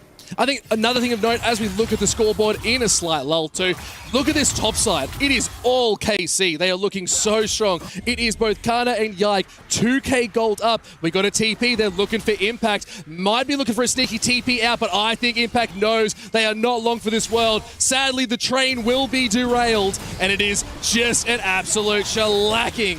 It is just so much damage. Yeah, I think you just know, maybe just get the wave if you can, and Kana picks up the kill. Yeah, but on the other side... Flip it around, Kalist just gone. Who he does pick them up. It's a 1-for-1 trade. Yeah, so Sentinels saw the play coming. Impact was playing for time. He was playing to draw in as many members of KC as he could, and Sentinels collapsed into the mid lane and took out Kalist. Arguably, that's better for Sentinels than it is for KC because they got the AD carry of KC, and it's less damage for them, whereas Impact, he's kind of behind anyway. He's worth less to kill. And as you were pointing out, I mean, he's almost 60 CS down on Kana. We wanted him to be within touching distance, but this ain't it. No, definitely not touching distance, unfortunately. 60 CS is rough, but again, I said it in draft. Impact's taken the back seat. It's not the end of the train tracks for Impact here. We still have a long way to go. We've got a couple carriages that are still getting those items on board, and one of them in particular, Rahel, has that Ludens, has the Shadow Flame. That's the item spike. This Ziggs is gonna hurt. And he also has the CS advantage, nearly 40 up and over Kalist. So he's got 2 completed items, whereas Kalist currently only has 1.5. So that item advantage can tell a tale as well. And you look at where the gold lead sits. For KC, it's in that top side. It's Kana and Yike. For Sentinels, it's mid through bot side. So when these teams come together, it's the damage... Looking for something. Hextech ultimatum's good. Forge God is being called. Yeah, who might have a bit of a rough time here. Who he is strong. Let's see if they can get out. Is it going to be enough? They're just too quick. No way do they live again. This team is just living on a dime. Where was the damage? Where was the damage? damage? Wait, Mega Photo Bomb! Oh, so close. That was a support and a top laner, a very, very behind top laner. And yes, a fed support, but they just did not have enough damage. They commit the tools, but importantly, they don't overcommit. It's 15 seconds until the next Drake of the game as both teams are coming together here, trying to get that vision control. Humbuck, though, on the top side right now. Kana being caught out, going a little bit deep into the jungle of Sentinels. But Rift Herald's actually been summoned mid, so maybe they want to try and use it as a diversion as they go towards the dragon. You can already see Yike is there. The charge goes off, but it's not going to take the tower just yet. We'll be able to get a little bit more off the back of it, but they need to start thinking about this dragon. But where's Humbuck? They're up top side. I think they're just giving it over. Yeah, they're looking to get some cross-map play here. They acknowledge that they're not going to get that Drake, and it's okay. You don't need to contest for the 3rd Drake of the game when you are 1 Drake apiece. Let's get this top side turret. Let's open up this map so that we get some freedom for Humbuck to make some proactive plays, get some creative flanking angles. But I'm still waiting for Darkwing. So he's slightly behind on that CS, but he's up in those kills, but he needs to start making some plays. He needs to start getting creative with the flanks and the ult city seals. They have so many engage tools, but I haven't seen them get an effective bite yet. But now the big thing, the question on everyone's lips, KC are now winning. 2.6k gold up. They have that lead, and it's on some strong members. Kana, the Rumble, they have been known to flip games so incredibly well, and when they have such a big lead, the Zhonya's is confirmed. It'll be so hard to lock down in these team fights, and if they catch them in the middle of a jungle, in these corridors, that Equalizer is going to get some incredible value. Yeah, I mean, Equalizer combined with a supreme display of talent, that is just a dynamic duo that will lead to your death. 3 lethality items onto Yike. If Yike is able to get on top of the back line, you're dead. Plain and simple. There's nothing you can do about that. We do see more item completions, as I love Rahel's item here. He's got, I think that's that QSS that gives him that protection from the magic spells. Yeah, it's the belt. So really good value there. Protects him from Yahoo, and it will protect him from Yike with those Supreme Displays. Yeah, just a bit of magic resist too, so it's going to be able to keep them alive a little bit longer. That shield is going to do absolute work, as it is both sides looking towards this bot side river, maybe looking for a fight. Look at the flank. Who's on the back? There's the Forge goal. Let's see if he wants to catch one. Look at Yahoo. It's a good catch. Exec ultimatum is good. It's going to be enough damage. They're locking him down. Humbug picks up Yahoo. It's a good kill. He's gone. Yike picked him up. They're on a killing spree. Carter looks for more, and now they're cleaning up the double kill for Yike. It is so good, and KC take the lead further. Yeah, I mean, Sentinel's got a fantastic flank angle with Hui there, timed it to perfection, that Ornn ult into that Hextech ultimatum, but KC was so strong that they come out of that fight at 4,000 gold ahead of Sentinels, and at this point, I think Impact's so far behind, even with that upgraded Candy Return. Yike is also teetering on the death, just looking to go very deep and just get Rahel a little bit off these waves. Again, if Ziggs gets these free pushes, they can clear so much faster. You said it before. It is going to be a little bit more. Let's watch a replay of this last fight. Yeah, Darkwings uses the belt, gets a little bit of poke, a little bit of vision, backs away. Rahel trying to herd KC in to the 3 members of Sentinels, but it's a 4v5 right now. There's 4 members of Sentinels, the 5th in the back line. Yes, a great engage here, but what's happening in the middle? The equalizer goes down, and that supreme display of talent onto at least 2 members. The Mega Inferno Bomb gets a little chip damage onto Yike, but it tells a story of a lack of cohesion. That's exactly it. Like, I think it was really the case of both teams were splitting the fight. They had different people they were looking to go for, and it was just a case of they couldn't lock them down fast enough. It was KC and Humbug now getting caught once again. Darkwings needs to be careful. TP's here. Mega Inferno Bomb barrage also lands. Humbug is low. The burning is good. It's easy. Supreme Display of Talent shreds through Darkwing. There's nothing he can do. It is KC running this game. KC find themselves 14-9, 5.5k. Baron up on the Rift. They are moving to that Baron now because Sentinels, they don't even have a jungler. They don't have a mid laner, so they've still got to wait. Maybe 3 of them can chip away, but this surely has to be KC's Baron here. Look, it's a 5v3. Impact needs to get in here. Huni needs to lock down Yike. This is the player that they need to take off the map. But 4k health, there's the Forge God going for it. It's just secured. Baron locked in. Now they're looking to take this fight a little bit further. Busio is low, but charging forward, landing everything they can. Zenith plays good, but now, who's good as this? Rahel has got Yike dominating the lead. It's a double kill again. Let's see if we can make it a triple kill. KC and Yike are taking so much away from Sentinels. The Champs-Élysées is a busy street, but this Rift belongs to France right now. Sentinels cannot put together a fight against what KC is putting forward. Where is this team? They're now down 9k against KC, against Carmine Corp, and 5,000 plus of that is into Yike. We said it at the start. Yike had all the gold. Yes, they got him, but he's gone. I don't care. I'm going to build my gold lead even bigger. Nearly 4 completed lethality items. Who can stop the damage? Yike said, he heard me. I was like, oh, maybe they just have to shut him down. Yike said, I can carry this game. Easy peasy, lemon squeezy. But now it's all about using this Baron appropriately. Where do they put it around? They need to be looking at different sides of the map. Can see 2 down on this bot side. Equalizer dropping. Oh, it was actually Darkwing's equalizer. Don't worry about me. That was the hijack. We're not stressed. But I was just like, that was a bit of an interesting one. But now, using this Baron, looking at this mid lane, and this is the crazy part. This is what you usually see the Ziggs doing. They get the Baron as soon as they can, and they just walk down these lanes. But it is KC doing such a good job. They've hit the 10k gold lead power spike. This is where it's do or die. It is really KC's game to lose. I mean, we look at the level differences anyway. There's at least 2 level difference on almost every single player here, at least in that top side. 3 in the jungle. Such is Yike's dominance right now. That Baron power play still has a minute. 4.7k gold out of that for KC right now. Yeah, there's a Drake in 4 minutes, but I have to the Drake is now, and it's being taken to Baron in 4 minutes. That's it. You can already see Yikes there saying, I love these dragons. And with the lethality, will absolutely burn through that Drake. Has that broadsword on top, so damage to boot. The bounty, 600 on Kana, 700 on Yike. As we go back to this fight before, Hextech Ultimatum, it was only on to Busio. It had so little impact. Busio so tanky, able to just frontline for all of KC. Kalist chipping away in the back lines. Impact left to last. It's the prioritization. KC are killing the right people first. They don't care that Ornn is there. They're going to play around Ornn and collapse in the back end of the fight. They have their targets, they know who the enemy is, and they have just locked them down. A huge play, and there's a power spike. It's looking good for Busio, but you know what? It's all right. It's a locket of Iron Solari. We'll have to see it's a shockwave being used. Impact, that's the wrong side of the map, my friend, as who he is low. There's an equalizer too, but now Yike going forward. It's too easy. Kana picks up a kill as well. They're on Soul Point, and I think they could just close this game out pretty soon. Surely the end is nigh. 3 members of Sentinels die for no reason, for no reward. There's no objectives on the Rift. Impact caught out on that top side. Just KC in fine form. 12.5k up, 3 Drakes, 3 Grubs, 6 turrets to 3 against Sentinels. Oh, it feels like the LEC has shown up here today, and the LCS have almost been caught napping, but it's a BO3, it's only the first game. They could still find a way back in the second.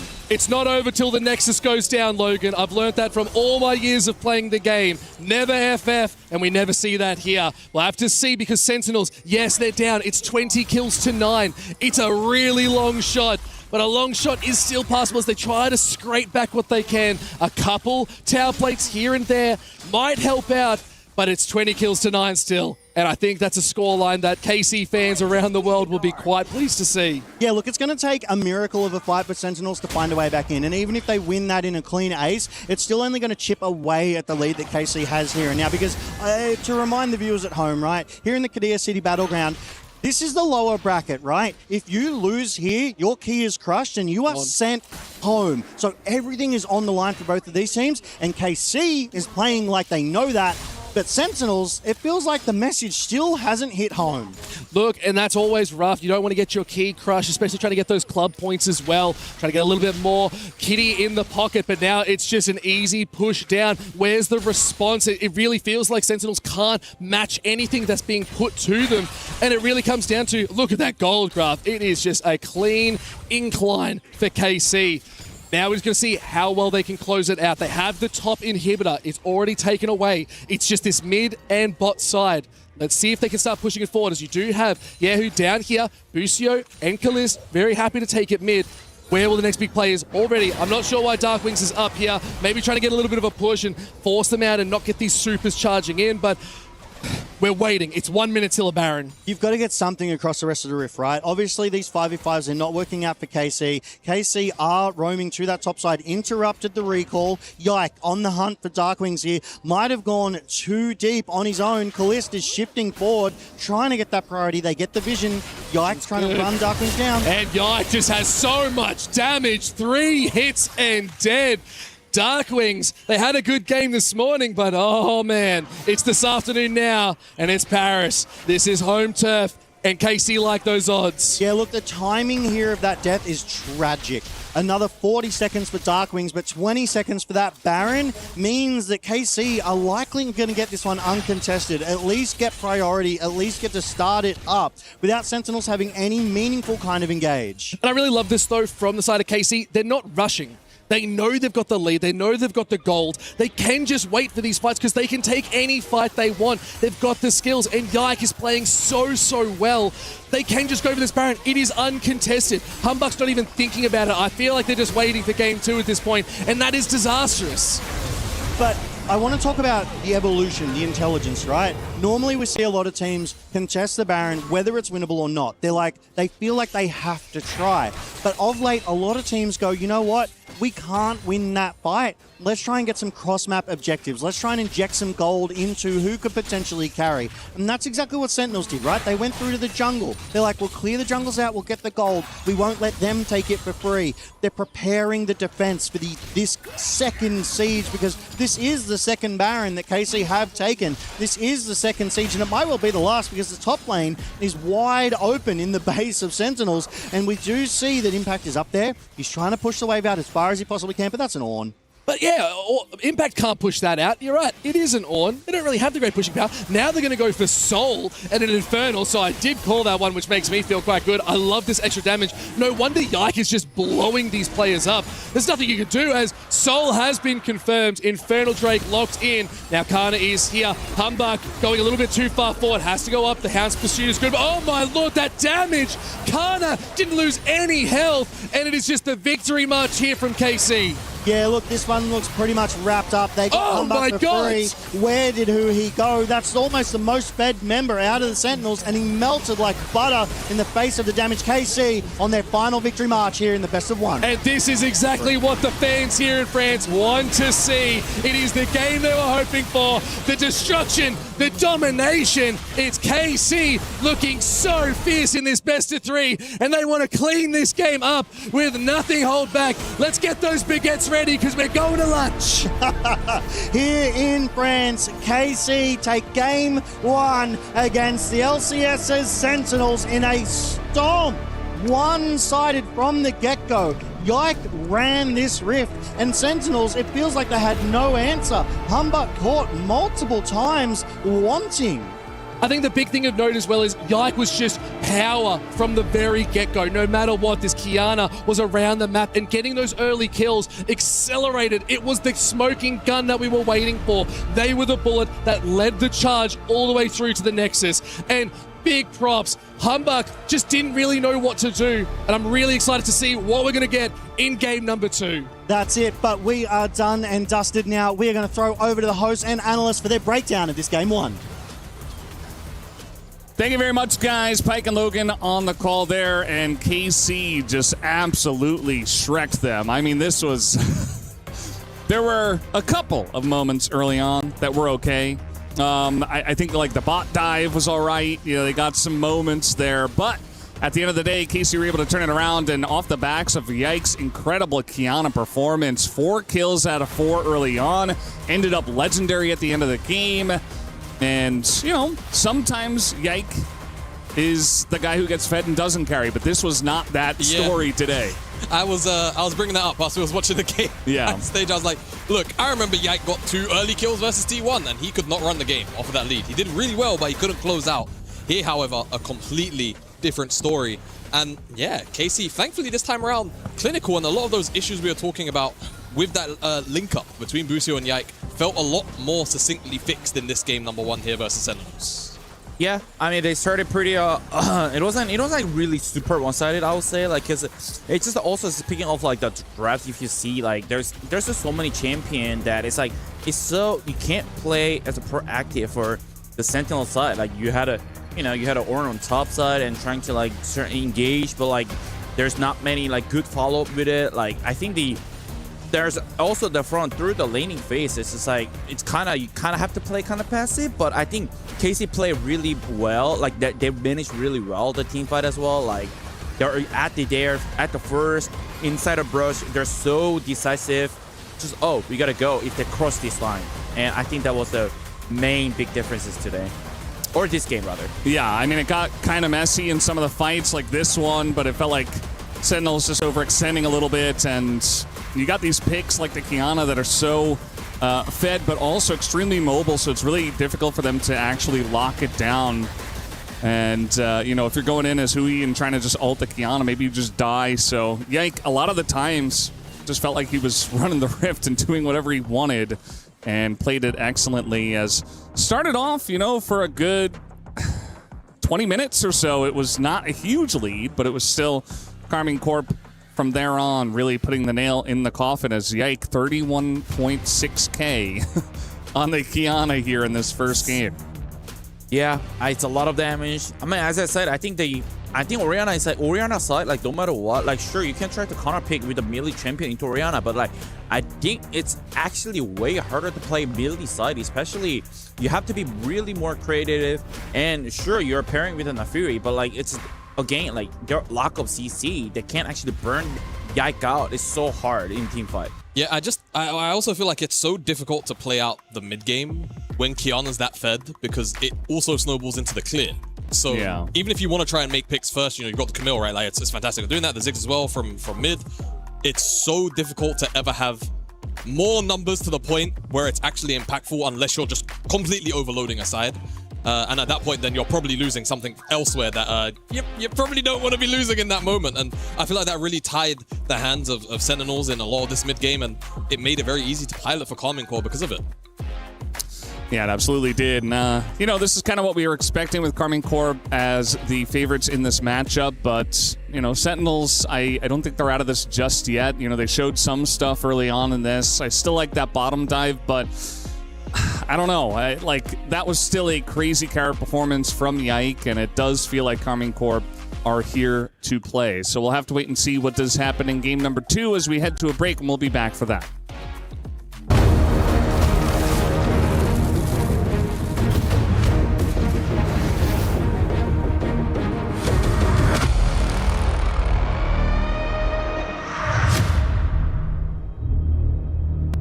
Hello, I'm Huhi. I'm Hamba. And we're here to try some French food. Alright, what is it? Ooh, salami. Sausage? Sausage. I think it's like dry sausage. Oh. Yeah, just good. The smell is not good. He said that it smells like dog feet. I love it.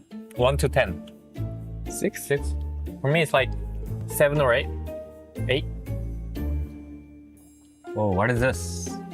Oh, is this the jam? Like the chestnut jam? Is it? That's what because I looked up what am I supposed to bring back home, and it was butter and chestnut jam. So this is my guess. Sweet. Yeah. That's good. Yeah, it's good. Yeah. I don't like sweet stuff, but 8? I think 8 as well. Yeah. It's pretty good. Some carbonated drink. I think I know what it is. Cheers. Lemonade. Lemonade? Fanta? I drink this a lot because I used to live in France too, and it's good, no? What is this? Orangina, I think. Orangina, yeah, right? Orangina? Yeah, Orangina. Yeah, actually good. 9? This is 9? best. I grew out of the soda, so 7 for me right now. 뭐지? Cheesecake? It has to be cheesecake, no? Yeah, cheesecake. Cheesecake. Oh. Cheesecake. Oh, so good then. But cheesecake is from France? Oh, flan. Yeah. Oh. We ate this. 9. Yeah, 9. Yeah. Dangerous. Get it out. What is this? This food? 뭐지? Is snail? Snail? Snail? Snail. But I can't try that. Rock, paper, scissors? Rock, paper, scissors? Okay. 3. No. Pure. No. Please. Rock, paper, scissors? I give you, I feed you. It's good. 골뱅이.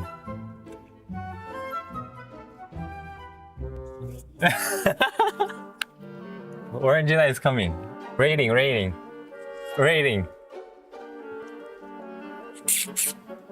2. I never tried that. Yeah, now you can try more snails. Yeah. No, I can't try. I can try.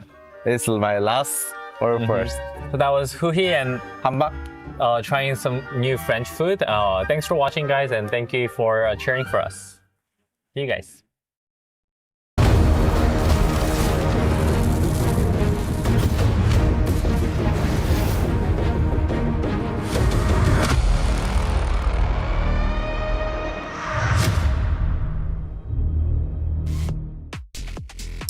And welcome back. We are in the midst of the best of three between Karmine Corps and Sentinels here on the secondary stage, the Qiddiya City Battleground. And the players just came out, so they're getting pretty hyped for that. But guys, we do have a quick video just showcasing the road to EWC here for Karmine Corps.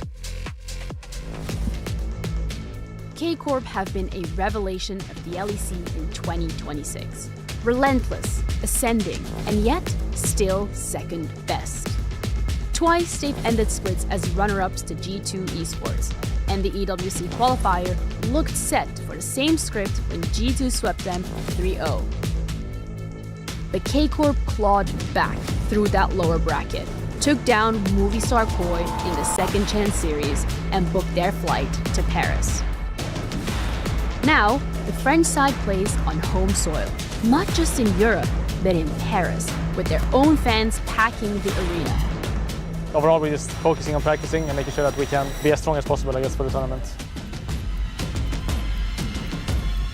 Home turf has boosted rosters to upset before.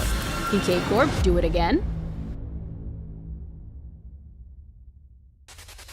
K-Corps trying to make a name for themselves here at EWC, and they have the backing of many a fan here trying to get them over the line up against Sentinels. And so far, after that game number 1, we can definitely say they're the big favorites here in game 2. Yeah, I mean, I think the game 1 was like, it depends on how they want to take, right? Like, I think the draft, it could be like from the draft, it could be from the mistake, but I think it's still the fact that right now the Sentinel are having struggled the team fighting, especially. I think they still had they had a chance like at the middle game, like skirmishings and playing around like objective, but I think for sure the game 1, especially today, I think it's like we can easily say the KC favor. Their form is on increase.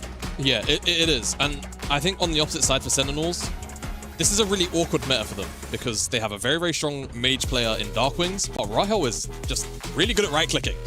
And so trying to put him on mages, even though, I mean, you saw, I think he had by far and away the most damage on the team for Sentinels, it wasn't really a setup where he could take over the game, right? And I feel like that's really been the strength of Sentinels throughout a lot of this year, is when Rahel gets going, it unlocks Huhi, and Huhi gets to play with Harmbark, and then Darkwings and Impact, they're secondary players to the game, right? They're typically role players, and that's what I think they need to try and enable, but potentially from this more traditional angle, because I feel like, again, if they go towards mages, right now for them, I'm not sure it's the best call to get them over the line against Karmine Corps. You're right, though. The meta is pretty damning for them because you got the Ziggs, you got the Syndra, even Cassiopeia has been down there. We've seen Vel'Koz, Talia. You can just put anything there, and it just feels like it's very reliable. Mages are very strong right now. Itemization feels good for them.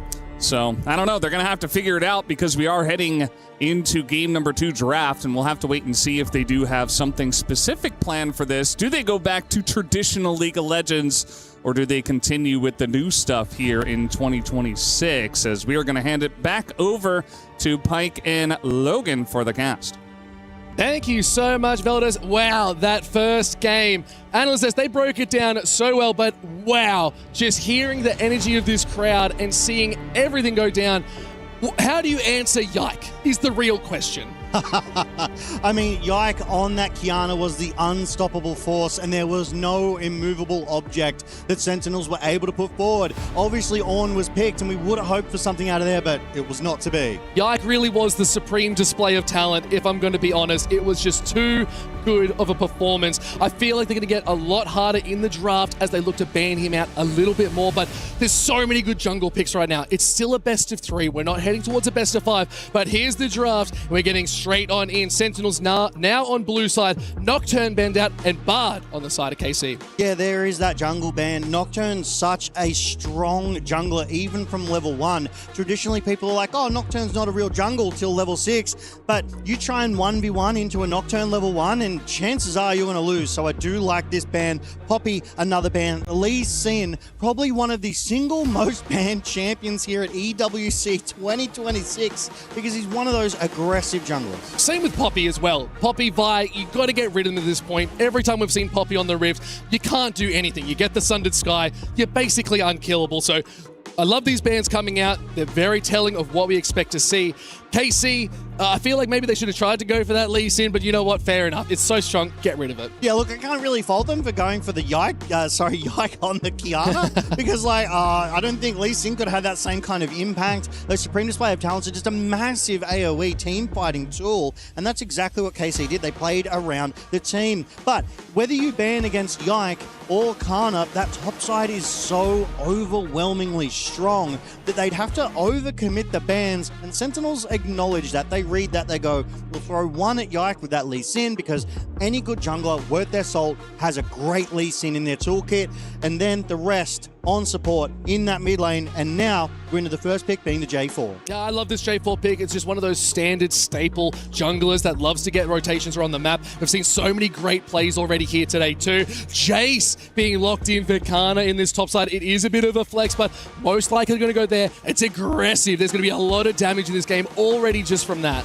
There could also potentially be just a long-range poke, right? We did see that lethality Jace build coming through, that really long-range shock blast, but I have to imagine that's a sort of slower, a calmer kind of thing as a hover coming in over Rek'Sai here. I love Rek'Sai. Oh, what? I was hoping we'd see her. Okay, no, I was about to say Aatrox. Maybe we wouldn't go there. We've already got the Jace, but the Cassiopeia, nice little flex there. Can go mid, can go AP carry. Yeah, blinding the mid, though, gives that information over to Sentinels, right? They'll be able to play around that Cassiopeia, but I still think it's smart to blind it now because where is it blind? Is it going down to that bot lane because of that mage meta, or will it be in the mid lane? Sentinels, they have to crack that code with a couple of picks coming up and decide how they want to answer it. Once this Cassiopeia comes online, she is oppressive. Yep. She's almost impossible to escape because she can run so dang fast, but something to slow her down. Yeah, I love this Anivia as well. That's really good. Another flex too. We've seen it a lot in the top side as well.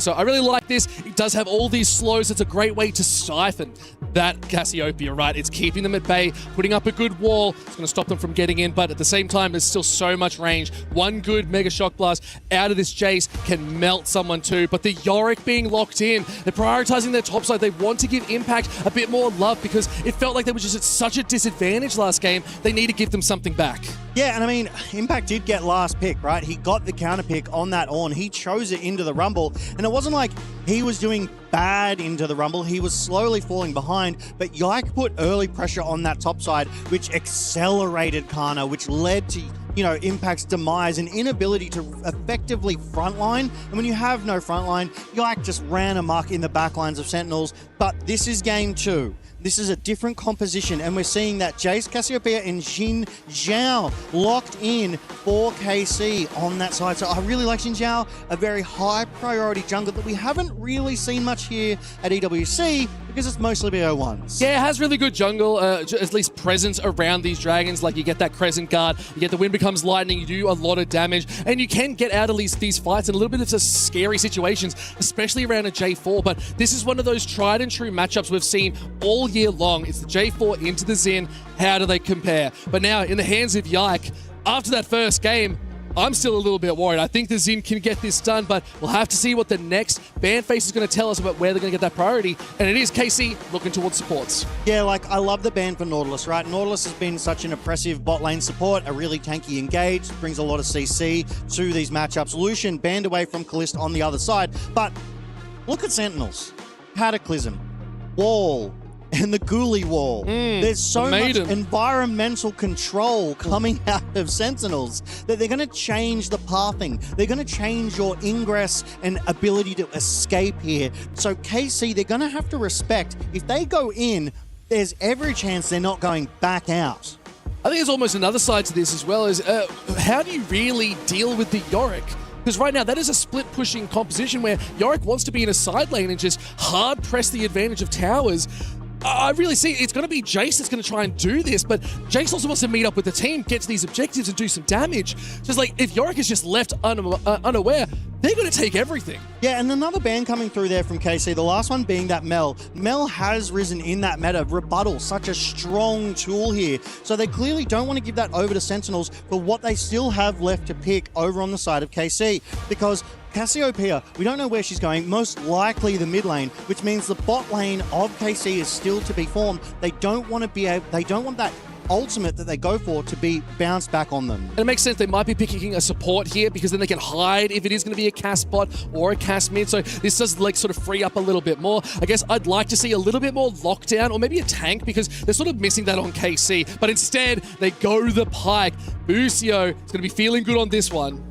Yeah, Pyke is absolutely a menace across the rift. Moves so dang fast, and it's almost going to force Sentinels into picking a support that they may not have wanted to go for themselves. They needed a fast response. They need something that can match the pace that a Pyke can do. Pyke also with those hooks, with those stuns, has so much playmaking ability. Resets on that ultimate though could potentially work against them because when your support is giga fed, that means your AD carry isn't. That means your mid isn't. So they need to be careful juggling this execute that this Pyke has. Yeah, and I love the Jhin being picked up here now as well for Sentinel. It's that good, strong front to back. There's a lot of debate as whether Jhin is good in comps or is really good in comps. So it's one of these like champions that you get a good force shot on. It can do a lot of damage, and an Amumu being hovered, if that's an Amumu support, I kind of mess with it, and I would love to see what it can do. Regardless, it's a bit of an interesting pick. I think they're having a bit of a laugh and trying to, it's the Blitzcrank instead. They are looking for some death. They want to land these hooks. Now it comes down to where do you put this cast, and a Vayne being picked up could be pretty good. But that's the thing, right? I mean, every single one of these members on KC is someone that you want to hook. No one is a Cassante. No one is a Scion. Every single hook will get you value. Xin Zhao probably arguably less so. You hook, will Crescent Garden actually repel you instead? But we're seeing some hovers for traditional AD carries here.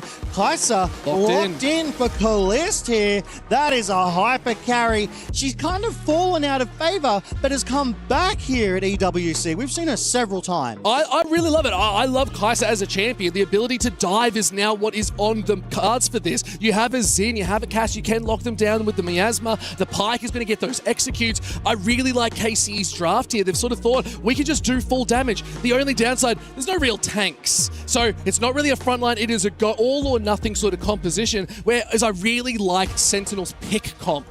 Blitzcrank lands one good hook. Yes, you have a lot of mobility on KC, but one good hook could spell disaster. One good hook and you're walled in, right? You get that Cataclysm, you get that Ghoulie Wall, you get the Ice Wall down from Anivia. The hook in, you're not getting back out, like we said a little bit earlier. But what I like here is that Sentinels have definitely got sort of a side split lane push build here with that Yorick, right? He will demand an answer if he can at least stay even with Kana in that top lane, and the ghouls will prevent those shock blasts from landing onto Yorick himself, so I kind of like this counter pick there. No, I really like it. And you sort of mentioned that Crystallize, which is the Anivia's wall, right? I think he's going to play a huge part in how this team is going to be moving through these team fights. We're going to have to see how it's going to be used effectively, because once the Glacial Storm goes down, it's going to be so much harder to get out because you really are relying on that mobility, and if you get a Rylez, instantly that mobility is gone. Yeah, definitely. But I like that we've seen Yike go with the same style of jungler too. That flag and drag, that access over walls, the mobility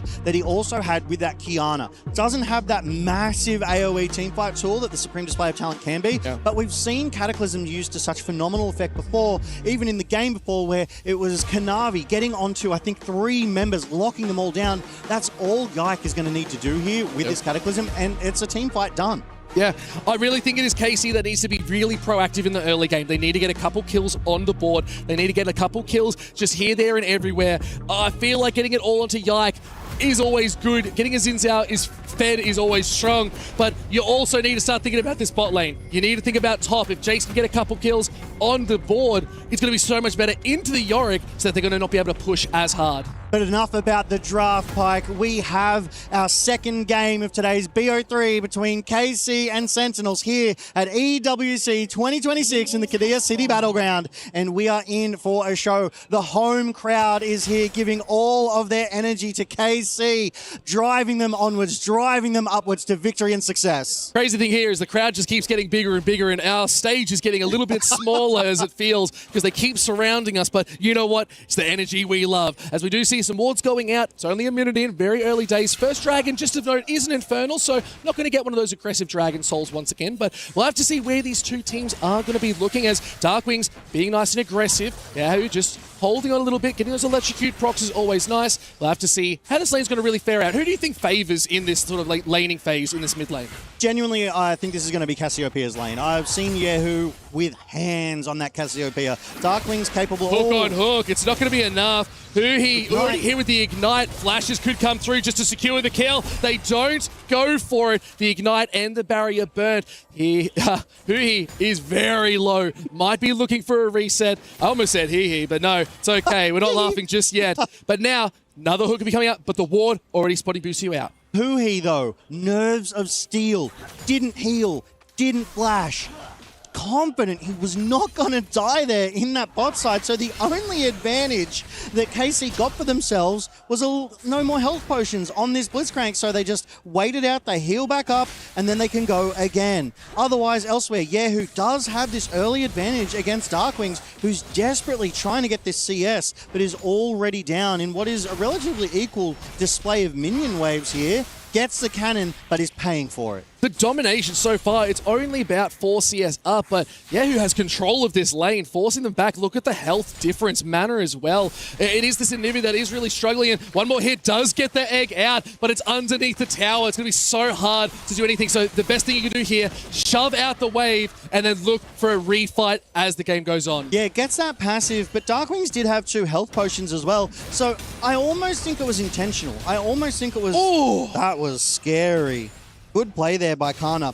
I almost think it was intentional in that mid lane. Darkwings was using it as a second health bar, right? He's like, I'll trade into you, I'm not going to use any resources, and now that I no longer have that passive, now I'll start being a little more respectful. Now I'll use those health potions, but Impact has to be careful here. Kana has eked out a serious health bar advantage on the top side. Look, you expect it as well. It is a Jace into a Yorick. You're looking into that melee versus the ranged melee sort of matchup.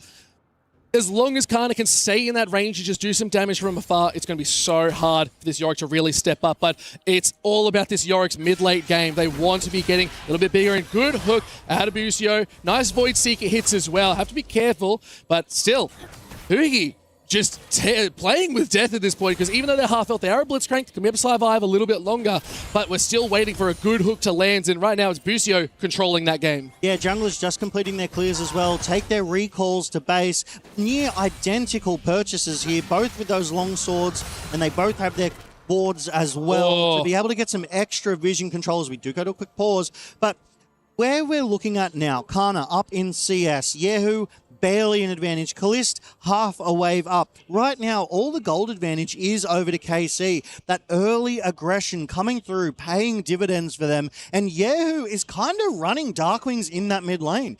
Cracking that bird, getting that passive, means the kill threat is real. So if a roam comes through from Huhi on the Blitzcrank, it could mean death. Yeah, it is a known thing that snakes do actually eat birds. That's one of the things we know definitely in Australia, but still, we'll have to see how this lane's actually going to go forward. As yes, we are in a small break, just going to get a couple technicalities sorted out, but let's talk about this draft a little bit more, because there is some things we need to cover, and one of those is this Jhin Kai'Sa matchup. Let's talk about the AD carries for a second, because both of them have shown that they have the skills to do what it takes. Who do you think is going to have the biggest advantage? Look, I am personally a fan of Kai'Sa more than a Jhin. Yep. And I know it's a 1v1 situation. I really think that if Kai'Sa is able to dodge the deadly flourish out of a Jhin, keep that hyper-mobility, I think they're going to have that advantage. They've got the ability to dive on top of a Jhin when he doesn't have that fourth shot loaded, whereas Jhin kind of has to prepare more, whereas Kai'Sa has more of that snap aggression. So I think this favors the hyper carry that Kalist has locked in there with that Kai'Sa. Yeah, and I really like this laning phase as well. I think the Kai'Sa, as the game goes on, once you get that 3-item spike, you do really come online. Whereas Jhin takes a little bit more. It is a bit more of like a 4-item spike where you need to get that good little hook. The flash stun is nice. Huhi has to be very careful. Flash trying to land the Seeker. The first blood hits. Kalist is all over them. The feet on Kalist dodges the deadly flourish on the way out as well. Doesn't let Rahel get anything back. That was fantastic from Busio. The flash for flash to make sure the stun landed, setting Kalist up for success, getting that first blood onto the AD carry of KC. Not the best start for Sentinels, but enough about the start. First strike of the game is up in 15 seconds, and we take a quick look at vision control because we see Humbuck on that bot side, mid lane. Trying to hold on, maybe look at a trade back as the flash comes out from Darkwing, and I think this is just going to be a trade over and a nice return kill from Sentinels. Minions. Yeah, nice. Has to burn the flash, but secures the kill. Yeah, Minions goated right there, forcing that flash out of Humbuck because he got blocked a little bit, but KC might be responding here. Oh, the hook does go forward. Goes inside, just trying to keep them alive a little bit longer, but trying to hold this wave back, maybe give a little bit more over to this Cassiopeia. Yeah, but if we take a look at these summoners as we're about to go into this Drake situation, right? Yike is going to be the first jungler there. Humbuck over the back of it at the moment. KC with the vision, Sentinels with the numbers. KC, however, have priority in the bot and mid, so they will be able to respond first. But look at the summoners. Impact and Kana in that top side. They're on their island. They're doing top side things. But only Rahel and Yike have flashes, which means the jungler of KC has more dynamic playmaking, has more in and out ability than Humbuck does. Yes, he has flag and drag, but you still want the flash any day of the week. Yeah, Maiden's been summoned here. Let's see if Kana is able to take this fight as we're looking mid again. No egg can save you, Darkwing. Busio picks up the kill and a nice little secure there for KC. Now they're forcing them back. Void Grub's still up in 2 minutes, so Yike looking just to get this scuttle and a little bit more control over the top side. Yeah, but this is where KC needs to be careful about managing where the gold goes. Busio got that kill on that Pyke. Yes, you want a couple of gold, a couple of kills into your support, get accelerated over your other support, and that's only a good advantage as we get a replay. Dodging the hook, right? So that flash out of Callisto dodges the hook, Look gives him a at more. clear So angle. sorry as Humbuck is getting caught out. It's a lot of damage. Yeah, picking up a kill. 1-1-1. It's a magical number. And we'll have to see if they can do a little bit more with it. Humbuck was on the retreat from that earlier mid lane fight where KC showed up to get something back onto Darkwings. Humbuck rotated atop. KC followed him and punished him inside of his own jungle. They brought more members and they brought them even quicker. Yes, they've got priority. Yes, they've got members, but right now they're still not going for this first strike of the game. So it feels like we're starting here. Oh, good hook. Yeah, nice. Huhi getting caught out. The Ignite instantly dropped. See if they can do a little bit more as Yike is joining the party. There's a good hook. Callista's now here, and it is Yahoo who picks up another kill. 2-1-1. It's a good number. I'm scared for Sentinels here, Pyke. I'm really scared for the Sentinels. CS advantage, Kana, Yike, Yahoo, Callist with the kill over Rahel. The gold lead, 2.5k at 7 minutes. This is a KC of game one. This is still a Sentinels of game one, and that's not a compliment right now. And the big thing is, they're moving it around the map. It's no longer Yike really starting to drive it. It's all Busio of all. They're getting around, they're landing these hooks, and they're getting the picks. It's what you want from a good Pyke player. And I love to see it because my name is also Pyke. Pyke for a Pyke, but not the fish. It is indeed the Bilgewater Menace here in League of Legends. But it's still the early game. It is. It's only 8 minutes. It's 8 minutes. Sentinels have the chance to come in. They could still get Impact as an absolute menace. Void Grubs are up, Drakes are up. Vision control down in that Drake pit, but it looks like Yike is already onto those Grubs because Kana has so much priority in the top side. Sentinels won't be able to get there.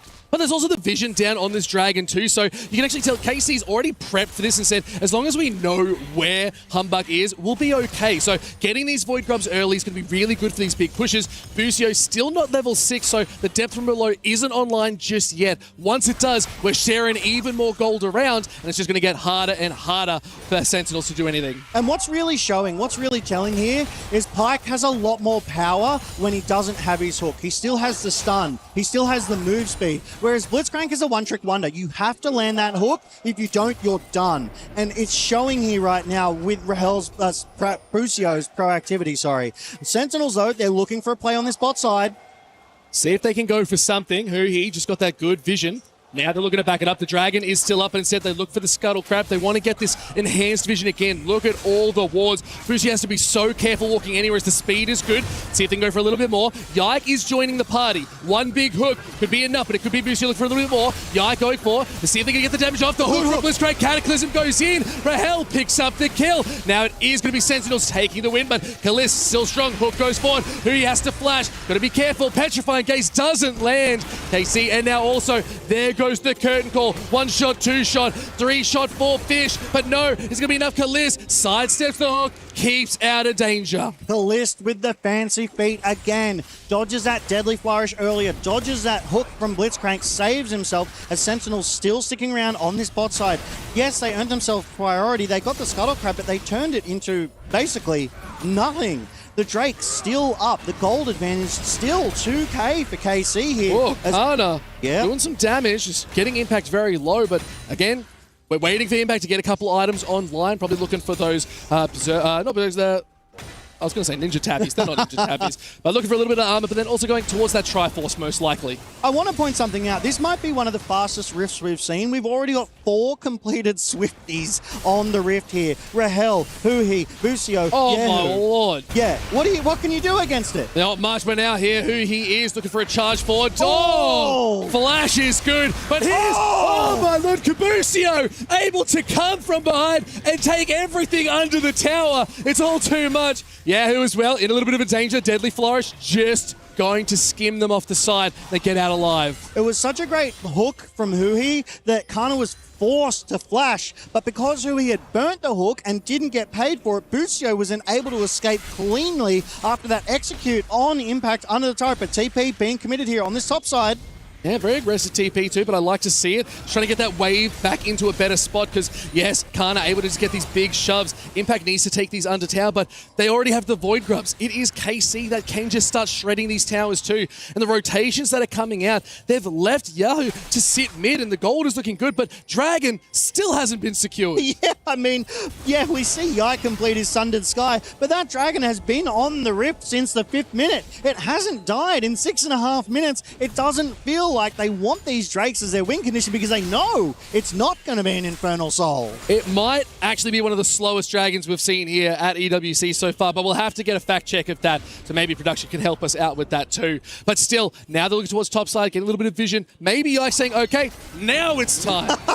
They heard the casters. I mean, they're right there. They probably heard us yelling and screaming. They're like, oh yeah, that's right. The Drake is an objective because they go for it. And there's no vision from Sentinels to spot this one out as Busio once again looking to make a play here. He has been involved in 4 out of the 5 kills. He has an 80% kill participation right here, right now, as KC's gold lead is out at 3.5k, and they have started the Drakes. But these Drakes will not be the win con. That's one of the slowest Drakes we've seen here at EWC 2026. Yeah, now they just have to back off. They know Yike's in the area, so when there's a Pyke and a Xin Zhao, you do not want to go near it, especially when Busio is so fed right now. Does get the hook out to the side. Steelbone isn't going to land, but there's the flag and drag. Humbug's good. There's the Crescent Guard. Let's see if it does enough, but it pulls in Busio. They're getting caught. The shutdown is good. Curtain Call now being charged up. The flash over the wall just to get to safety, and the safety of the Dragon Pit keeps them alive. Good play from Sentinels there. They saw KC closing in on them, and they waited. They were patient. They let them clear the wards. Then Huhi walked up. They took the bait. They dodged the hook from Busio and punished with a hook of their own. So great counterplay from Sentinels there. However, on this top side, we see Kana 25 CS up over Impact. This is still a better game though. Impact was much farther behind at the same time in game 1. So I'm liking what I'm seeing. Impact, it almost feels like he's inevitably climbing to be this omnipotent threat that KC will need to answer with 2, potentially even more members. But look how deep Busio is right now on that minimap. Placing wards in that top side of the Sentinels jungle so that they have that information on Humbug.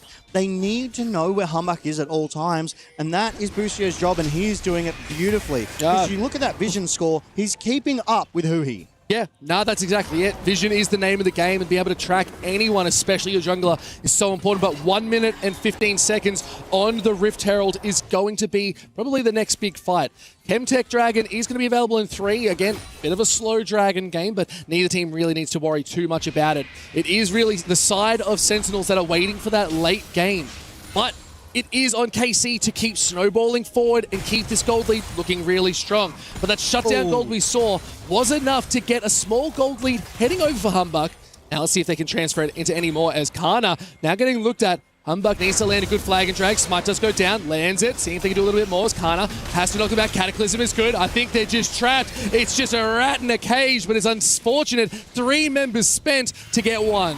Yeah, Kana knew he was dead, but was able to get some damage back down on Humbug, punishing him. Didn't have that flash. It was just about to come off of cooldown. So fantastic timing from Sentinels there to push up that overly pushed up Kana there. It is most of the gold of KC into Kana, so able to get that shutdown on him is absolutely beautiful. And the timing immaculate. It gives him that topside priority, even though Yehu is there, because the Rift Herald up in 10 seconds. And Yehu, he knows it. They're trying to get that priority so that they get that early access and that vision control. We see Yike moving on in and wards being placed down and around as well. Oh, found her here, but the exhaust is used early. Not going to be able to get that bone skewer off just yet, but let's look at this replay of an interesting fight here. The good hook.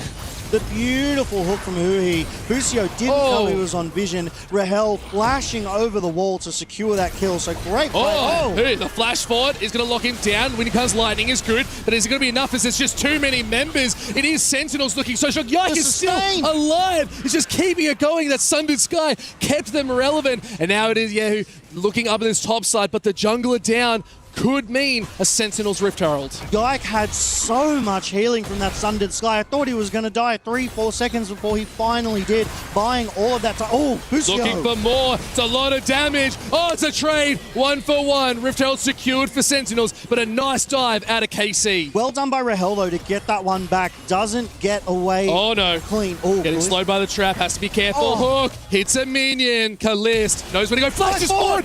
Absolute disaster. The solo in a 2v1. Kalist is on fire. That is a 2-item Kaiser. The aggression to flash forward, knowing he was going to secure that kill, is crazy in the face of 2 members from Sentinel here. It's snap decisions like that that change these games. And the big thing here, we talked about it. They're trying to take Yike out of the game. I'm sorry, the rest of KC are well online and ready to fight. A flash killer instinct is all she wrote, and Kalist is feeling so good.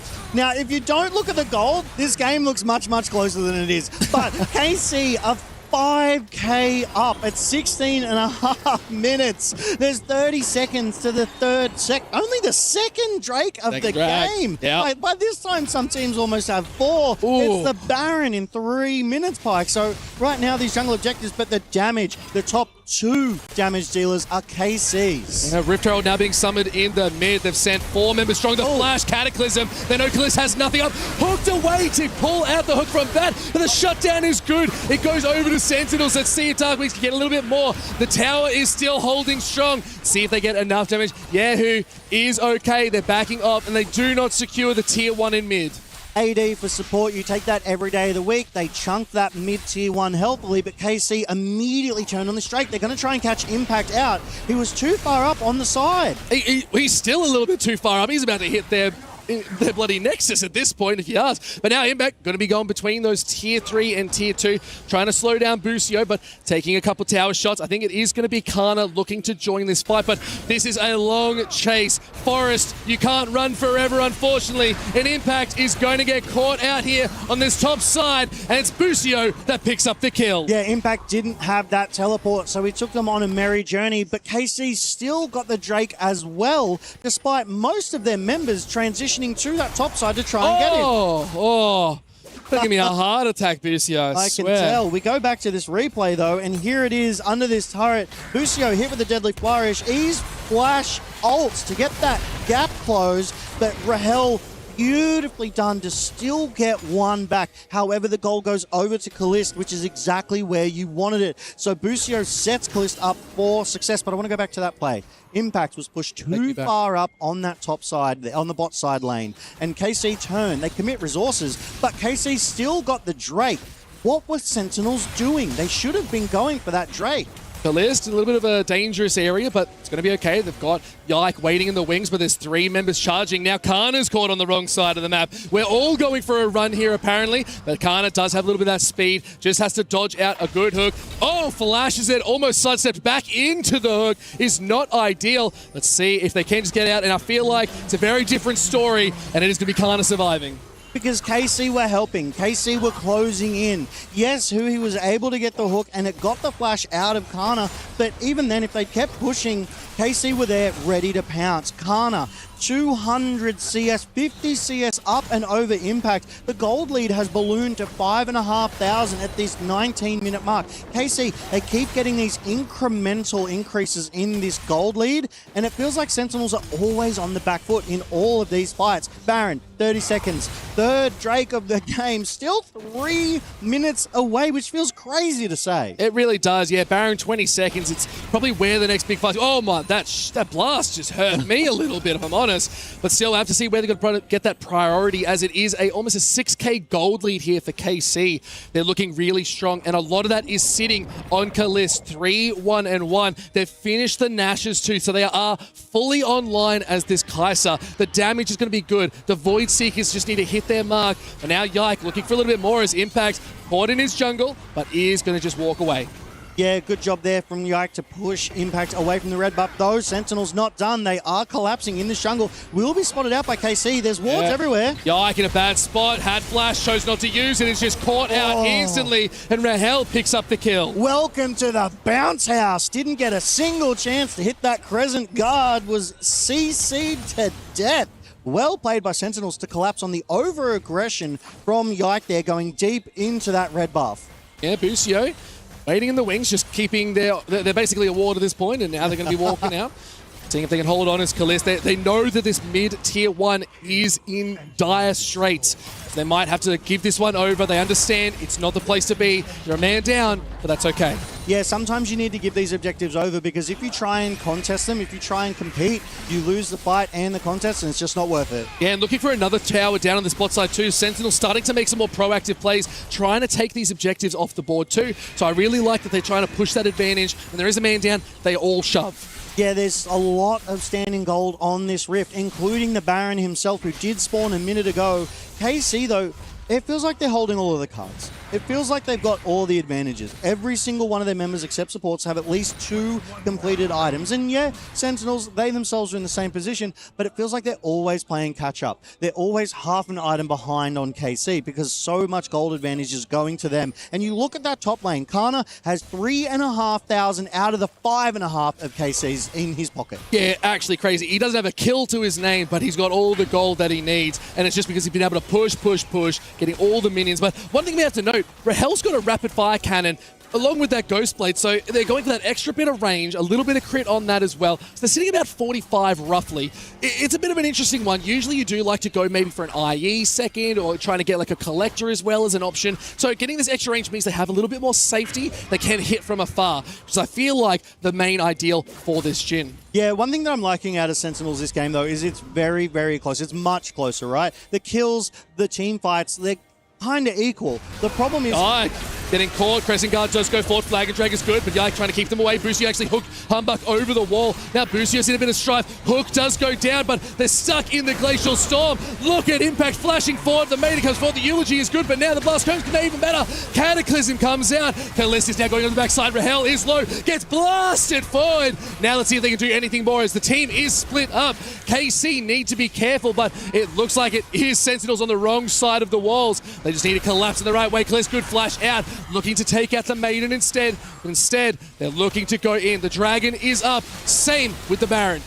Yeah, Sentinels here. They're getting herded in by KC. KC... Depth from below. Doesn't land. Yeah, who gets the kill? Let's see if the damage. Kalist wants to get the damage off. Impact is low. Same with Huki. This could be a lot of damage going forward. Kalist gets it done. The double kill. The egg is scrambled. And an ace going over for KC. It's an ace for 1 to KC. They will take that every day of the week. That was such a patient play in that jungle there. KC were herding Sentinels into a ball, and Sentinels had no way out. They were forced to fight, and KC wanted that anyway. Now, with all of Sentinels dead, the gold lead out to 8k, it's basically a free Baron over to KC, and they have the damage to boot. Kalist, 6-1-1. Humbug spawning now, but he's not going to make it back to the Baron. Yeah, Baron is just too far gone, and at the same time, it was just Yahoo taking the Dragon as well. It's a 2-for-1. It's a little bit too good, and now the gold lead exploding further.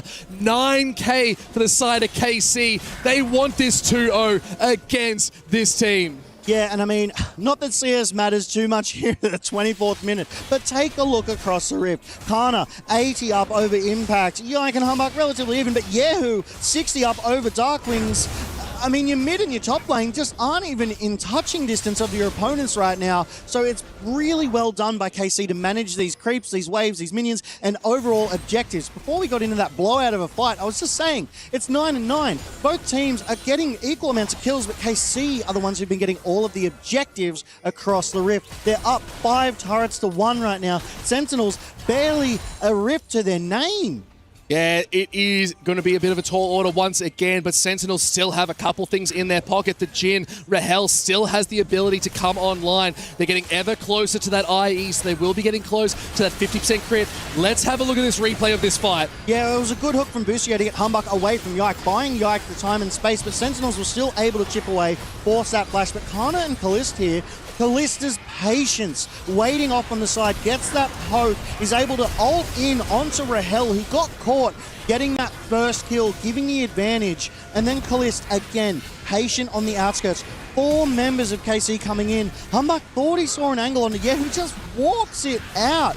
I love this play. I like the use of the Maiden here as well to act as a sort of front line, a body blocker between Kana and Kallist, but the damage is too much. The Yehu coming in from the side, Kana with the hyper shots as well, the accelerated shock blast, and Kallist, the fancy feet, dodging that hook, able to just space so effectively. Not much you could do. Yeah, and it was just the easy cleanup there.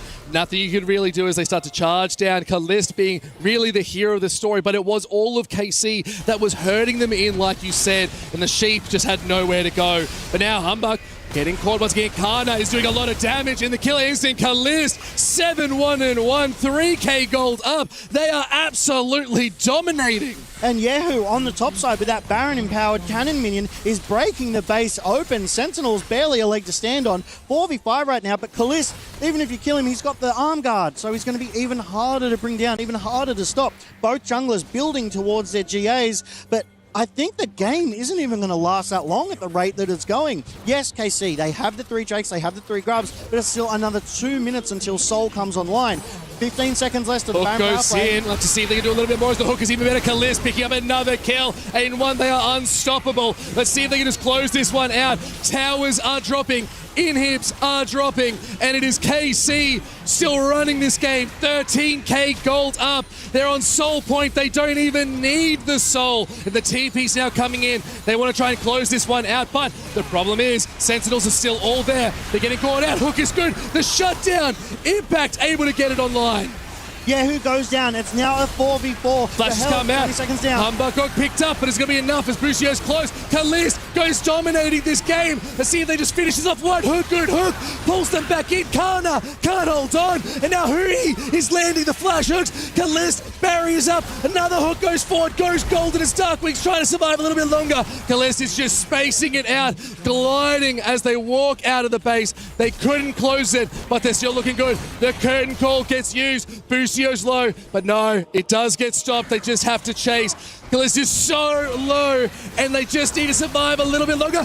No, they flip it. It's too easy. Kallist lands the Acanthian Rain, and it does the damage. Kallist's patience to hold on to that ultimate, to use it defensively to get that shield to be so much harder to kill, keeps him alive, gets the kill on the way out, despite Sentinels having the numbers, despite Sentinels having the speed to catch them. The intelligent gameplay coming out of Kallist there keeps him alive, and the hopes of KC, because if Kallist had died there, Sentinels would have run straight up that mid lane and punished them brutally here. That is the main person we're looking for, but at the same time, Kana getting picked up there too. They just got their first kill of the game, but the damage is good. They're a full build right now, so this Jace is going to be packing a punch. That's what happens when you flame Horizon your opponent. Over 100 CS differential as we take a look at this again. Hui with the flash into the miasma though, so really slows that follow-up engage down.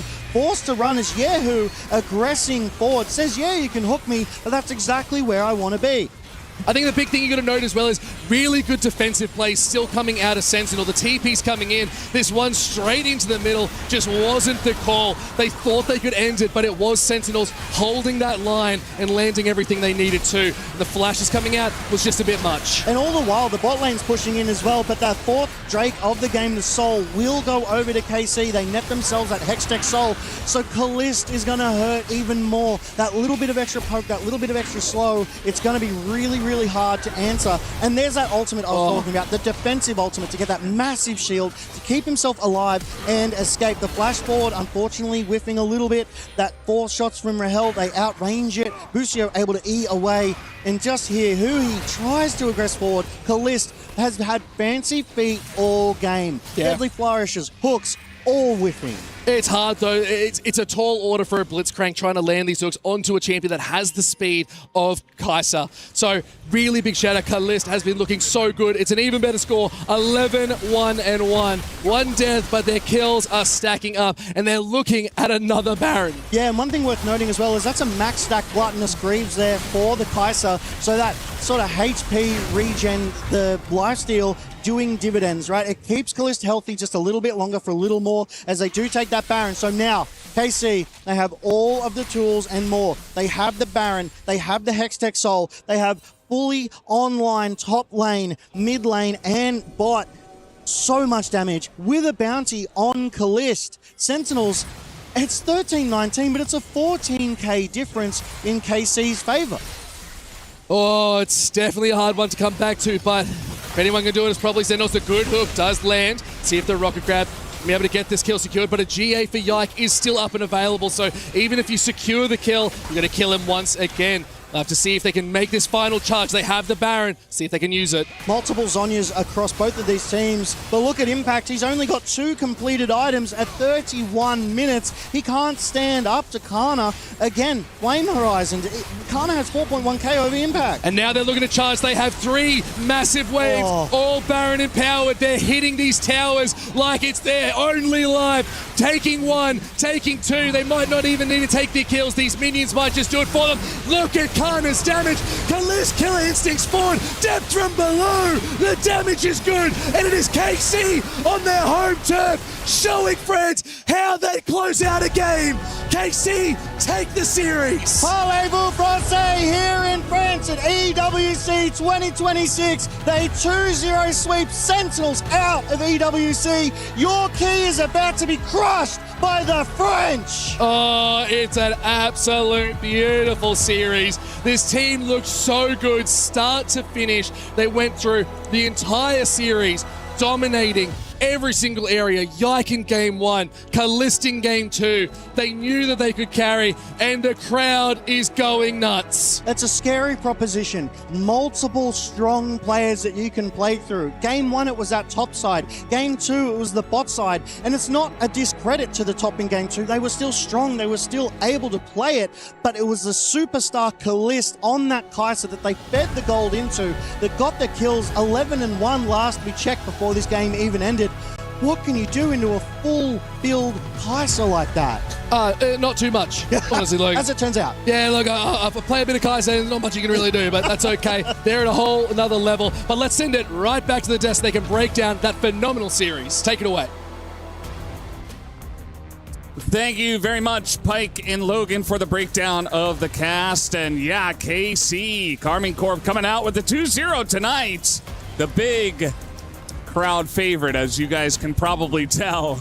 And Sentinels felt like this time, once again, early on, they had some moments, but not enough to actually win the game. Busio here on the Pike, looking fantastic tonight. And yeah, they just came to play. They want to move on to the next level, to the playoffs, and that they will with this victory. Yeah, I mean, this is for sure.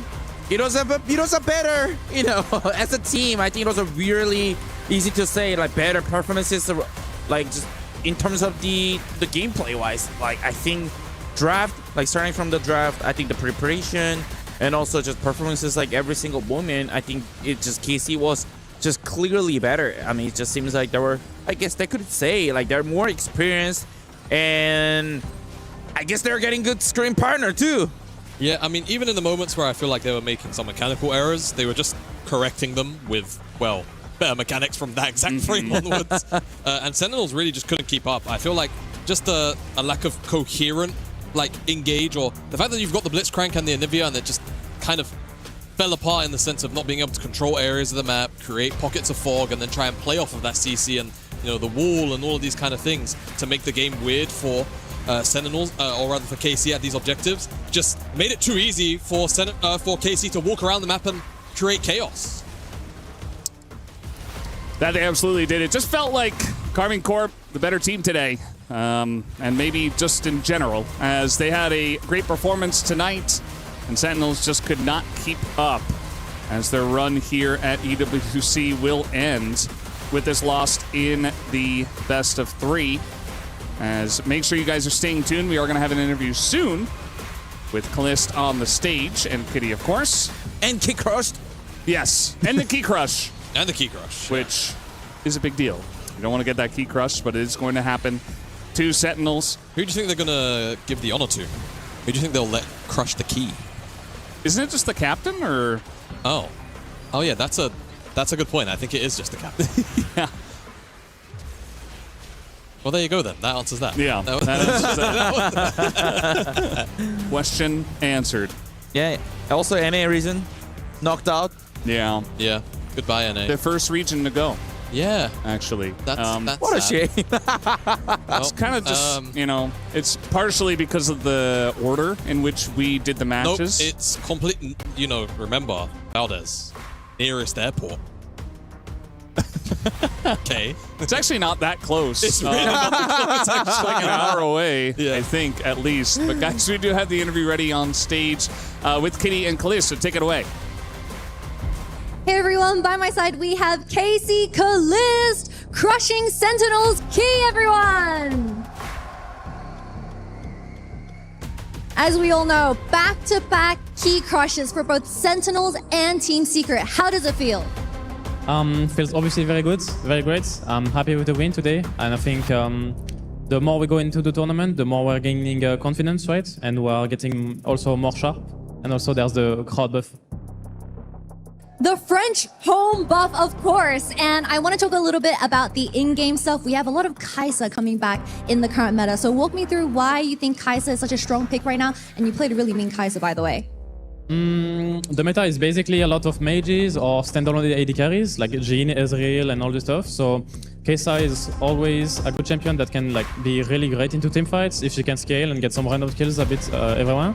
And she's also pretty strong 1v1 at level 6. So it can be a good like nice counter pick later on in the draft. Ooh, a counter pick. And of course, we have a lot of people in the crowd at our secondary stage. So guys, what color is the wall? Blue. Thank you so much to Callist, and we'll see you in the next round.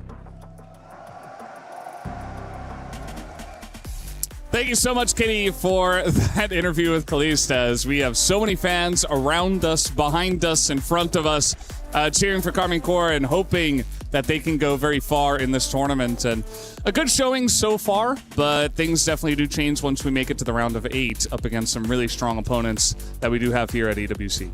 Blue. Blue.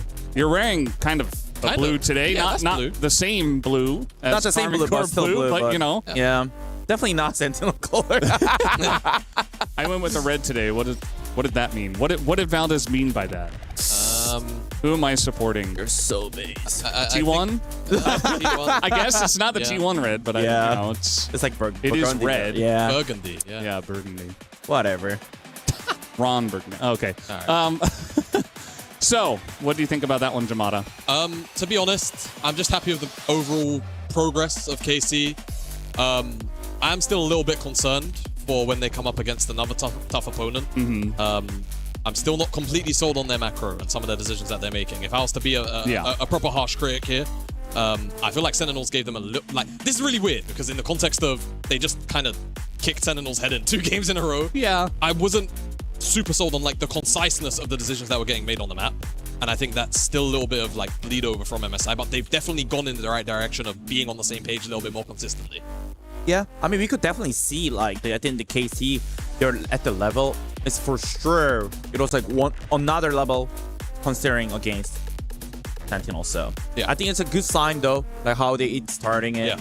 And also I think it's like really, it's like one of the team that actually really, I can't wait for playing against the top team. I know it's gonna be rough, but the thing is, I think the crowd and the passionate and how they play the game. Oh, they've got 6 men in every game. That's what I mean. Like, it's honestly, it's not fair if you guys actually hear and it's like, from the player perspective, like there's somebody outside of the PC. You hear the rumble like every time you make a play. Like it's gotta be insane, you know, and that will amp you up. But at the same time, you know, you have to kind of keep your head about yourself when you've got that level of support in the arena, which we definitely have today for the KC boys. We definitely do. They are the home crowd. There are some other teams that are getting big cheers. Kind of the obvious ones are T1. Even like PLG, HLE got a lot of support as well from the crowd here. I feel like just the Parisian fans, the French fans, are generally very passionate. Obviously, they're mainly going to go for Carmine Corp, but yeah, it is a very cool environment that we do have here. It is not the last best of 3 that we do have today. We do have MIBR versus JDG. We did just see JDG, who did fall in that best of 1. Oh, they gave it to Yahoo. Let's go. Yahoo is going to go ahead. Oh, this is proper sporty. I don't know if you can hear the crowd. They're gonna go way as soon as it breaks. Oh! There you go. Wait, we hear the. Oh yeah. We actually hear the explosion sound. The explosion of the key. You know what I'm saying? Wow, he really crushed them. Oh my god, that one. I mean, I think this one. Wow, like, look at the bottom. Yeah, it is like one of the. Oh, this one really broke. Yeah, it was like I'm pretty sure it was like the most explosive. Look at the. Oh man. Our helper here is trying to take the key out, but he actually can't. It has fused with the bottom. It's actually stuck. That's the. It's like, all right. He's like, all right. So maybe if I come in at this angle. Oh, nice. Okay. He got it. He's like, okay, let me pick up all these little pieces too, because of course they have to do the final shot. Get the picture with the Yahoo and the key. There it is. 2 thumbs up from Yahoo. And 2 thumbs up in the 2-0 for Carmine Corp for the victory over Sentinels. And there you have it. That's the key crush and a very one-sided best of 3. I hope our next one is a little bit closer. I do think that MIBR is better. They're better than we expected. Yeah. But also, I just don't know what that Lion match was. So can we really rate them that high? I don't know. My arms aren't long enough to reach your shoulder, but I'm gonna be gentle when I tell you this. I have a feeling this one might end up being a bit one-sided. You think so? Again. Unless Captain Junjia wants to make it close. Yeah. Have a little fun with it. Which he's partial to. He likes a close game. Yeah. You know, if as it always goes, what's the old copy pasta where it's like, if we are even, I must go in so I can continue, so I can actually create a lead. If I am ahead, I must go in so I can continue to press the lead. And if I'm behind, I must make the play. That you got to gets go us back in into it. to change the state of the game. Yeah. You'll probably see them preparing on stage behind me, so we should be getting into this in just a little bit. But first, guys, we are going to take a little bit of a break, and we'll be back for this last best of 3 of the night.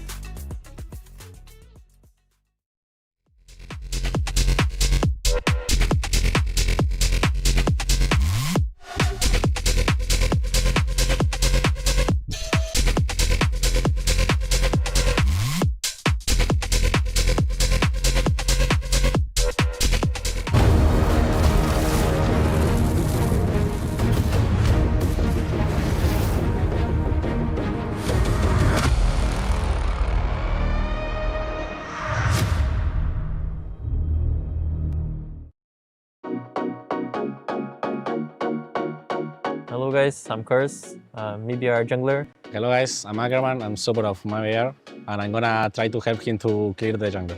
I'm listening. You're gonna move, okay? Don't forget that. I don't know where's the keep. Wait, don't move. Back. Go slow, left, down, bye, up a bit now. Okay, just go. You're going mid, okay? Mid? Yeah, you're in mid now. It's You so have to hard. back. You have to back. No, back, down. Yeah. It's so hard. Keep going. More left. That is fine. Click. Keep going. S. The mouse left. Yeah, now use Q. And you're gonna start the camp. I'm doing it? Yeah, you're doing it. Yeah, but I'm smite? No. I mean, you're almost finished. It's 300. You're gonna smite another camp. Go to your left. No, you're going to rear now. No, down. Click. Go. Full. Go click. Go. Where I am? Now go left. All left. Yeah, all left. Right. Go more. Q. Now you're doing another camp. You're gonna smite. But your mouse needs to be more right. A bit. More. Right now. I just smite. Yeah, you're doing it. Oh, this is so hard actually. Yeah, I don't know where I am. It's so hard. Keep walking. Pull down. A bit more. Down. Yeah, there. More down. Yeah, there. You're gonna start another camp. Did I start? Yes, yeah. You're hitting. Can you more left, the mouse? Up. A bit left. A bit. Down. Keep. You're gonna spam Q, W, E. My W is not up? No. It's up, sorry. Click. Okay, do the Q through the wall, okay? Fine, you're fighting. You're doing camps. What? I'm already here? Yeah, you're already here. And you're gonna do it. Your move is so good. My move is so good? S, just the mouse, just move to left. Another more. Then, Q. I'm doing red? You're doing it. You need to smite. Can you go up? The mouse, go up. Left. Up. Down. Okay, there's smite. Did you finish? Yeah, you're doing it. No, it's 300. It's the... Now you finish. Go down. Can you press space so I can see up? Q. Nice. You're doing... I can say the word. I'm doing do-do? Yeah. You're doing do-do. You're gonna smite. You have another one. But your mouse is so far away. So wait. In the middle. Try to put in the middle. I don't know where it's middle. Actually, you don't know. Right. Down. Then. Right. It's finished. You're finished. Fine. Okay. I kill this once. Yeah, you're killing the... Oh, I can say. Okay, GG. It's so hard. Thanks for watching, guys. My Momo is kind of blind, like listening, but it was fun.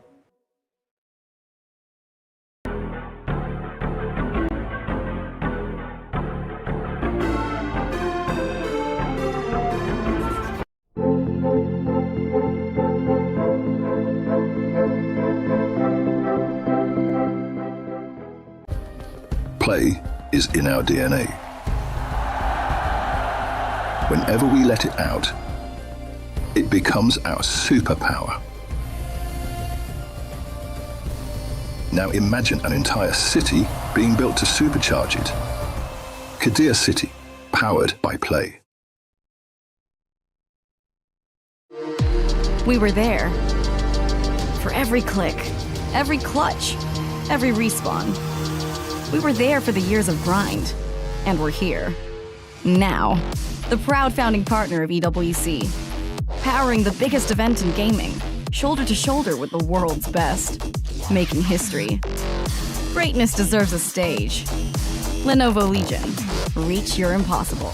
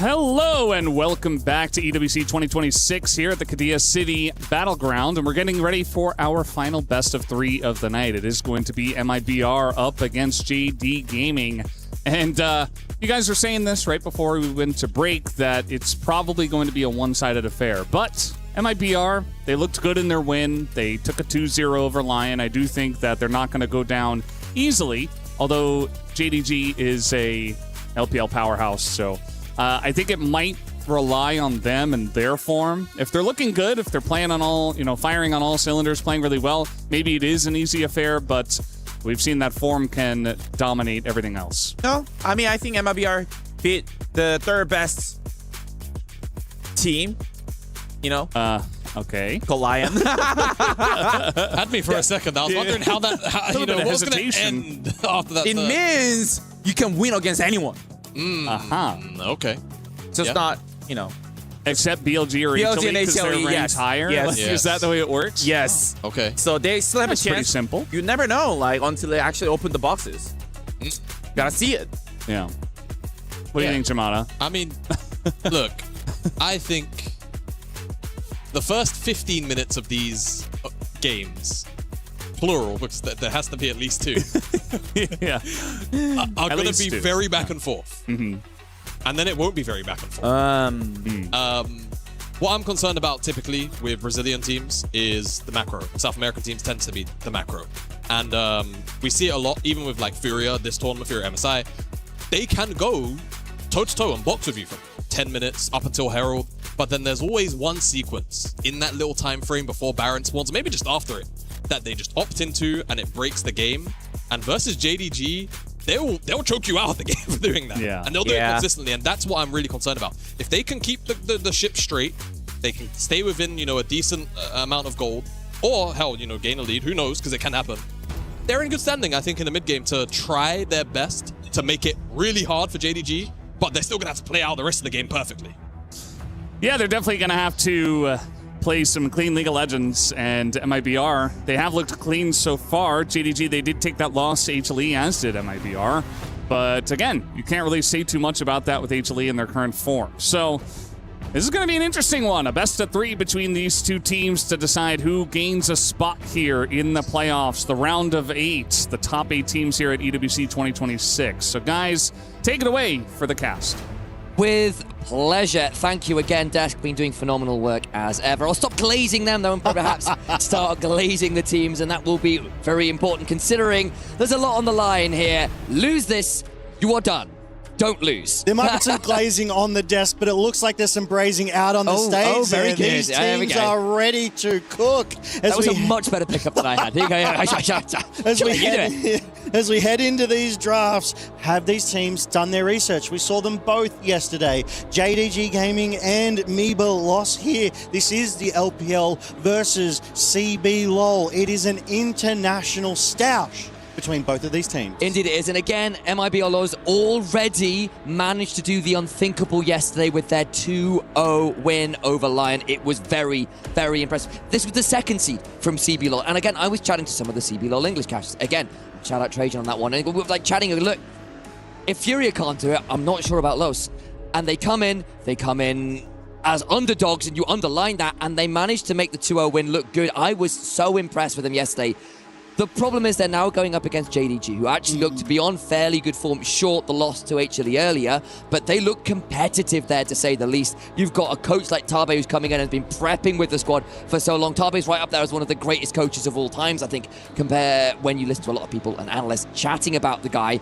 This will be another level of challenge. This is the best of 3. You win, you go forward. You lose, your key goes into that press and gets crushed along with all your hopes and dreams. EWC does like to take its metaphors quite literally. That's it, and I did actually take a look earlier. There are literally the crushed keys over on the stage. I was like, oh my gosh, that's actually real. But imagine how good you would be feeling as Meebalos if you were able to take a game, able to take the series from the likes of JDG. Enetron, InvoKid, they will have been doing their research. They will have been going, these are the picks we want to play, as well as our players, as these picks and bans are coming through. Vayne, Cassiopeia, and I love the Camille ban, that oppressive early support. My eyebrows have however, risen. There we go, get that in the correct English.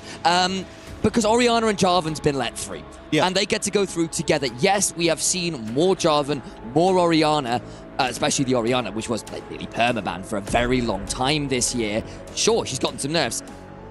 Ori Jarvan is like a combo as old as Orianna Malphite. We are talking a decade plus of this combination because it's real easy and real powerful. That's it. But I mean, at least it's not Nocturne, right? Nocturne has that sort of paranoia, the lights out situation. J4 still has to get a little bit closer to you. It's less of a surprise. You can't expect it, but you can expect things and still get absolutely shut down by them. So it will be on Meebalos here to either take out the J4 or the Orianna before they can get that Wombo combo together. And you do trade off very potent junglers here, and it's a best of 3. You can afford to take some risks in this first game with the Fearless being active again. It's strictly his Fearless best of 1 before this, but let's be real, that's a bit of a meme for a reason. The Lucian gets locked in as well for Dudu, who had a great second game on the Anivia yesterday. Game 1 was Zest with the Vayne. I think there is a reason why JDG have banned the Vayne today. They'll have seen those games and gone, maybe we don't give that one over. That was a little too zesty for my very liking. good, very good. Yeah, right, yeah.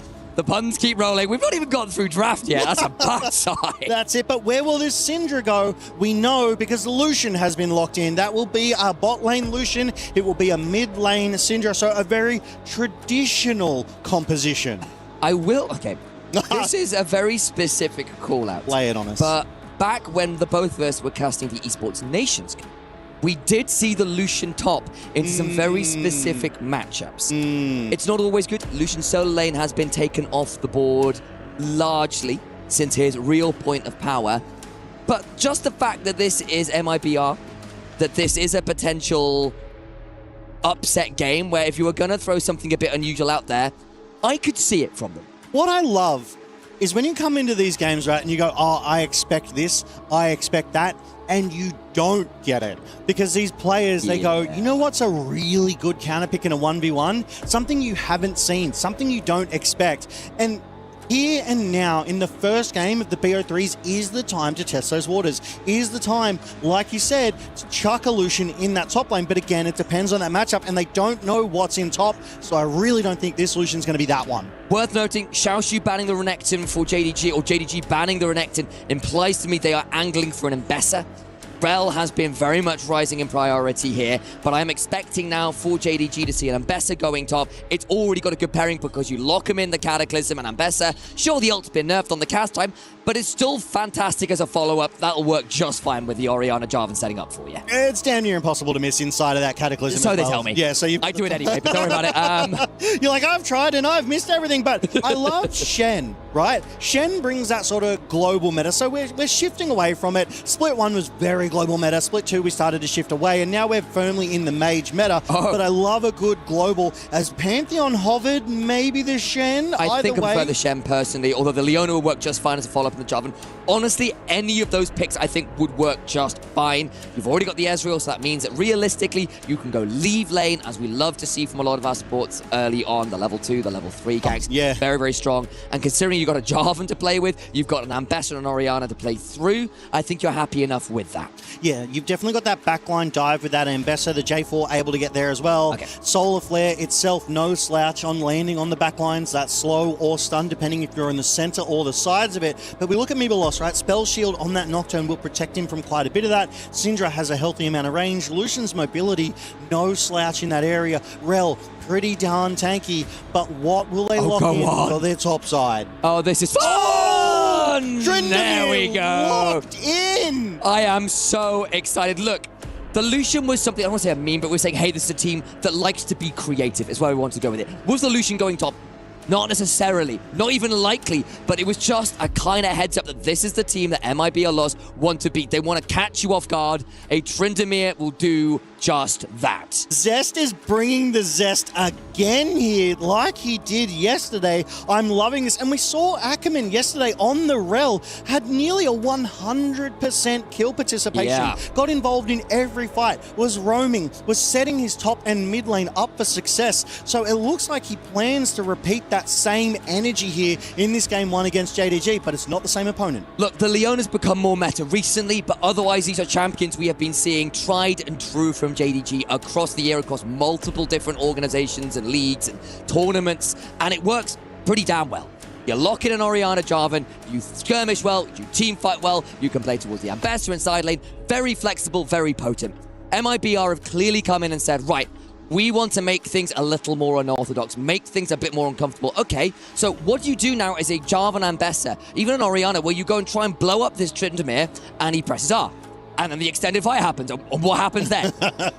Well, we will find out when we hit the rift. But right now, I'm really loving this. We've got a, dare I say, more traditional draft coming out of JDG. That's the way I think of it, yeah. And we've got the spicy, interesting, exciting draft coming out of Mibelos. But that doesn't mean it's going to be an easy win for them, right? These are the best of the best in the world. They have answers. They'll be able to kite. They'll be able to outplay.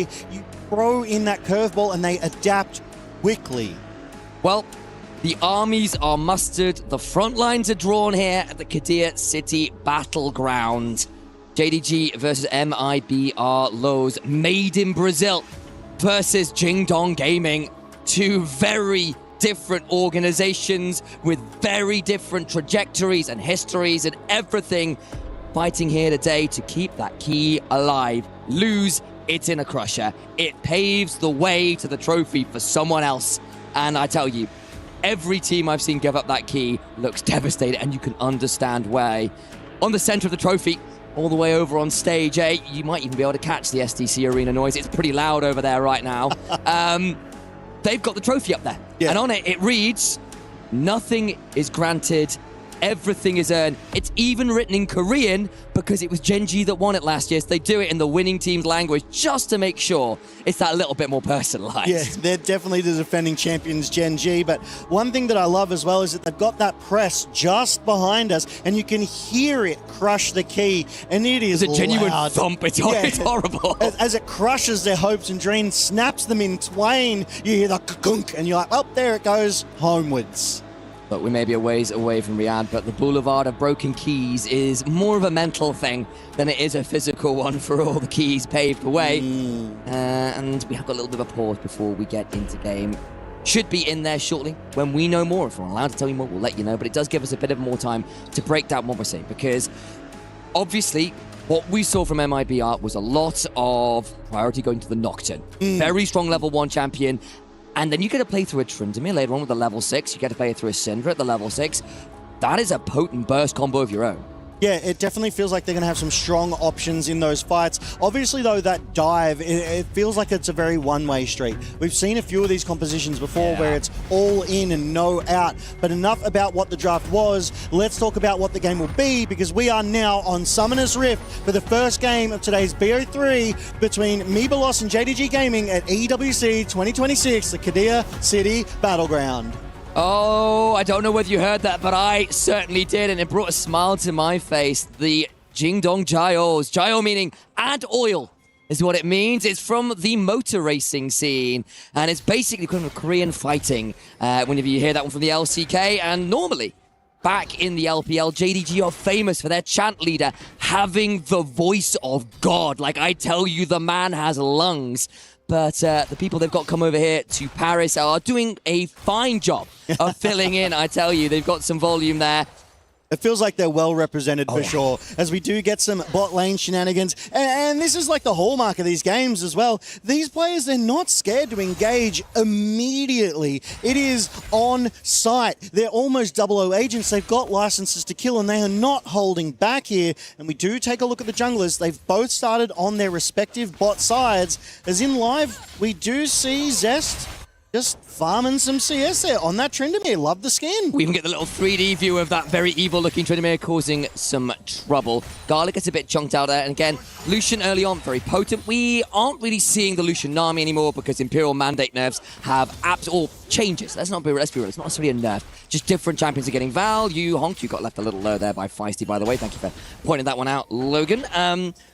But as a result, Lucian's big pairing's been the Millia, banned away, and he still gets that Vigilance passive off. from CC. Oh. Good scatter the weak. Honkyu is not having fun. Those Oriana nerfs proving to be a little bit more than I think Honkyu was necessarily hoping for. Gets the level up, little safer, but yeah, no, I'm a little nervous too, Logan. Honkyu sticking around to make sure he gets that cannon minion, and Feisty ready to punish there. Does have all summoners available, but Honkyu gonna respect the potential damage from Feisty. He's taking that early recall now. So good job by Feisty to get that control. Zest rotating back up to the top. And worth noting, Zest took that opportunity to go into the jungle, which is why he's rotating. So got that ward on the Gromp and has spotted out Junja. You got the priority. One of the best things you can do as a top laner is get a ward that spots out the jungle. We have seen so many top laners. Bin hurts me every time by being a little bit greedy with those ward placements, shall we say. And it makes your life a lot easier, especially in a volatile matchup like Ignite Tryndamere top into Ambessa, about knowing where the jungler is. Not only Ignite, but Hail of Blades as well. This is an aggressive Tryndamere that we will be seeing out of Zest, and I look forward to the impact as they're trading on that top side. Zest going low. Xiaoshu, though, still 75% health, and Zest will respect it, backs away. I love that we're calling a fight that we can't even see right now because I'm seeing the health bars going low on the minimap. Well, we have to look over here, though, as Curse and Ackerman find Vampire on the roam. Crash down with some Ferromancy. Gala zoning off Dudu. Still pretty tanky. Vampire here, but look at the side. Here comes Junja. Dudu in. The flag. The drag. Vampire survives for now. Not staked. Not in the sunlight. Yeah, Vampire flash, heal, burn. We see Junja burn that flash as well. So a great job from Meebalos to get a lot of summoners out. My days, that was close. The ball just went wide, and your former CFO boy is not having the easiest time here. At least it's staying even with the CS. Curse looking for the invade on the respawn of these Raptors and gets it. They go in. There's the crash down. Damage onto Vampire. He's fleeing from the unspeakable horror. Gala goes in with the arcane shift. Went Ackerman's next Q. Flash away from Ackerman. And Gala keeps on rolling forwards. Lethal tempo stack, but can't commit any further. The flash is down. Junja's still chasing here. I don't think he's going to have that much more he can do. The Scuttle Crab has spawned. Ackerman here with Dudu. I don't know about this Junja. Meebalos have the numbers. They're chasing Junja out of the forest jungle here. Well done by Meebalos. What a great sequence of plays. Meebalos aggressed onto JDG, forced 3 flashes out of them, so they knew that they could take this jungle from JDG. JDG didn't want to let it happen. They came back to meet Meebalos. They get first blood on Meebalos with the bounty gold and make good their retreat. All you analysts at home, go look over the past 5 minutes because it starts before this burning the flashes. They re-invade onto the Raptors, and this is the chaos that unfolds. They have the summer advantage to work with. That's it. Summoners can be life or death. As we go back to this top side, Zest retreating from what was doubtlessly a play onto his life. Ackerman, though, in the area to respond. Xiaoshu's going to need to respect this, looking for a play. And he's got level 6 right now. That means he can get so very angry indeed. He's undying with his rage. He flashes over the public execution, but doesn't get the kill. The Ignite's not enough. And Xiaoshu shuts down the Tryndamere. Yeah, that level 6, so important for the play. And Meebalos Curse in the area, though. I think they've overcommitted. They need to kind of just clear this wave, back away, and call it what it is. A lost fight as we go 1-1.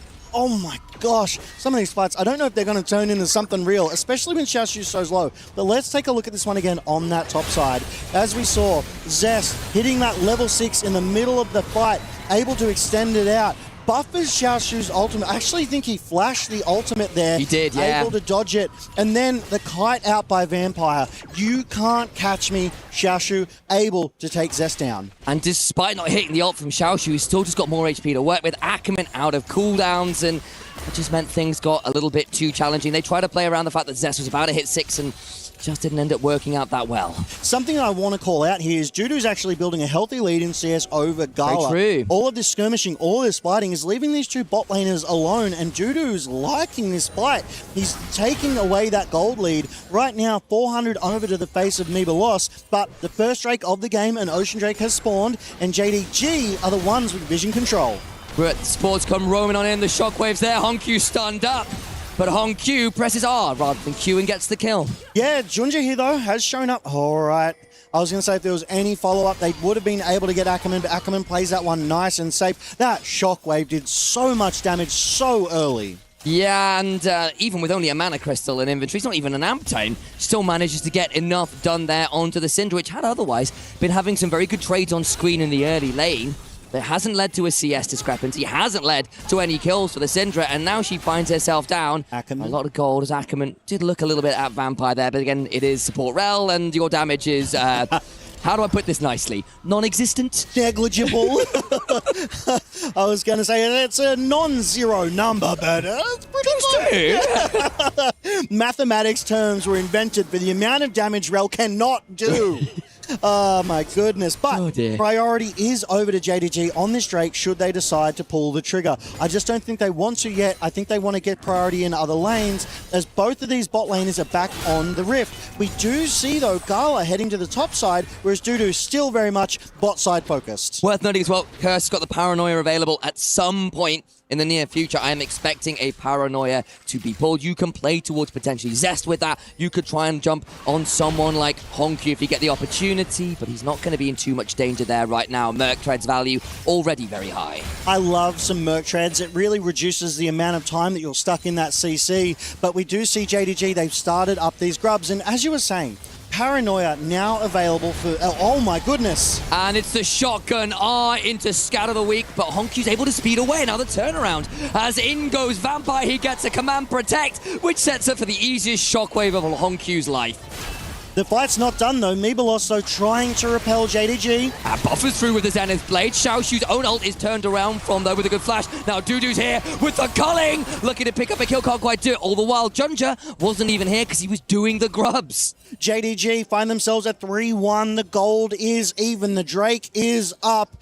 Both teams though looking to return to a sense of normality here after that lengthened skirmish in the mid lane, neither side willing to relinquish, even though JDG did come out on top and secured themselves that grubs. Because like you said, Junja, he was working that jungle objective the whole time. He could have joined, turned it in their favor, but acknowledged he didn't need to. And look, MIB Arlos have tried to put in something spicy, something a bit different, try and catch people off guard. Sure, the Nocturne, not that surprising, but when you go for these plays, you pull all these triggers and you get nothing, you lose kills, you lose the objective, even on the proactive move you make, it's tough to see. Yeah, and I love what happened here, right? So Feisty got a great engage on the Honkyu, a lot of damage down, and we saw Curse immediately rip that Paranoia as we were talking about it. But the response from Vampire critically caught Curse in that shockwave, which dragged him under the turret, and there was nothing for him to do. Eyes on the gold as it stands, only a couple hundred to JDG, but they have gotten themselves those early grubs, and they've kind of weathered some of the early storm that could have gone wrong, but Zest over the wall finds Gala. He's got an R button. That means he can make his rage undying, crash down from Ackerman. What does Gala have to work with? A flash and a dream. Will have the turret aggroed on him, but it's just a spinning slash through, and the Ezreal is decapitated. Yeah, Ackerman had to go in there to take those turret shots, to tank it up for Zest to be able to successfully die, but on the other side of the Rift, returning the favor. The other top laner trying to get something else, but he doesn't have his support with him. And also the Nocturne is here, does not have the Paranoia, so Xiaoshu could be in danger. TP in from the, I want to say the Rel here, has got the Spellbook.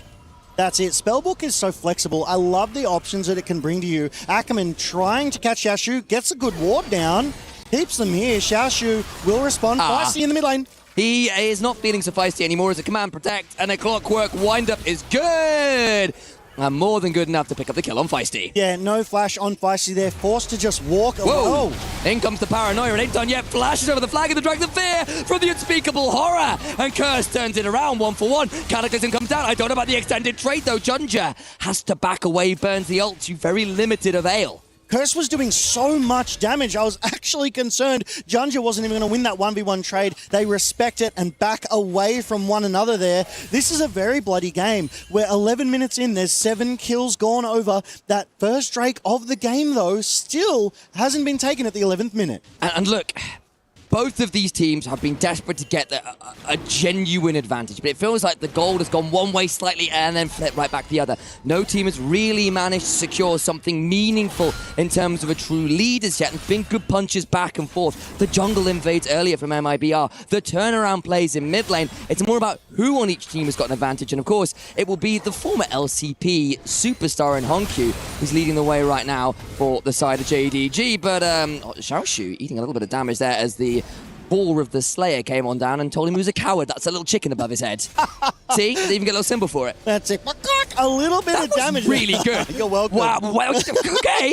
I have it on the soundbar here. I just go, and it's ready to roll. But Xiaoshu just lost 50% of his health, and it feels like all Zest wanted to do was go in, clear the wave, and run away. It's just crazy the amount of damage coming out of this, but does have that one completed item. Xiaoshu, though, with the Eclipse, will now be able to trade a little more effectively, have that buffer. Gold lead, as you said, not too significant. 12 minutes in, 700 over to Mebalos. That's nothing to write home about. CS advantages. Zest is up. Dudu significantly up over Gala, but we've seen Gala here before. We know he can play from behind and get back into this as they jockey for vision control around this first Drake. He's going to need to. The game one on the Mage earlier today was okay, I think is the way to put it. The Syndra was fine, but it wasn't spectacular. It wasn't Gala at its best.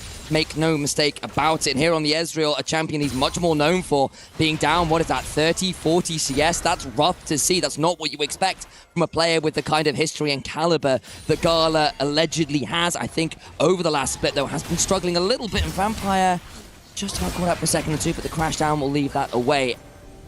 MIB are lost on it, the Dragon. That's it. Mebalos first to this Dragon. Ackerman cleared out that vision, had a little tussle with Vampire. The poke is there. They're zoning them away. Only 2 members of JDG here right now. Gala, back of the Dragon Pit. There goes the paranoia. Junja wins the smite. The shockwave's on. The Magnet Storm follows. And they try to turn around to charge with the backside. Gets damaged down. Junja gets that kill on the Rel. The flag and drag out. Zest is angry. But does he survive? And Vampire flashes for the CC. Cataclysm. Dudu survives. But the rest of the team ain't having so much fun. The barrier gives himself a vigilance. But again, Vampire. The shield is in. And the double tap's hard enough to bring down the Ezreal.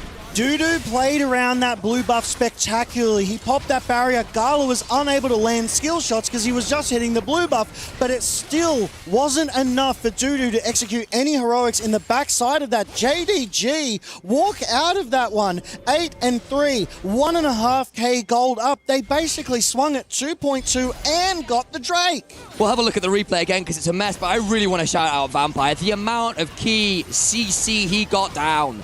Yeah, the Zenith Blade has that small root on it. The Q with the stun, so important as they're playing patiently. Gala over the backside. That paranoia is ripped. The TP committed, but Vampire is just herding Ackerman away here. Tanks some of that culling, protecting the backline of Hong Q and Gala. Zest is trying to get something done, but he just gets brought so low. Vampire, Zenith Blade, Q. The fight's done. Xiaoshu's in the back line. There's nothing Mebalos could do. Turns out that was just a dying rage. The unpart was unfortunately not there, and Vampire, oh, he's the undead one, right? It's in the name. Shows the Tryndamere how it's really done. There's a look at the damage in that fight as well. Xiaoshu popping off on that. Ambessa got in and started spinning around with those blades. A lacerate or two will do that into a clump. I mean, yeah, the #1 damage dealer onto champions. That's what happens when you find your way into the back line. Multiple members, every AoE skill doing maximum amounts of damage. So you really do love to see it. It was a great team fight. Mebalos, every single role quest completed. But JDG, they're on the Rift. They've got the grubs, they got the first Drake, and now they have that Rift Herald. Yeah. They have the potential to crack the mid lane wide open. I completely agree. And again, even things like taking the grubs away from Tryndamere, who wants to spend his life in a side laning. Team fights are harder because you get CC too much and your ult means very little, right? You have limited value from it. Sure, if you get Giga Fed, you two-shot someone. Welcome to your auto crits that come through from your passive. Ain't that a dumb mechanic? Not that I am salty in any way about that. But it's still hard to do. We saw what Vampire could do with that, and denying the split push a little bit, winning these objective fights. Sure, the gold is still within touching distance. I'm a little nervous about how these fights have been playing out over the last 5 minutes. One thing that is working in the favor of Mebalos' bot side at the very least is that Vampire is the one getting the kills, not Gala. So yes, that Leona a little bit tankier than you would probably like, but Dudu and Gala are at least on, Dudu's ahead of Gala. I was going to say relatively even footing. They both have completed items, but that CS advantage means there's a little more gold in the pocket of Dudu, and that means that's an AD carry that Mebalos can rally around and potentially develop into a win condition here. They're going to have to try and make that work. Lucian, wonderful mid-game spike. Harder to execute as the game goes on. You've got to walk that line very carefully on the Lucian to get value out of the fact that you're short range, that you can dash around, but you are then at risk of things like a Jarvan stun, of a Leona jumping on you, of Ambessa getting in range. Zest can't really threat here, not quite down, and he just burns out. He doesn't pull the ult, and he just burns away. I don't know whether he had the ult available. My impression was he did, and he just didn't expect that extended burn. I don't think he expected that amount of damage. Yeah. Every skill shot from Honku landed, took him below 25%. The flag and drag helped. The burn came through and ended him. Now, JDG, they're overloading this bot side. Rift Herald takes the bot side tier 1. We see Junja rushing it into that bot side tier 2. A massive amount of gold injected into the pockets of JDG. They're 3.5k up off this play. So, how much are you missing Honku right now? Look, as an LCP caster, I'm missing him so very, very much. He was CFO's superstar mid laner. We all saw him in 2025 on the global stage. He was able to get so much work done, and honestly, it was a smart decision by JDG to pick him up. Look, he's only been involved, or not been involved rather, in 1 kill. He's been having a great game. 5 of the team's 8 kills, or 9 kills rather, in general. He's been involved in 8 of them. There we go, that's where I was going with it. Numbers are hard. Doing maths on air is always a cardinal sin. Don't do it, guys. That's why we get paid to talk. Correct, yes, the one, not to do maths. 15 seconds on the Dragon as well. But as it stands now, you've got the Blackfire Torch, you've got the Rocket Belt, you've got the Chain Lace Crushes, you've got 8 stacks on the Dark Seal, AP, tankiness, mobility, extended damage. This Orianna is ready to roll. Yeah, absolutely. I mean, 8 out of 9, that's something like an 85% kill participation right now. And I know we said we don't do maths, but I'm pretty comfortable and confident with mine. Jack will correct me. But 4k up for JDG, 1 Drake with the 2nd Drake on the Rift. So I have to imagine JDG is going to be looking to start stacking this win condition up. It will depend on what the soul is, though, which side will ultimately try and claim it. Because if it's a Chemtech, I really like that on the side of JDG. They've got the Bruiser in J4. They've got the tank in Leona. And, you know, Ambessa, no slouch with that damage reduction either. No, and even people like Vampire being so ahead with the upgraded support item, Zest actually now having a bit of a trade with Xiaoxu. Again, that gold lead that Zest did have has kind of disappeared. Sure, you've got this Ravenous Hydra for a bit more sustain, but you go for the all-in right now. I'm not sure you win unless you bring everyone. 5v1! They're going to try and make it happen. There's the public execution.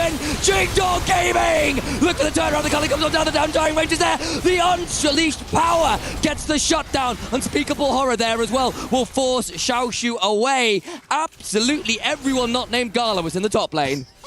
Whoa! They immediately let rip with the TP. They brought 5 members to that top lane. The way JDG responded, though, and were able to turn it around, but Meebelos still come out on top. Well played by them to pull the trigger. Junja, the only one to go down from JDG, but it is something. It is signs of life from Meebelos here. The problem is JDG got members with HP, so they're going to be able to play for this top turret. Gala was alone in mid, got most of the plates there.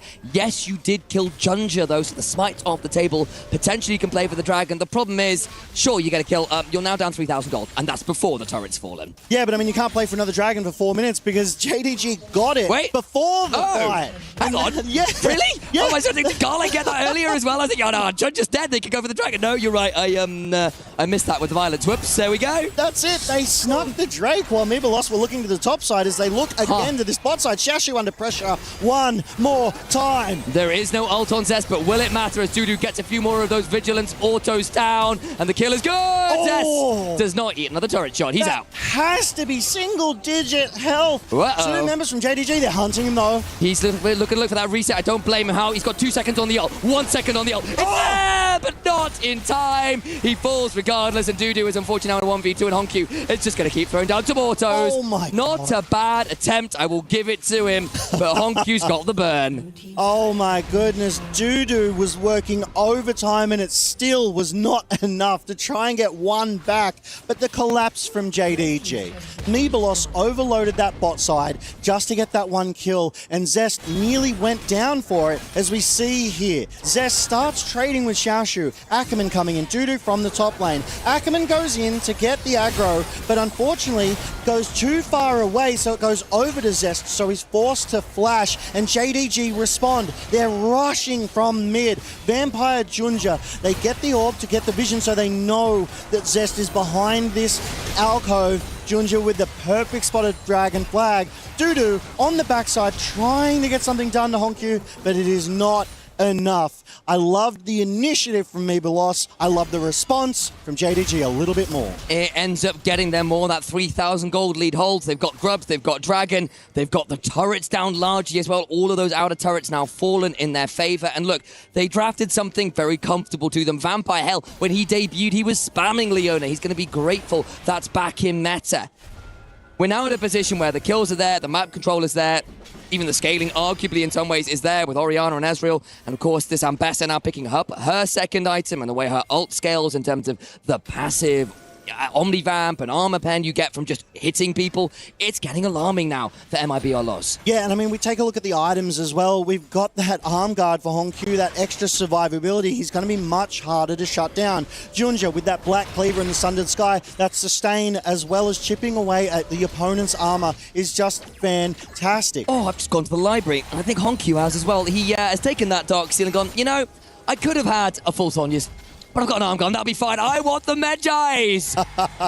He's definitely gone with that more aggressive build. If we were shocked with the damage earlier, we're going to be blown away when he lands that Shockwave coupled with Junja's Cataclysm. It will annihilate, it will delete a team, but 3.5k gold lead, Baron on the Rift, Drake up in 45 seconds.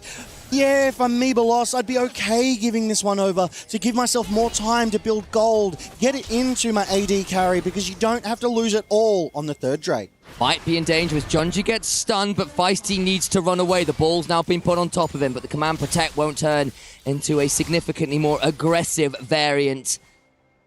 Dragon 20 seconds away. The move speed from this Orianna with the Medjais, with the Command Dissonance, gets very difficult to lock her down, and so easy to pick up the assists with the shields, with the shockwaves. Yeah, but look, JDG, they're in the jungle of Meebalos. It feels like they can't leave the safety of their tier 2 turrets now, and they have all of the vision control that they need for this dragon that has just spawned. I feel like this will be a JDG third dragon, and that will put them on Soul Point. That will put a win condition and a timer in play. I mean, it's already less than 50%. Meebalos aren't even close to this one. And look, you've drafted for a burst comp. You've drafted for Nocturne to ult into a side lane. As there's a play from Vampire, that's very deep, but he's pretty tanky. Paranoia proc, there's the Magus top, look at Gala on the other side, throwing out some Mystic shots. Curse, need to back away, stays alive for now. Xiaoxu trading with Zest, all the while, the public execution puts Lucian in the morgue. Curse taken out as well, and Jingdong Gaming take no prisoners, they only take lives! As Orianna does die, a few pages torn out of the book, but it will matter not in the grand scheme of things. 3 for 1 over to JDG, and we are in the year of 2026. Why are we putting full Cullings into Leonas? Have we not learned? As JDG Gaming, they take the fight, they will take the Baron and inevitably march down on the nexus of Meebalos because there's so many advantages. It's 4.5k gold. They're going to reset and buy some items, but let's take a look at this one again. It starts out pretty innocuously. Vampire, flash E forward, is taken over the wall, but the Protoplasm Belt keeps Vampire alive. The healing comes through, and Dudu, you've already spent everything. JDG collapse, take him out. The Cataclysm locks Meebalos in. It's lucky they got something back. Yeah, literally had the scatter Zonyas and then flashed to get at least an R button down, but that was as best you could do. Feisty gets something, gets a few pages out of the book, but let's be real, 1 kill, couple assists. Honkyu's right back where he started. I don't think he's going to care too much about that. Junja now with the Guardian Angel. Gala edging towards a Shojin himself. We're nearly at what will likely be a Death's Dance or a Guardian Angel for the Ambessa. 3,500 gold, Soul Point. The list just keeps going. Oh, flash forward. It is indeed, and it's a Cataclysm to follow that flash. And Honkyu, well, I said it would be relatively easy to pick up another kill. What do you know? It was. Jarvan sets it up, and Honkyu knocks him down. There's that classic wombo combo you were talking about in the draft, right? It's Junja diving forward with that Cataclysm, that shockwave coming out of Honkyu on that Orianna. you are dead before you can even react. The aggressive flash forward, but they are marching on the Nexus. 5 versus 4. It's a good stun. Gala gets chunked but not down. Could look to reset. Zest isn't there. Finally teleports back in. The Cullen comes on down onto Honky, who needs to flash away. Maybe this is a moment here for Miba Lost to find something. Zest goes spinning in with that spinning slash. The Scout of the Week again onto Xiaoshu. They're trying to turn this one around. Scatters away again. JDG on the retreat, successfully so. Yeah, JDG respecting the potential damage here from Mibalos, and this is part of their intelligent gameplay. This is part of why they are so strong, is that they know when the fight could be 50-50, so they're like, you know what, we don't have to lose it here. We don't have to risk it. We got the inhibitor. We have that mid lane priority and pressure for the next few minutes. And I mean, in the next few minutes, that 4th Drake of the game will come up. JDG doubtlessly want to get that. They're on that sort of soul point. If they can secure it, get the soul, that's another win condition online. Like, I'm not sure they call this a power play at this point. It's +7 gold. But the point is, you still broke the base, still got the inhibitors. Yes, Zest got some gold back. Actually has now got a Lord Dominic's regards. That's a good point for this Tryndamere in terms of your ability to potentially find a way to come back in this game. But still, you are one team fight away from lights out. Make no mistake about it. That's it. And Gala just finished his Shojins, as you called a little earlier as well. So that's a 3-item completed AD carry for JDG, but not to be outdone on the other side. Dare I say, Dudu, still the kind of hope here to play around. For sure. Feisty is stepping up, though, does have the Chovy belt as well. These items coming online, but look at the gold differential. They're currently 4k up, but JDG at one point were 5. So Mibalos, they're not out of this yet, but they are hard up against it. 1 minute till the Drake, 3 minutes till the next possible Baron play here. Mibalos on the defensive. They have to prevent JDG from ending this soon. Zest, at this point, probably has the power to 1v1 most people on the Rift. How often is he going to get a 1v1? I just don't know. I don't see it happening. Yeah, you are so right. Dudu here, though, clearing his wave out. He's the one with the damage. He'll be able to effectively stop these sort of super minions coming through onto the base. 30 seconds till the next Drake, so you see the pings coming down on the minimap. Mibalos want to get some sort of vision control, but JDG will be looking to jump them and get a numbers advantage to try and get this 4th Drake, to try and secure that soul. 3 items largely done across the board for everyone. If there was a point to come back in, well, this would probably do it. JDG in the river first. Control wards in the lime bush, in the banana bush. They do have the priority. They have the control. It is up to Mibalos to force their way in here.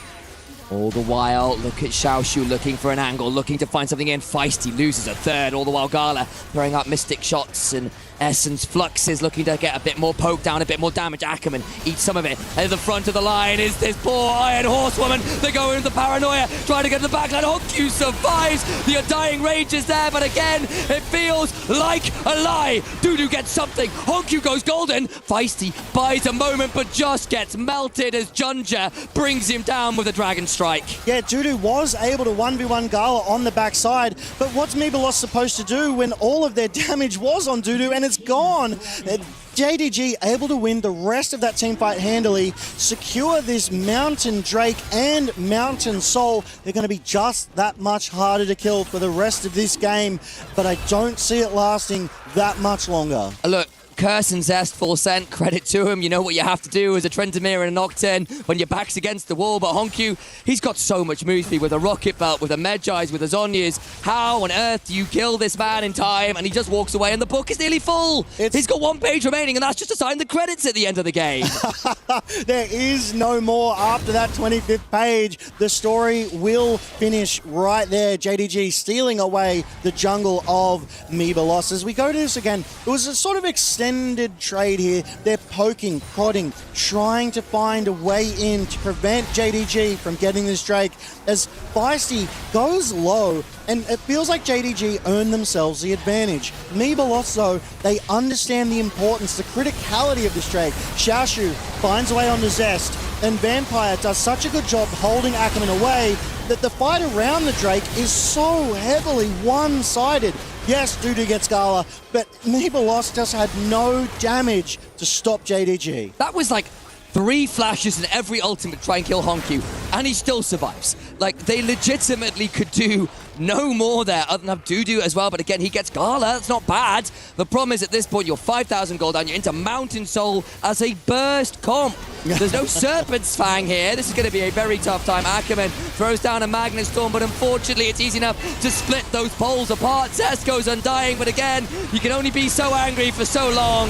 The Cataclysm down. Junja gets the kill. Unstoppable. A double for another one of those LCP imports. A triple to Junja, who might even be able to pick up another.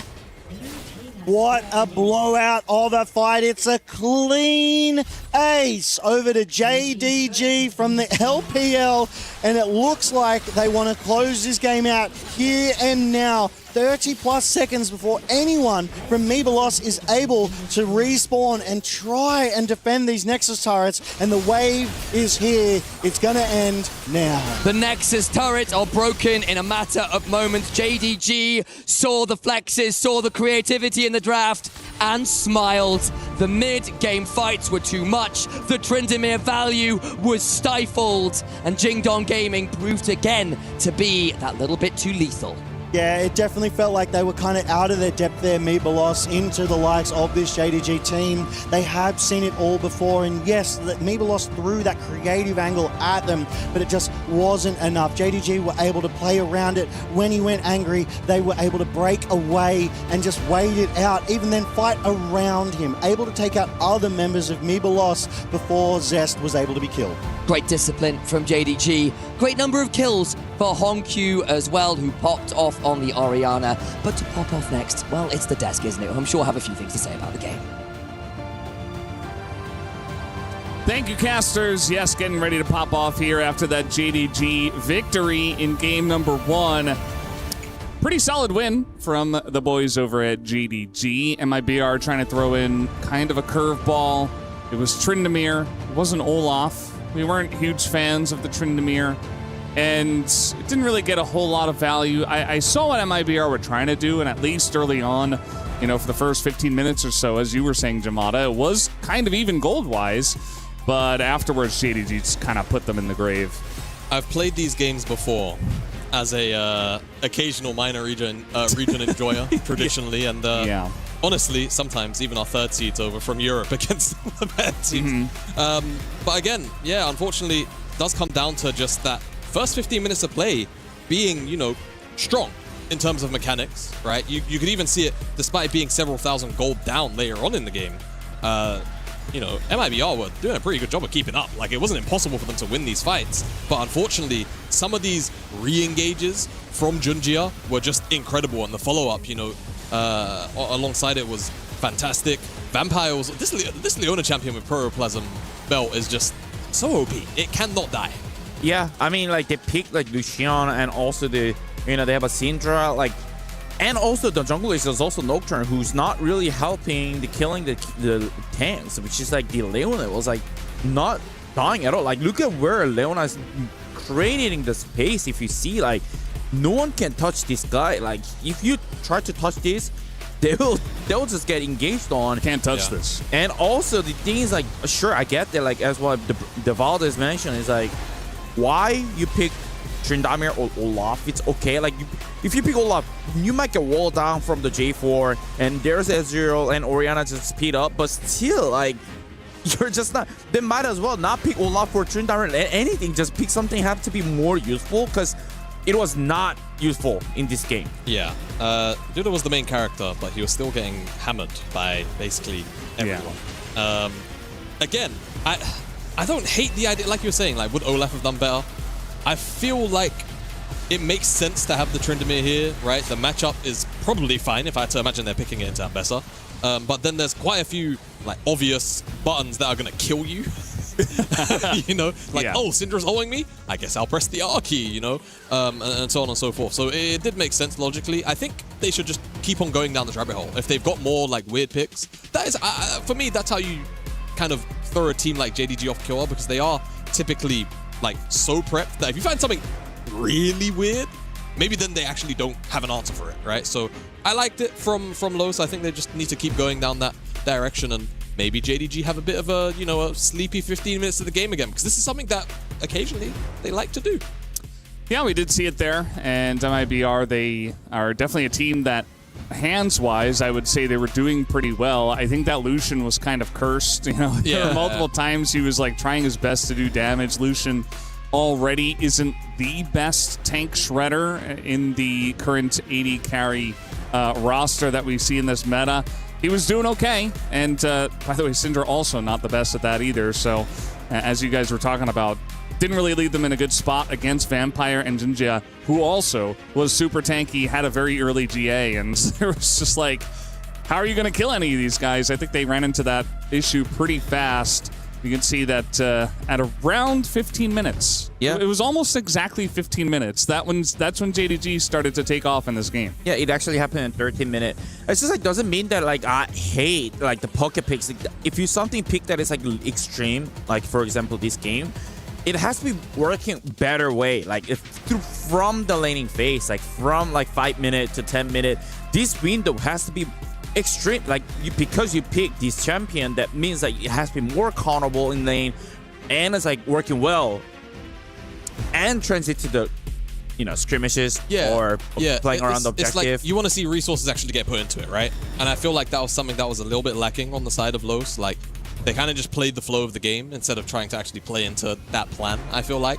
And trying to play into the flow of anything that JDG try and do typically is going to result in, best case chaos, but usually JDG-sided chaos. We got a lot of that, again, once it was actually the first dragon of the game, which was like really weird. Like the first dragon didn't get taken until 13, 14 minutes. But again, another Brazilian tragedy. Yeah, they got to win 2 in a row here if they want to avoid elimination at the EWC 2026 League of Legends matchups that we do have here. So we're going to throw it to a break and come back for game number 2.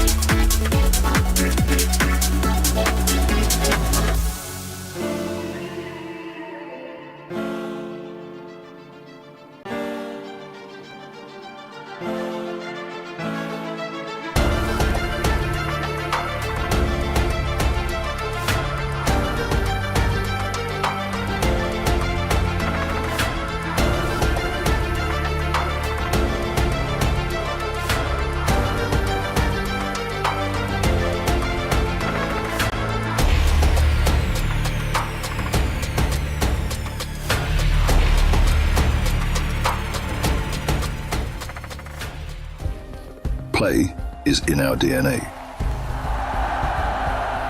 Whenever we let it out, it becomes our superpower. Now imagine an entire city being built to supercharge it. Kadir City, powered by play.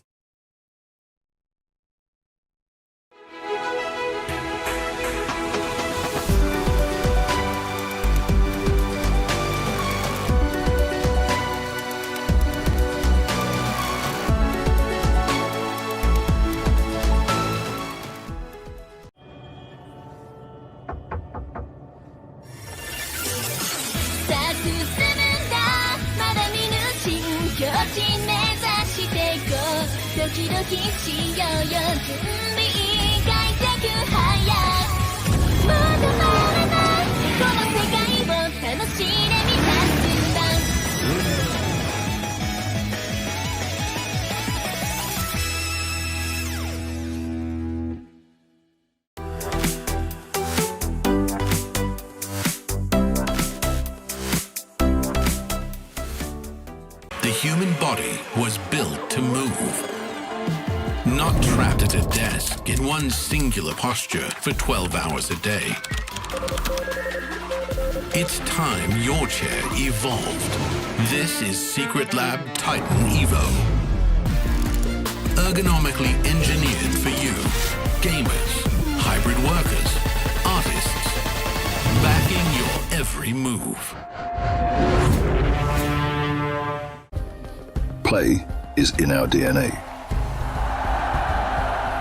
Whenever we let it out, it becomes our superpower. Now imagine an entire city being built to supercharge it. Kadir City, powered by Play.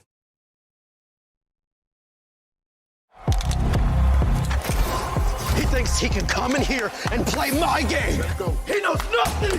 Let's go! Tyler, why? You're done. This is my ladder. You can't climb it. It's better than being hard-sucking masters. You're going too far now. Your eyes buggy. Your elbows ashy. Is that airline? That's an L airline. Somebody better hold me. Okay, yeah. Do something then. Raw energy. Hard, blow the house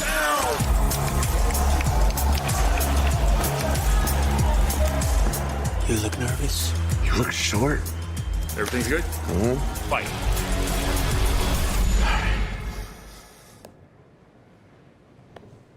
Okay.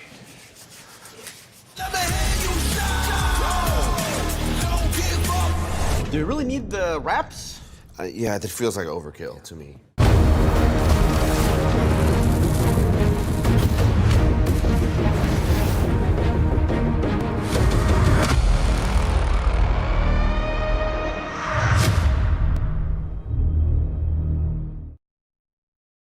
Hello and welcome back to EWC 2026. We're here at the Kadia City Battleground, the secondary stage, right in the middle of a best of three between JDG and MIBR Loss. And so far, it's going as we kind of expected here. Game number one went to about 15 minutes. It was even, it was close. MIBR were looking good. And then all of a sudden, JDG took over and the game kind of ended from there. 20 minutes this time. Okay. Okay. 20 minutes. That's where my head's at. For me, I'm gonna choose 10. How about that? Ooh. Any specific reason for those numbers, or just because I picked 13, just randomly. So my reason is I think they're gonna remember that dragons exist this game. Ah, okay. So the first two are gonna die quickly, but then the third dragon is gonna spawn at around 20 minutes, and the third dragon is gonna be where the tragedy happens. For me, it's gonna be. I think starting from there's gonna be all these skirmish. Grubs and Drake. And that's going to be around 10 minutes. Okay. Yeah, I mean, I wouldn't be surprised if after that first game, JDG are feeling pretty good, pretty confident, and they go ahead and win some of these lanes and are able to roll that into an early snowball. I'm kind of leaning on this is going to go the way of JDG a little bit earlier this time. I think we all are. Yeah, well. I mean, just more so, I think my opinion is I think MIBR, I think they probably realize, going slower than game one is not gonna help them. So that's what I feel. Okay. It's either I think they're crushing Ollie game way harder, or they're gonna try and they might fail with it. So that's why I call it Ollie. I think it's gonna be Ollier than Ollie tempo, faster tempo than the first game, because the first game wasn't really helping for them. So for sure. I think one thing that feels a bit guaranteed, though, is one more weird Zest pick. Yeah? Just one. Has he played a normal champ this tournament, top? I mean, I guess Vayne is, kind of considered normal now. Yeah. She's kind of normal. I feel like our top laners are really... They have a pretty long leash now. They're coach, I can play Urgot. They've gone from, a standard, just regular chain to, one of those fancy, kind of... Yeah. The coach can push the button and let it go as long as... Who let them out of the top doghouse anyway? Vayne becomes a normal. Let's put them back on Gnar, Where's my Cassante? Why do we have to have Urgot and Vex? You really need to do that. Anyway, guys, we are going to jump in a draft here in just a moment, as it is going to be JDG versus MIBR. Again, this is an elimination best of three. If you lose here, your key is crushed. You are out of the tournament. If you win, you move on to the playoffs and you earn a spot in the round of 8. So enough from us. Let's go back to our casters. Thanks for filling there for a second, Valdez. Did manage to put on the wrong headset there briefly, so needed a little bit of saving. Phew, though, we are into draft and it's all working out fine. Didn't need to do us dirty like that. Okay, They can't I even did it see wrong. You us. were fine. I was the one who just didn't look properly and put on the wrong headset. It's okay. It's okay. We're fine.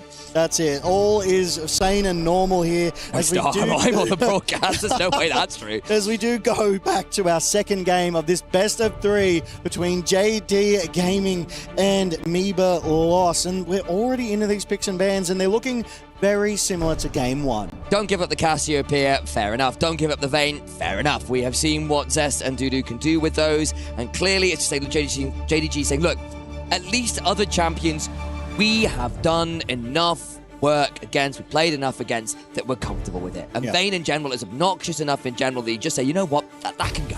Yeah, absolutely. I like these bans. They're high priority bans. Again, keep that Camille out of the hands of your opponents, because if you can't secure it for yourself, then that's not something you want. It can get that very early advantage. Nefiri, Lee Sin and Jace targeted again here, so they really don't want, Meba Lost don't want Junja on these highly aggressive junglers, at least in that early game, but lock in Vi for themselves. Once again, we are seeing MIBR looking to be able to play towards those side lanes. Have a Talia, have a Vi, turn it to a side lane, press R, all is well. And you can match things like that Realm Warp from the Rise very, very easily.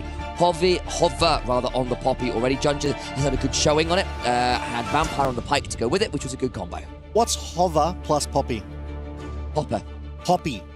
I get it. Hoppy, it all works. But I get it. Yeah, it works. I like this though, right? Because the steadfast presence from the Poppy can shut down a bit of what that Vi wants to do, prevent some of that engage, and really play defensively for JDG. So I already like this kind of counter pick, if you will. It just depends on where that Poppy's going to go. Rumble, obviously top. Rise, obviously mid. Poppy could be jungle, but could also be support. A little bit of a flex. We've seen more of the jungle lately, though. We have, and again, when we've seen things like the Poppy support, it's often been when Camille's been left open.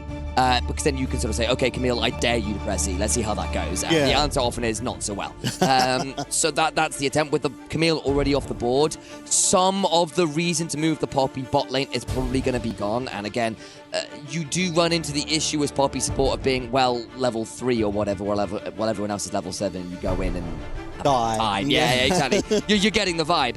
Second phase of bans, though. Feisty with the Gnar pick into the Rumble.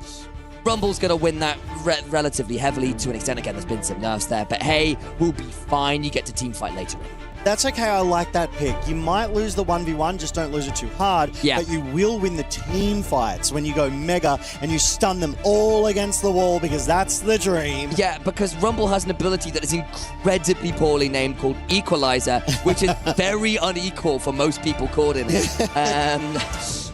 This will be an interesting one to try. Again, we've largely got what we expect to be top sides of the maps locked. The Poppy's still flexible, as we noted, but realistically going jungle, especially considering Junja's history there. It'll be the Nautilus takeaway. We've already seen the Camille. I wonder whether this becomes a Pike to get rid of that kind of hook roaming trifecta we've been seeing come to the fore over the last tournament or two. Yeah, we have definitely seen the rise of Pike. We definitely saw that come through Split 2, multi-regional. I want to say it kicked off more infamously from the LCK, right? People think Carrier, they probably think the Pike combo. People think Carrier, they think the Bard as well. He is responsible for having some influence over the rest of the regions. You know, just a little. Not like a load of supports go, this guy is my idol, for good reason. But then there's the interview with Carrier, like, what can we do to be like you? And he's like, you can't, I'm Carrier. Yeah. And I mean, he's got the skills to back it up. Him and On are the two that you go, I don't trust what happens in your brains, because clearly it ain't like the rest of us, you know? Yeah. And that's a compliment. Oh, yeah, genuine. To clarify, before people think that's an insult. No, those two just are able to do things into the support role that the rest of us largely aren't. Varus gets locked in. We are expecting that to be bot lane. This is a lot more standard from MIBR. I'm hoping this is going to be an on-hit Varus. Poke Varus really does feel quite anemic these days. So then again, with the Vi, with the Talia, maybe just that extra bit of burst from a more standard or old school, I suppose, at this point. Poke Varus would still be fine. We'll wait and see. I do like the last ban coming out of JDG. They're breaking up that traditional, that classic Vi-Ari combo in that mid lane. So it will force Meba Lost to pick something else to work in tandem with that Vi. Something to, Vi will set them up, and then we need a mid laner to knock them down. Of what's available, obviously Orianna is gone. still think there might be the rise up. Sorry, that's take him picked in. by To be JDG. fair, with the Talia already locked in, I guess with the Ari ban, they were saying, hey, we wonder whether this could be a Talia bot. And again, this is something that Dudu's been comfortable to do. We saw a good Cassiopeia game from them. Yesterday, they've seen the Anivia from them already. So they've certainly been willing to pull out those mages that have been running rampant through the meta, to put it mildly. I don't know why I like this one so much, right? I traditionally don't like Jhin in an AD carry role, but I feel like paired with Alistar, it's a dynamic duo. You can't get on top of that Jhin because Alistar's just going to rebuff you. Like, good luck, sayonara. And we've also just seen, this was much more true when Varus was like, holy moly, this champion is ridiculous. Every time he's in bot lane, it's a bad time for everyone else. Jhin was the answer. You'd go down 5k NCS, but it felt like you at least had tools to trade back. Your W matched his Q. You had enough wave clear with your own Q. You could play from range. All those things that gave you options there to get through a laning phase, which a lot of other AD carries just couldn't do it. And of course, you've got the Alistar, and now the Nico locked in will confirm some fun stuff there from MIBR, but they can now go gallivanting elsewhere because the Jin's okay playing the 1v1 / the 1v2. That's it. Another answer into the Varus, but I don't think it fits the composition here, was that Siva. That spell shield, able to stop a lot of that poke, but if it is the on-hit Varus, that spell shield value is mitigated as well. So the Jhin, I think, value definitely increased there, but I love the Nico here coming out of Mibelos, that team fight engage tool. You go in, you get the knock up onto 3+, and then Mibelos just follow up. That Talia's Weaver Wall, they're going to be able to collapse quickly. Varus going to be able to do a lot of damage from a very far distance away. Yeah, as ever, jungle support, mid jungles. Very, very proactive on both sides. We're going to have Realm Warps versus Weaver's Wall, Violts with Nico following along behind it. There's an Alistar on the other side with the Poppy going in. There's lots to consider here, and you're looking towards two side lanes, which you can definitely look to work around. And that's the thing that I really love about the Poppy ult, right? Is it turns those fights unfair in your favor. You get an ult onto 1, 2, suddenly it turns into a 3v5 and it's good night. Well, unless your name is Taki, right? How you managed to spider naut his way back into 2 fights from Poppy ults. And it's not the first time we've seen that either. If you can get that hook off at the right time, it's like your ult is wasted. But enough about the draft that was. We are talking about the game that will be, as we are now on the rift for our second game here of today's best of 3 between JDG and Mibelos at EWC 26 in the Kadea City Battleground. Very good. You know what the present is for me? It's casting with Logan. There we go. We get all 3 in there, and I get the cheesy line. Sometimes this job allows me to be a very silly human. It's great. Right, so early game, I am expecting Poppy probably to be trying to get pretty active. Xiaoshu's gone for the Ignite, I will note. We've got Honkyu with the Ghost to match Feisty's done something very similar. So some fun stuff with our summoners at the very least. A lot less teleports than I've grown used to. Yeah, earlier we were casting a game that had like 3 TPs on one side, 2 on the other. And 3 globals. These fights broke out and everyone was there. But I will note the cleanse from Gala, respecting the CC that Mibelos has brought to bear. A really heads-up choice on this summoner's spell here. You were calling out that Poppy, and we have seen Poppy be a little slower in some other games to have any impact. But I really think they can have a lot of early game presence and impact here as well. And in the hands of Junja, I believe it can happen. And the junglers are on opposite sides of the rift, so they'll be pathing down to the bot in about 3 minutes and vice versa. And Vi is not really a champion until she's level 3. She needs a few abilities to actually be good, and that's one of the reasons things like the Nocturne is often really challenging for the Vi to manage, because you do lose all of those fights around your own Raptors to Honkyu. Burning the Ghost, Feisty now returning the favor. The Unraveled Earth is there, and their threaded volleys come on down. Just be a couple of summoners traded there. Deathfire Touch ticking a little bit there, but Feisty, I think on the whole, a little happier to get caught briefly by that spell flux, but no overload to follow. Junja is mid though. Already here. There's the Rune Prison, and this is the combo. Flashes to prevent the easy wall block, but it's a shove back regardless. Bit of a speed up with the Storm Rager Surge, and Honkyu gets first bloods. We were looking at the 1v1, and Honkyu was throwing skill shots galore, and Feisty had the fancy feet, was dodging everything, was starting to trade back into Honkyu, but Honkyu kept the play going, baited it out, bought time for Junja to follow up. Yes, it cost the Ghost and Flash out of Junja, but it cost both from Feisty, and I would argue that that is fantastic, and they put the gold in the right place on to Honkyu. Q. He just came off a game where he popped off on the Orianna and clearly getting the rise, looking to do something very similar. Vampire forced to flash in that bot lane. There was a damage from this double-ranged bot lane, proving to be a little bit more dangerous than I think they were hoping for. The Comet lands onto Gala as well, who can't return with the 4th shot. But the fact that I'm seeing a Comet on Dudu as well, that suggests to me we have got Poke Varus. That's the one. So the plan then will be to sit at long range while this this Vi go in, this Nico go in. Varus wants to stay in those back lines untouched, poking with that Q, doing so much damage. But here's that Junja we were talking about. That early aggression. Junja here with the Shark version of Poppy. I have decided Xiaoshu's got an Ignite. There is no Meganar. Current aggro is dropped. Oh, the level up. And that level up makes things a bit challenging. And actually, here's Ackerman. Maybe JD going to deep. The 2-man route makes things spicy. Just goes over the wall. Oh, dear. That was a step too far. And Junja's alive. No way. When's Ackerman's next? Blooming burst. There's that ability name. Steps on forward to Xiaoshu and forces the flash away. The flame spitter on. Yeah, TP back to that top lane to try and get some XP off this wave before it dies to that turret, but we go to this replay here in the mid lane, and this is a little late, right? Honkyu's low mana. He'd already sent a lot of skill shots at Feisty, who he dodged. Early flash is good, but the flash from Junja to get in front of him and knock him back to Honkyu to buy the time to get more autos down, beautifully layered there to finish off that mid laner.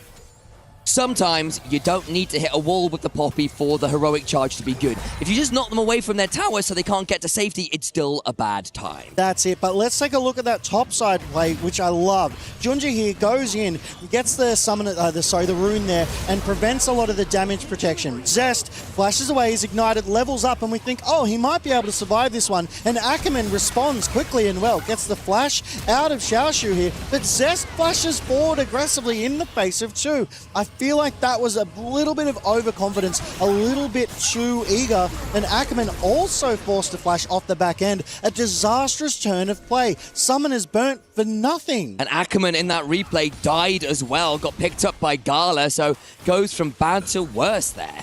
Yeah, JDG find themselves up 3-0 at 5 minutes. First streak of the game has spawned. 1.3k gold lead right now. JDG, they're off to the races here in this game too. And as a reminder to every one of you watching at home, if you lose here and now, your key is crushed. You are done and dusted. Hopes and dreams of winning EWC 26 shattered. Look, you keep the frame. That was part of it. You don't keep the key. What you get instead is kind of a replacement for how far you got through the tournament. Feisty gets himself Rune Prisoned, does not pass go, but has a get-out-of-jail-free card named Ackerman. Gets out there every time I see the Rune Prison. I have to admit, Monopoly goes through my brain because that's just who I am as a human. But that's the thing, Ackerman is being in the right place at the right time. It's just the plays go bad. They're making some of these decisions, I feel, a little too late once the player's already done and dusted. And JDG, you know they're responding. Oh no. That's a bit rough. The deadly flourish from downtown means it's a flash Rune Prison and Curse as well. Cursed. You bring up that CC timer, right? You know when you're playing solo queue and you go, oh, how long was I CC'd for? That was 100% of their health bar. Oh, Vampire walks out of the bush and gets a pulverize. We're getting the zoom in. Very nice production. There's a trample after an ignite. Junja gets a stun into the wall. Not quite, but unfortunately for Ackerman, that slight miss means nothing. This 6.5 minutes has been nothing short of disastrous for Mibelos, and I don't like saying that. One. There's the pulverize. Don't get to miss that one now. They're going to try and get a third. There's one more to go. Junja's going to get the stun into the wall. The flash away. Misses the 4th shot. That's not bad going, but the deadly flourish still lands, and you can miss all the shots in the world. It won't matter in the end as Dudu tries, and it's not bad feet. The problem is there's only so much you can dance before the stage runs out. That's it. Overwhelming odds in the favor of JDG. They set that up as Xiaoshu here has to run. But where does he run to? There's a cease and desist, and unfortunately for you, Xiaoshu, there is no way to avoid that particular court order. Vi gets that kill. And I do like that Zest didn't try and go back in. He would have given Xiaoshu the opportunity to get a kill. Honkyu, Realm Warps in, gets the kill on to Zest. Nothing comes for free, does it? MIBR, even when they do get the kill, it comes with a punish. Honkyu pulls off the Realm Warp, and now he's 2-0-1 as well. What do you do? It just feels like JDG Gaming have all of the plays. They have the initiative. They have the mobility to get the numbers advantage where Mebalos are playing from behind, and the advantages keep stacking in JDG's favor. That first Drake of the game is still on the Rift, but the grubs are coming up. 2.5k gold advantage over to JDG. They're just winning every fight. They are. And again, this is a comp that you've got the Rumble, you've got the Rise, hell, even the Jin, right? You kind of want that item to get in here, so when you come to this fight, that first ult really stings. But as it stands, with Junja top, they're looking to punish Zest again. Who cares about the objectives? Vampire was getting tipped away, faked to run away, but they hung about. It's 3v1. Wave clearly decided he needs to go into a cupcake or something, so they'll skin him alive. Zest into the mixture. Oh, well, this is JDG in fine form. They've got these plays. They're communicating clearly. Junja is everywhere. Folks, I wish you could see me and Logan right now, because our hands just keep coming up in the air. It's like, what would he do? It's really oppressive to see. And unfortunately for MIBR on the other side, right, their ability to make a counterplay just hasn't happened. They tried to get the counterpunch topside. Zest flashed in and died. They try to get the kill with the Vi topside, and then Honku realm warps and makes it a done deal on the other side. Junja's now got those grubs, so the objective stacking is beginning again for JDG. They found 2,500 gold to the good, and it's been spread across some really nasty members. Yeah, we do see some pings coming down on the Drake as Junja gets those grubs. So Mebalos obviously want to try and contest for an objective here. They get that Scuttle Crab, so they will have that vision around the Drake for when JDG go to start it up. But JDG, their stranglehold is tightening. Their grip on this game too is only getting stronger. 9 minutes in, it's 9 kills. I feel like I'm back home in the LCP. A kill a minute is our bread and butter. Oh, isn't it just? LCP is a wonderful region to watch, guys. If you're not doing it already. I'd also highly shout out things like the LPL as well. To be honest, you can't go too far wrong watching regional league in general. There's some great matchups to be found wherever you turn your eyes. That said, for now, our eyes are here in Paris, and that means we'll probably able to lock in a little bit more about what's going to be happening over the next few moments. Dragons up, JDG thinking about moving up for it. They've got grubs to their name, so maybe they're more interested in getting that gold and getting those turrets. Yeah, they would. Sorry, No, they were definitely pushing up for priority there so that they could make that first move. They even had the ward in that Drake pit, so they knew if Mebalos were going to make a play, but they made it so that they couldn't even make that play. So their vision control working really, really well for them here too. But let's take a look at where the gold is. It's jungle, it's mid, it's all of the bot. The only person who is up is Zest, and it's barely. And he's still down most of a level. Is part of the problem here, and he's still actually down about 5 to 10 CS. That's not a great spot when your win is 70 gold on the other side because it's a turret plate and assist to your name. Yeah, Junja has started that Drake up as Vampire and Gala contest with Ackerman and Dudu. They want to make sure that they cannot find an angle in. Vampire, job done, will try and push Feisty away, but Honku has an angle on Curse here. Taken 2/3 of his HP bar. That tick will keep going with the Deathfire touch on the other side. There's a route there onto Ackerman. That's not the clone. The shape changer won't save you there. Junja gets the smite fight. The cease and desist buffers through some of the CC, but Curse again can't quite survive. Vampire's left low. Death flashes for the knockup. Doesn't get Vampire. The headbutt away. They do get that kill. And now actually Junja's in danger. The hammer shot means nothing. Shut down to MIBR. Signs of life for Los. Mebalos reap the rewards of a fight well fought. They cut that gold lead down to 1.5k. At least 2 members of JDG go down there. So JDG at 8, Mebalos at 3. However, JDG did get that Mountain Drake. So they got the objective, gave a kill over or 2, but it's nothing really to worry about here. And this is where it all started. Gala on the backside gets that deadly flourish onto Ackerman. He's able to press forward, gets the heal, Drake goes down, Curse too deep. JDG collapsed, but Mebalos have the angle here. The curtain call comes out, but it's mitigated by the clone. All the while we come back to live and we get a zoom on out as Vampire's just about able to escape. Everyone else appears to be alive. Feisty throwing out some of those threaded volleys, but they're just a little shy of Honku. We do see that role quest completed come through for Feisty, so I dare say he's been more mid-laney than Honku has, because he completed his quest first, but that also tells me that Honku has been willing to leave the lane to impact those jungle objectives, and that's where JDG are ahead right now. They have the 3 grubs, they have that Drake, and they still have a hold of a 1.5k gold advantage, but like you said, I'm loving the signs of life from Meebalos. We needed to see some because it was getting very problematic. The problem is Junja is still very far ahead in terms of the kills. He's still got a Rise who's well ahead of curve. He's got 2 kills and 2 assists before he's even got a Roa completed, which is a bit dodgy. However, MIB are lost now towards this bot lane. Curse was zooming on over, trying to find the angle. The 2 junglers trading. Gala at 2/3. Feisty flashes to try and get to Junja and doesn't really find anything. That's a bit much. Yeah, a lot of trading going on, but no kill potential coming down. The only members of Meebalos with flashes is Dudu and Ackerman. Whereas we take a look at JDG, Xiaoshu, fight breaks out. Bonq over the wall of the red buff, getting some CC. The deadly flourish to flash into the wall. Heroic charge, and Curse is on the wrong end of their hero's hammer. Feisty tries to rock surf away and just about escapes on the tide. Yeah, the Realm Warp was very aggressive. They thought they saw an angle to get more, but Feisty, as you say, with that rock surf, that movement speed, able to escape the follow-up from Hong Q. So I really like that getaway. 9-3, well mitigated by Meebalos. Vampire with the Hex Flash over the wall into a headbutt and a Pulverize and a Rune Prison. Do not pass go, but you will pick up 300 odd gold. But the shutdown is significantly more, and Feisty gets something for their time. Yeah, they were trying to juggle that aggro, but they just didn't get enough damage down quick enough, and Feisty plays that well enough, buys that time, gets the turret damage down, so thank you, turret damage. It was more than Feisty could have done on his own. Now it's only 1,500 gold, and Feisty needed that. He's actually within touching distance. That was like 700 odd gold. That's what, like 2 kills worth there, practically? Yeah.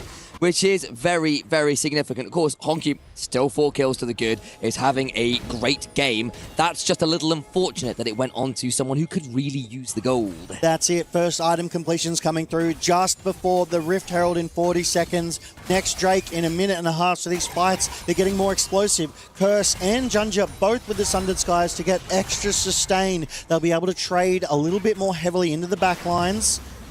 They might need to do that as well, considering we've got the Herald coming up, and I am, as you noted, kind of expecting some violence. Violence? No way! It's in the name! Surely not. Gala gets rooted, the Weaver's Wall is here, the Pop Blossom comes down, onto 2, Chains of Corruption, Junja is gone. That was a great sequence of plays from Meebalos to punish Junja there. The flash out of Xiaoshu dodges that ultimate from Zest, so you love to see that commitment. And over in the picture-in-picture, the Rift Herald has spawned, but Meebalos, they saw Junja in the jungle and said, not today. That Pop Blossom from Ackerman onto 2, the Chains of Corruption from Dudu to follow up and lock him down. Costs you a summoner or 2, you get some in trade, and that means that the setup for those objectives isn't there. And again, that gold lead that was looking pretty significant, let's call it that kindly, for JDG has really dwindled away. This is doable, I think, for MIBR at this kind of discrepancy. Get to back again, pick up more components, and look to try and find another angle in the upcoming fight. And I love the resilience of these teams, right? Sometimes these teams can be down 3, 4, 5, 6k we've seen before, and they fight their way back in because they're so resilient, because they're mentals, they've been practicing their training. Feisty is on a ward though, and we do see Vampire marking Feisty out. So this will be interesting to see if JDG want to go for a play on this top side, but Meebalos look to be overloading that bot side.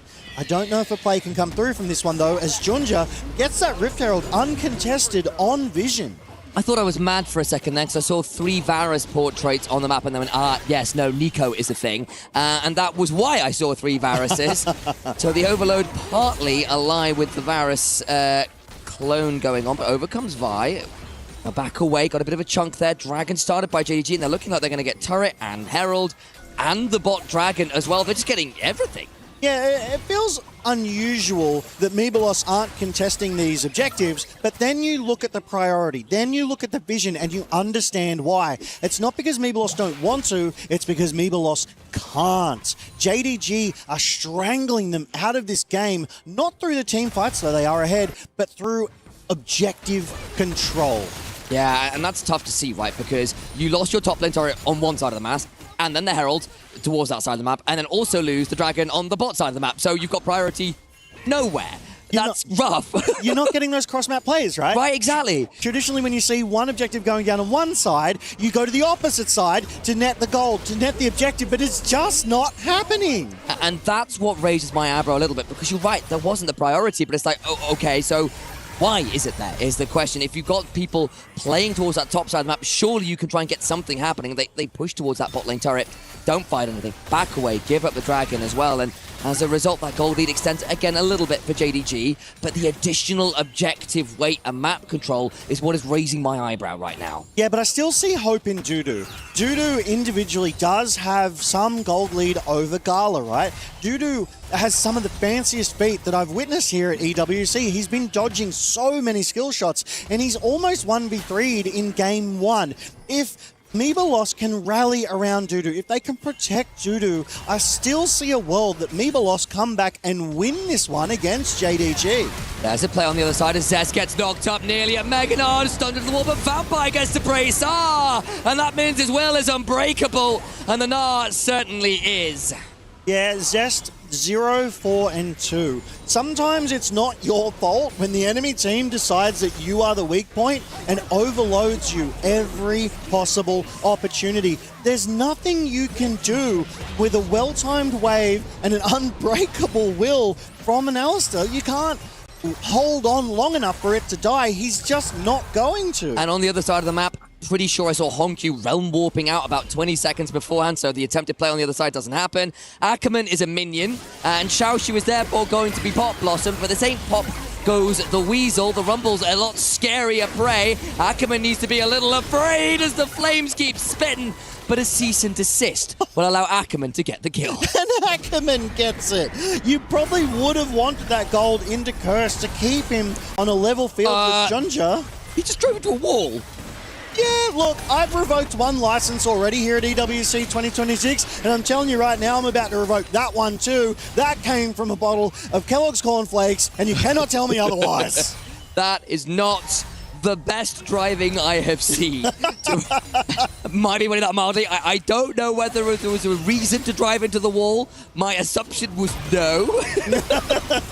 That Deadly Flourish goes out onto the clone of Ackerman. That clone from Nico, well-timed, can prevent so many things. It can stop the CC. It can stop multiple shots coming out of the Jhin. So really useful tool to have as Ackerman goes exploring. And we haven't really given time over to these supports. These supports have been, incrementally assisting their teams. Vampire 1, 1, and 6 though, as a fight breaking out. TP from Vampire with that spellbook on the Alistair, the Equalizer down as well, but now here comes the rest of MIB are lost, and there's a Talia Weaver's wall in, the Vault Breaker. Vampire makes himself unbreakable, but his body is looking a little bit beaten and bruised, and Zest finally gets some vengeance. But that was 5 and 1 on the bot side. All they got was an Alistair and an ult. JDG, they're running up the mid, they're running up the top side, they're taking those cross-map objectives where Meebalos hasn't been able to do that before, and they are punished for overloading that. They get 3 plates top, they get a turret in mid.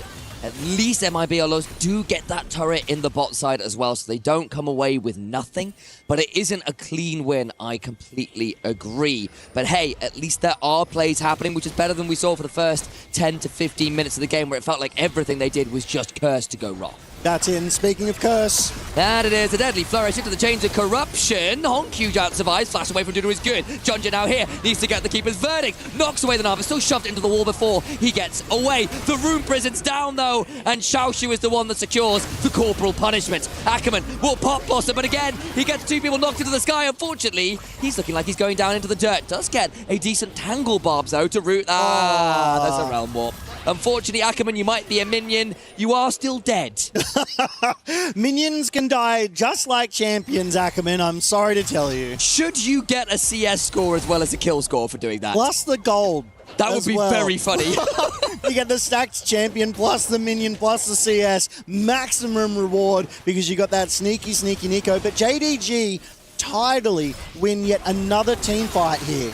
Vampire gets hit by the rocket belt into the seismic shove. The equalizer to the wave. Very clean, Xiaoxu. So they get that shoved so you can't get anything there. They're already on the dragon. That's sole point for JDG. 3,000 gold in the advantage, and the map control continues to be stifling. Yeah, and we take a look at this one again. Meebalos Curse. He thinks he has an angle onto Honkyu because Dudu's here as well, but Vampire is here again. He forces the flash out of Dudu, and then Junja with that ultimate, is able to turn the fight back in their numbers advantage again. Sees more on the bot side, while on the top side, Feisty is being plugged at by Gala, so able to keep Feisty out of this one.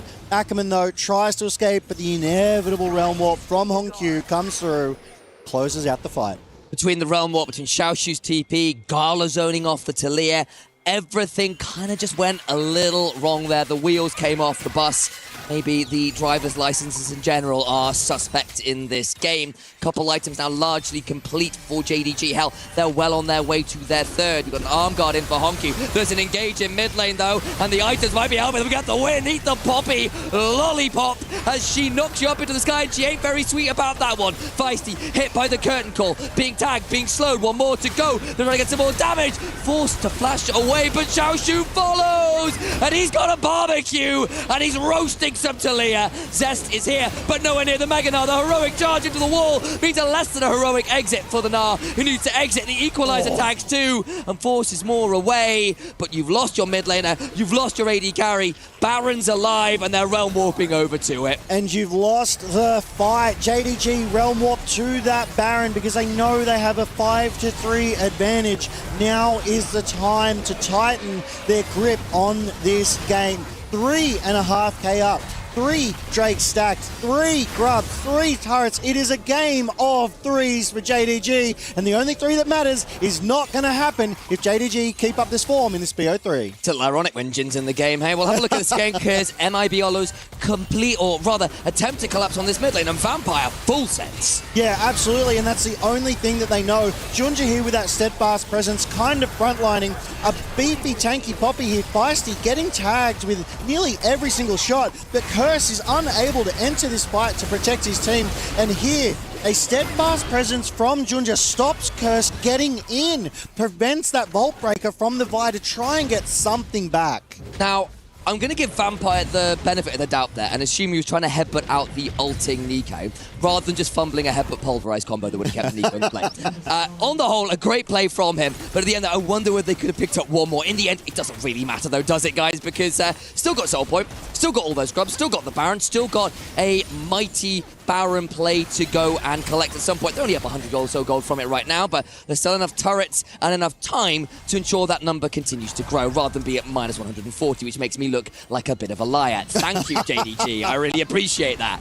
Hey, look, we're all fans of JDG. We're all fans of Mebalos because we are all fans of League of Legends, and we are getting a great game of it here and now at EWC 2026. But a minute and a half before the 4th Drake of the game, Baron, it's currently on JDG, so it won't be around for another 4.5 minutes, and they're looking to siege the base of Mebalos. Curse going in here, though. Deadly flourish onto Feisty's a little bit dodgy, as Ackerman was looking for the flank, had got that flash, didn't get the opportunity in the picture-in-picture. Thank you, production. We see Xiaoshu pick up that tier 2 in the top side that was already so heavily damaged by Hongqiu's split-pushing ways.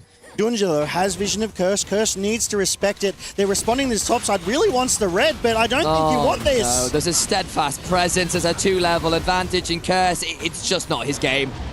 Curse, I have to question the decision there to try and contest for that when he saw JDG were pushing up through the mid lane. Now it's a 5v4 advantage over to JDG. Their gold lead is ballooning out to 5k. The power play getting even bigger here. Dudu trying to get some chip damage. Balloon's looking like a Zeppelin at this point. It's in the stratosphere. Very, very scary indeed. And now the power play is a little bit more meaningful. There we go. Appreciate that, JDG.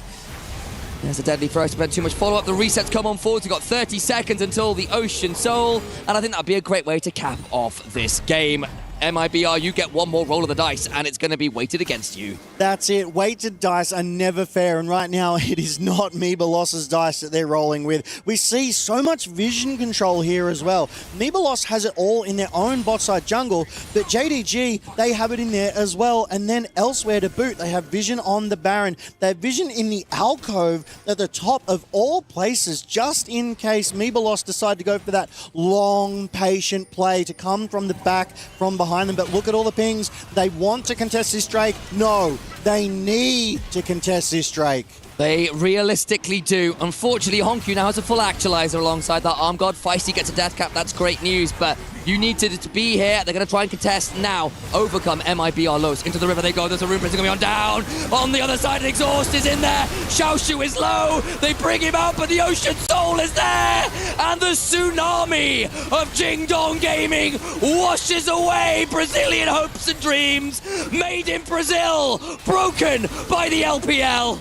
Here in France, we do love to see it due to, Vampire is just tanking everything, letting JDG run them down. And these defensive pop blossoms from Ackerman ain't it, because JDG aren't letting him get in. He can't find a way to get that heroic pop blossom for his team to collapse around. Curse back here trying to do something. But to the Nexus turrets we look, and JDG will take no prisoners, waste no time. They've got keys to crush. MIBR must hand over their keys to the kingdom, over to Jingdong Gaming with a pneumatic press in their eyes and some glee at their destruction of MIBR Los. They continue. Unfortunately for Los, they're on their way home. That's it. The LPL has sent the CB LOL packing. They will crush that key. The EWC 2026 road ends here for them, but JDG have earned their position into the next rounds tomorrow. A fantastic showing from them. Strong, dominant, great form, and you want to ride this high for the rest of your run. You really, really do. And JDG, they've shown some good games here. They were competitive against H-Chile, and I think on the other side for MIBR Los, this wasn't their game. It wasn't their series. They looked unfortunately outmatched, but I think yesterday you have to remember how good they were. Again, they got that incredible knockout. They turned up in a way that a lot of people thought they just couldn't do, and credit really has to be given. They can go home with their heads held high. Yes, they will be disappointed. Yes, they will be frustrated with this series, but there are great things to take back to the CB LOL and to feel proud and confident about going forwards. Yeah, they definitely made a great run deep into that second day here. Mibelos obviously making a little farther than Furia, so they can be very, very happy with that as well. Coming into this as the second seed, as we have said before, but here we go with these highlights, and we are going to throw over to the hosts and analysts to check this one out. Thank you very much, guys, for that final cast on the day, the 2-0 here from JDG. It felt like it was written on the wall, but at least MIBR were able to put up a good fight here tonight, as our casters already did get into. And we're taking a look at the highlights here. There were some moments where it did look like MIBR maybe overextended early on and really gave Jinjiao once again, who really just kind of holds the key to this bus, it feels like, for He's JDG. the driver. He is the driver. He decides when they get on the bus, off the bus, like, are they going to the rest stops? You know, he is the one. He says, okay, I'm going bot, we're diving. I'm going top, we're diving. He just makes everything happen. I don't know if Dagon has ever brought this metaphor to the LCK about Kanavi and the cage. Dagon? Yeah. If you're unfamiliar with it, with HLE, Kanavi, psychopath jungler, we all know that. Yeah. He brings junglers into the cage and he clubs them over the head. Okay, that's... He makes the games very, very messy. That's Junjia. Junjia is that guy. Junjia has a cage himself. Pretty violent. It is, but that's what goes on inside of these games. They love to skirmish, and JDG, you know, they made the game about that. And they did it very quickly. Like that. Yeah. Like we just saw. Yeah. And it's just very difficult to outpace this team. But, you know, it's very few teams in the world that can realistically do it consistently. And it is their one and true strength. And even though, you know, so far this tournament, we haven't seen some of the majors come out from Gali yet. If they're just confident in playing this style, then at the end of the day, how many times have we seen teams consistently go through entire tournaments where they just kind of forego the meta and they just play what they're particularly good at? I mean, 100%. And I think it's like more so, I think from, you know, like we did kind of call out like what Zets is gonna play it out, like, right? Like no normal top later, or, you know, we were kind of discussing was Vayne is gonna be, you know, like the normal pick for top, but I mean this time he did play an R, and yeah, I mean there was no like not much a surprise because it was like rumbling into an R matchup, and it's like, as we said, like Junjia was there to help him out and just trying to roll it out from the early game, so it was really easy to manage for JDG. It's just like skirmishing, based on what they have, the champion and what they had a lead. So I think it was a pretty much clean game from the JDG. Clean series, I would say, to be the closing up too. Yeah, I didn't feel like they made many mistakes in this one, and I feel like their team fighting was certainly on a different level. That was kind of the biggest thing that stood out to me, is that MIBR, laning phase, their hands, they're good, but there were many times in that series where like dude is just left out by his lonesome. Like that one team fight in the top river in this game where it was like, oh, they knocked the Gnar away and the Vi went in kind of alone, and it was like the Varus just dies for free, so kind of all over the place. JDG looking very good, though, so we are going to hand it over to Kitty for the interview with Xiaoshu. Hey everyone, we are here for the post-game interview with JDG 小徐。欢迎小徐选手来到我们的赛后采访。Well, it's going to be your first time attending EWC in Paris. So far, how has the experience been? 因为也是小徐第一次来到巴黎来参加 EWC 的比赛，所以目前在这里的氛围和体验如何呢？就是虽然是第一次来巴黎吧，但是来这边几天就感觉很舒服吧，过得。It's been a very comfortable trip in Paris so far.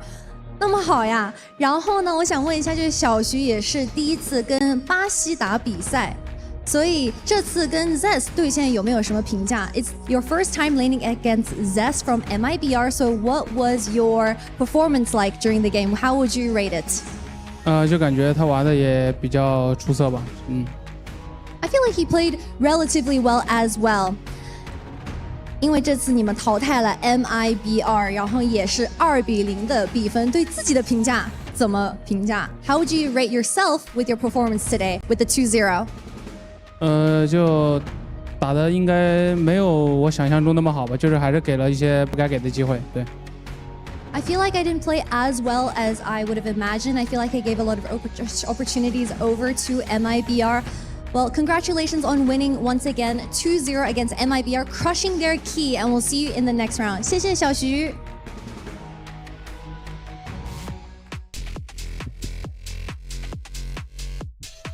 Thank you very much, Kitty and Xiaoshu. As you could tell that even though they did take the win, he said in his interview, there were still a lot of mistakes made and we can play better. And we know this always happens with a lot of our good teams where it's like, yeah, they can beat up on some of the minor regions and some of these other teams where they make it look easy, but they know that in order to really push their limits and make it to the top of the playoffs, they got to play better than this. Yeah, I mean, for sure. Like, it's going to be same thing again. Like, for tomorrow, like, if they perform like this against, like, better team, like, better seed, like, I think it's going to be rough for sure. But the thing is, like, they've been not, like, experiences, like, for... especially like MSI, they didn't attempt, so like this could be like one of the getting warmed up, and they didn't even play like that many games, right? Like, so the BO, they had to deal with the BO1, and this is like BO3, they the first time playing. So I think it's gonna be one of the progress. They get warmed up and then transit to day 3 for the playoff. I think that's gonna be the really exciting point. Yeah, I agree with that. I think especially because typically whenever Tabe teams show up at internationals, I think they're notoriously slow, actually, at like ramping up. They end up turning into late game powerhouses, a little bit like the Fayed T1, as it were. Yeah. But yeah, we'll see how they shape up, because I think, against, say, HLE, Genji, hell, even a T1, we just spoke about them, it could be a little bit difficult to topple them quite easily, as there you see, Gala handling the key. Yes. And that is the pre-crushed key of MIBR. How many pieces? I'm going to go with 4. I think that's pretty consistent. Yeah, when Yahoo smashed it earlier, it was like... I mean, you see... like, the residue is still there. Yeah, I mean, look at that. Look at all the shards. I think that was all from that here key. we go. Ooh. Oh, yeah. Oh! Jeez. That one might have been a clean. I got actually scared. I don't know how loud it is at home, but I promise you, we're like... That's like, what, like 50 feet away? Yeah, like... From where we are? That like, was loud. Yeah. Like 50 meters, yeah, I'll say. But like, I got jump scared. Like, I'm not gonna lie. It's really loud. Like, I actually jumped there. That's a clean break. You can see that, there was like a jagged edge on the left side of that key. So yeah, with that, MIBR is out, and the hopes of Brazil also out. as JDG will take the last one of them out of the tournament, out of EWC 2026 for League of Legends. And yeah, kind of does make sense with this. JDG will move on to the round of 8. Yep. They did lose a best of 1 earlier today versus HLE, I believe. Yeah, that was the second match we had today. So they did that, but they come back, they beat MIBR, and they're off to the races. And still looking pretty good, but again, I don't feel like all that tested so far. Yeah, I mean, that's why we mentioned it, right? Like, I think that if they keep these performances, you know, even through the interview, he was like, I'm not really that happy. Yeah.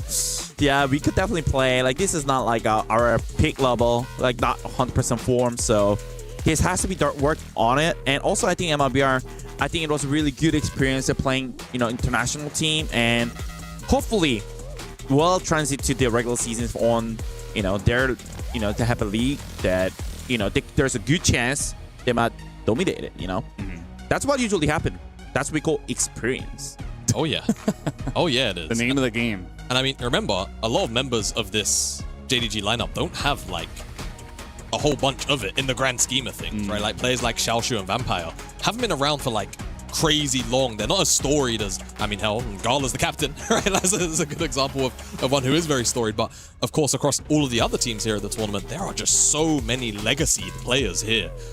So that, you know, additional experience here at EWC is really going to help them out. Yeah, absolutely. Well, thank you so much, guys. It's been a pretty short day, especially compared to yesterday, which was a bit of a marathon, but we got through 2 best of 1s and 2 best of 3s just to get some more seeds into the playoffs. We're done here on the secondary stage at the Qiddiya City Battleground, and you can go over to Stream A to check out what is a very interesting series so far between D+ Kia and G2. And then we'll have the draw as well as we do make it into playoffs. So make sure you guys are sticking tuned, and we'll be back tomorrow for more action.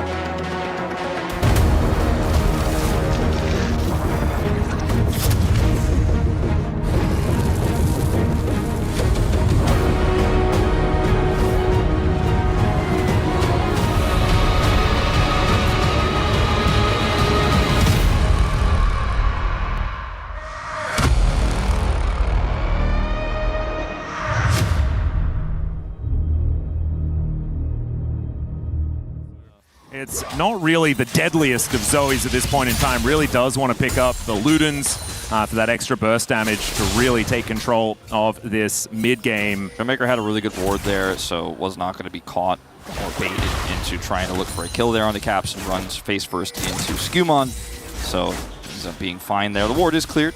Now we move forward. Shiu is proxying the wave here, just clearing this up as fast as possible, trying to further his lead on the top side. Do have Void Grubs spawning. And he wants to deny some farm here from Broken Blade, but Labrov again is ready to Hex Flash, potentially over this wall. He'll run face first into the ward instead. He's going real fast. There's the flash over the anchor as Lucid going to need to come up. Doesn't actually have to, as G2 back away pretty quickly. Skumon now finding Korea in the river. We'll be able to get that knock up onto the horse pants lady. Caps coming on over here as Showmaker was fresh off a reset. And this was not the time to roam for Korea, unfortunately. Even the hijack coming through as the Magnet Storm is picked up for the Silas. That's a phenomenal ultimate for Caps to have for the next little while. See whether he finds an opportunity to use it.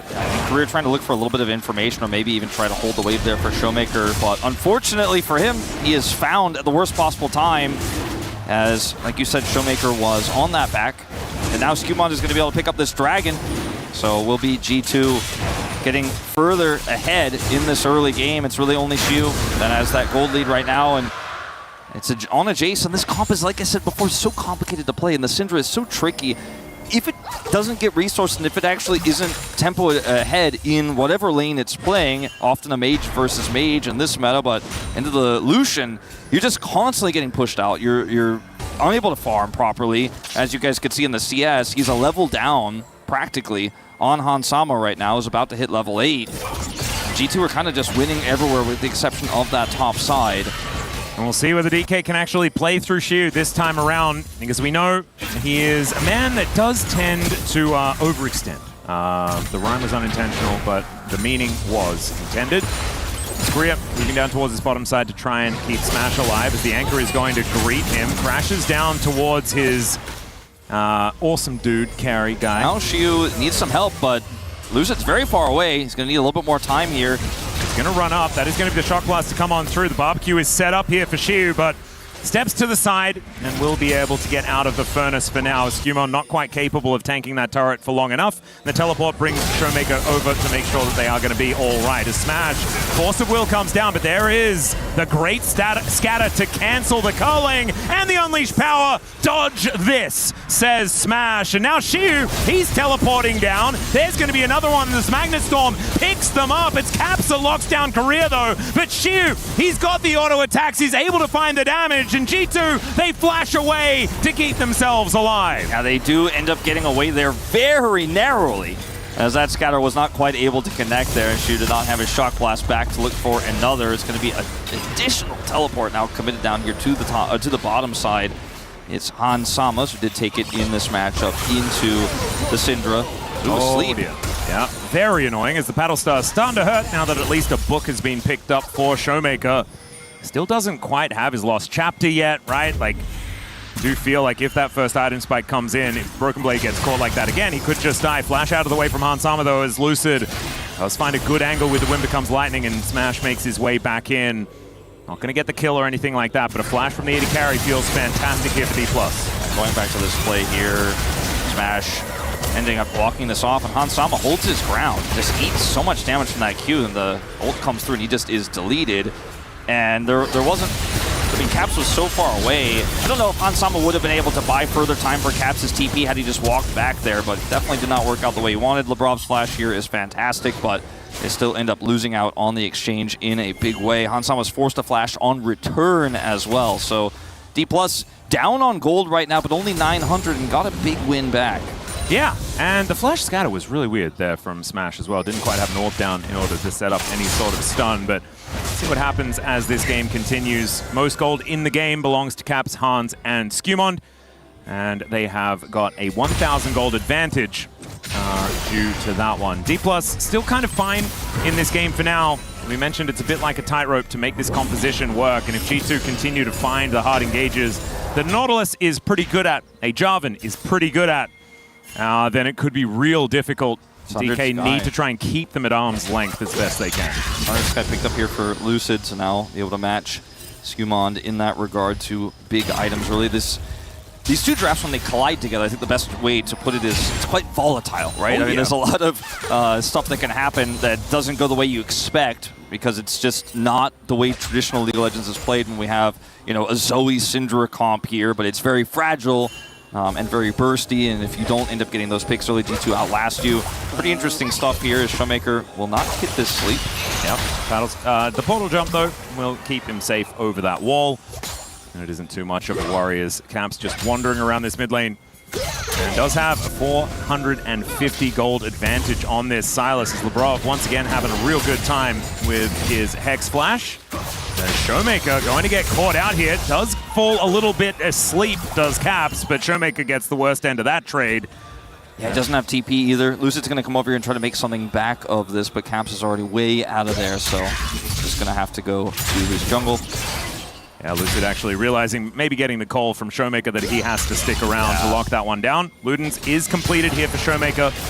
That is certainly great news. We'll start to do a fair bit of damage if those sleeps do connect. That's the big one. He's already doing a lot of damage to you know, some of the squishier champions here on G2's roster, and now has the ability to fight in this upcoming Dragon if they can get control of it, or at least some space control here to allow him to get in there. Right now, they have a lot of space to work with here. As you can see, there's a control ward in the pit. The Dragon just shoves to the entrance as G2 are not there yet. So maybe we could see that early skirmish here for D+ around this double mage composition with that spike coming through from Showmaker, turning this into a lot closer of a game and putting us on a 1-to-1 Drake score. G2 do not have a great entry point here, so it looks like this time around, unlike game one, they will simply give it up.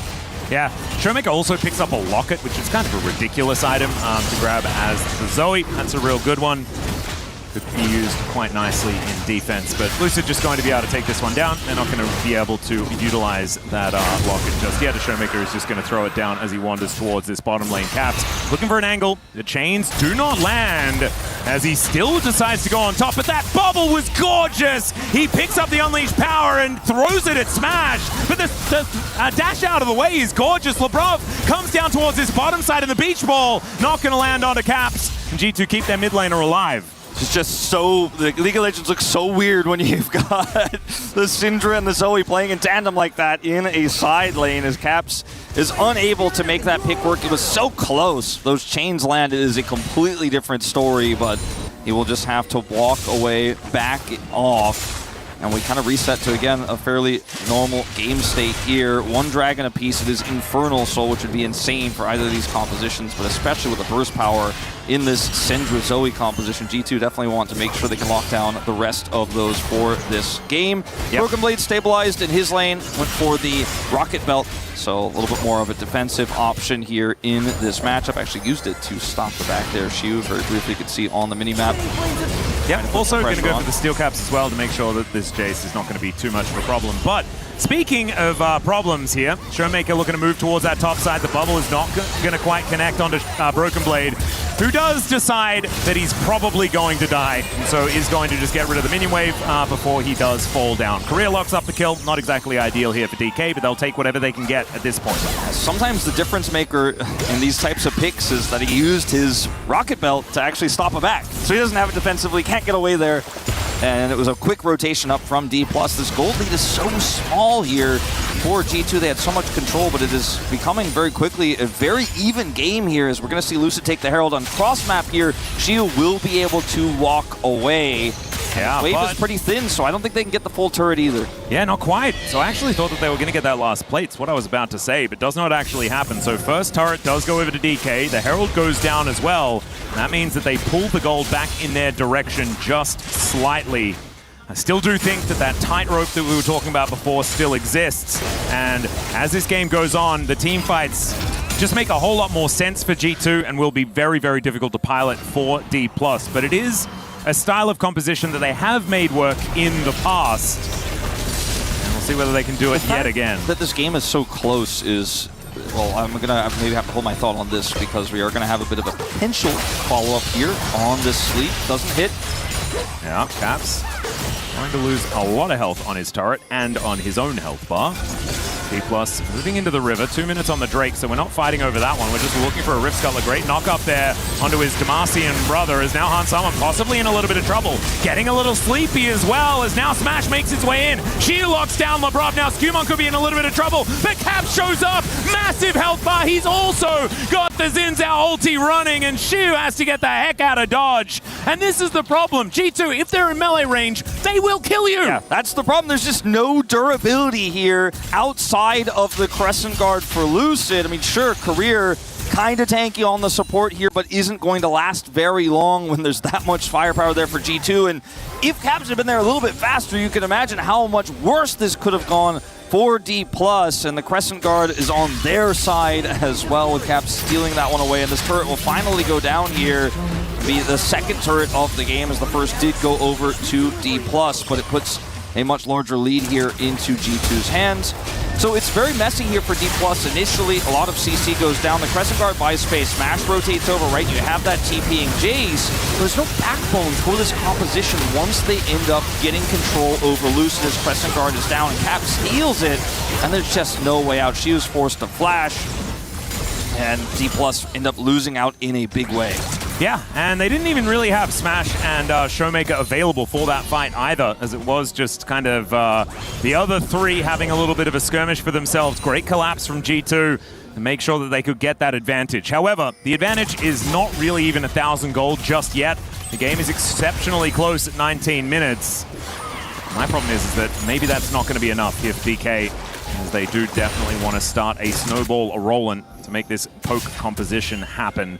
3-0-1 though for Caps on this Sylas, as you can see here as we follow him out of base. It's not quite Faker's 17 kills, but it's a pretty good spot in this one. And, you know, I think that G2's comp scales better here. There's so many different ways to fight a team fight. You can play through a pick with Han Sama and the burst he has. You can play through the Sylas setup. You can play it slow.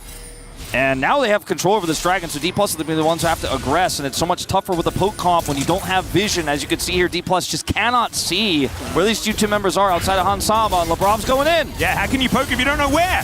As now Labrov going to take a whole bunch of damage. Battle Shelly comes on through as well, and the Nautilus is just destroyed.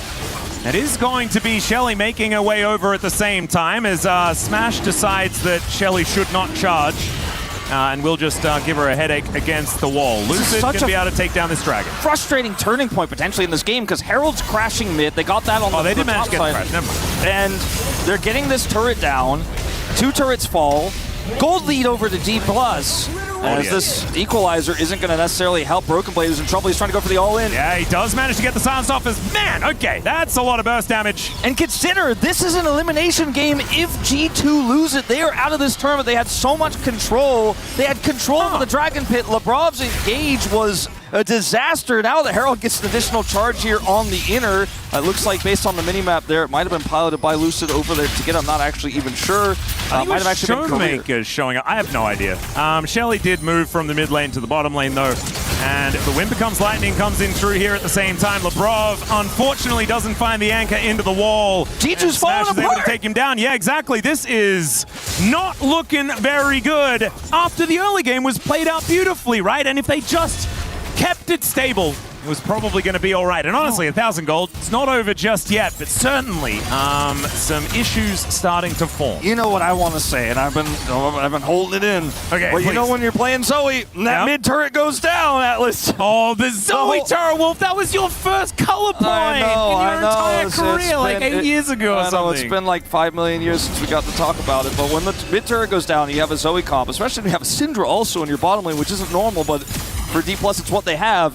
It's hard to be on the map. It's hard to be Skumon trying to clear your camps. It's hard to be Labrov trying to set up vision, because if you don't have those turrets to fall back on, it becomes incredibly oppressive what D+'s comp can do. They have that ward deep up in the mid lane. They have wards on the left and right side of the river. And now if anyone on G2 is alone, they will be collapsed on and picked. They have to move as a group. Hansama alone! Oh dear, the Scat of the Week comes on through. The Flash has to be used, but the Shattering Strike, the Magnus Storm is there. The Unleashed Power is not quite enough though, and Hansama creates enough distance. However, Lucid is there with the Audacious Charge. It's a 1-for-1 trade though of the AD carries. His career is going to get chased out. Great equalizer does come down as Showmaker.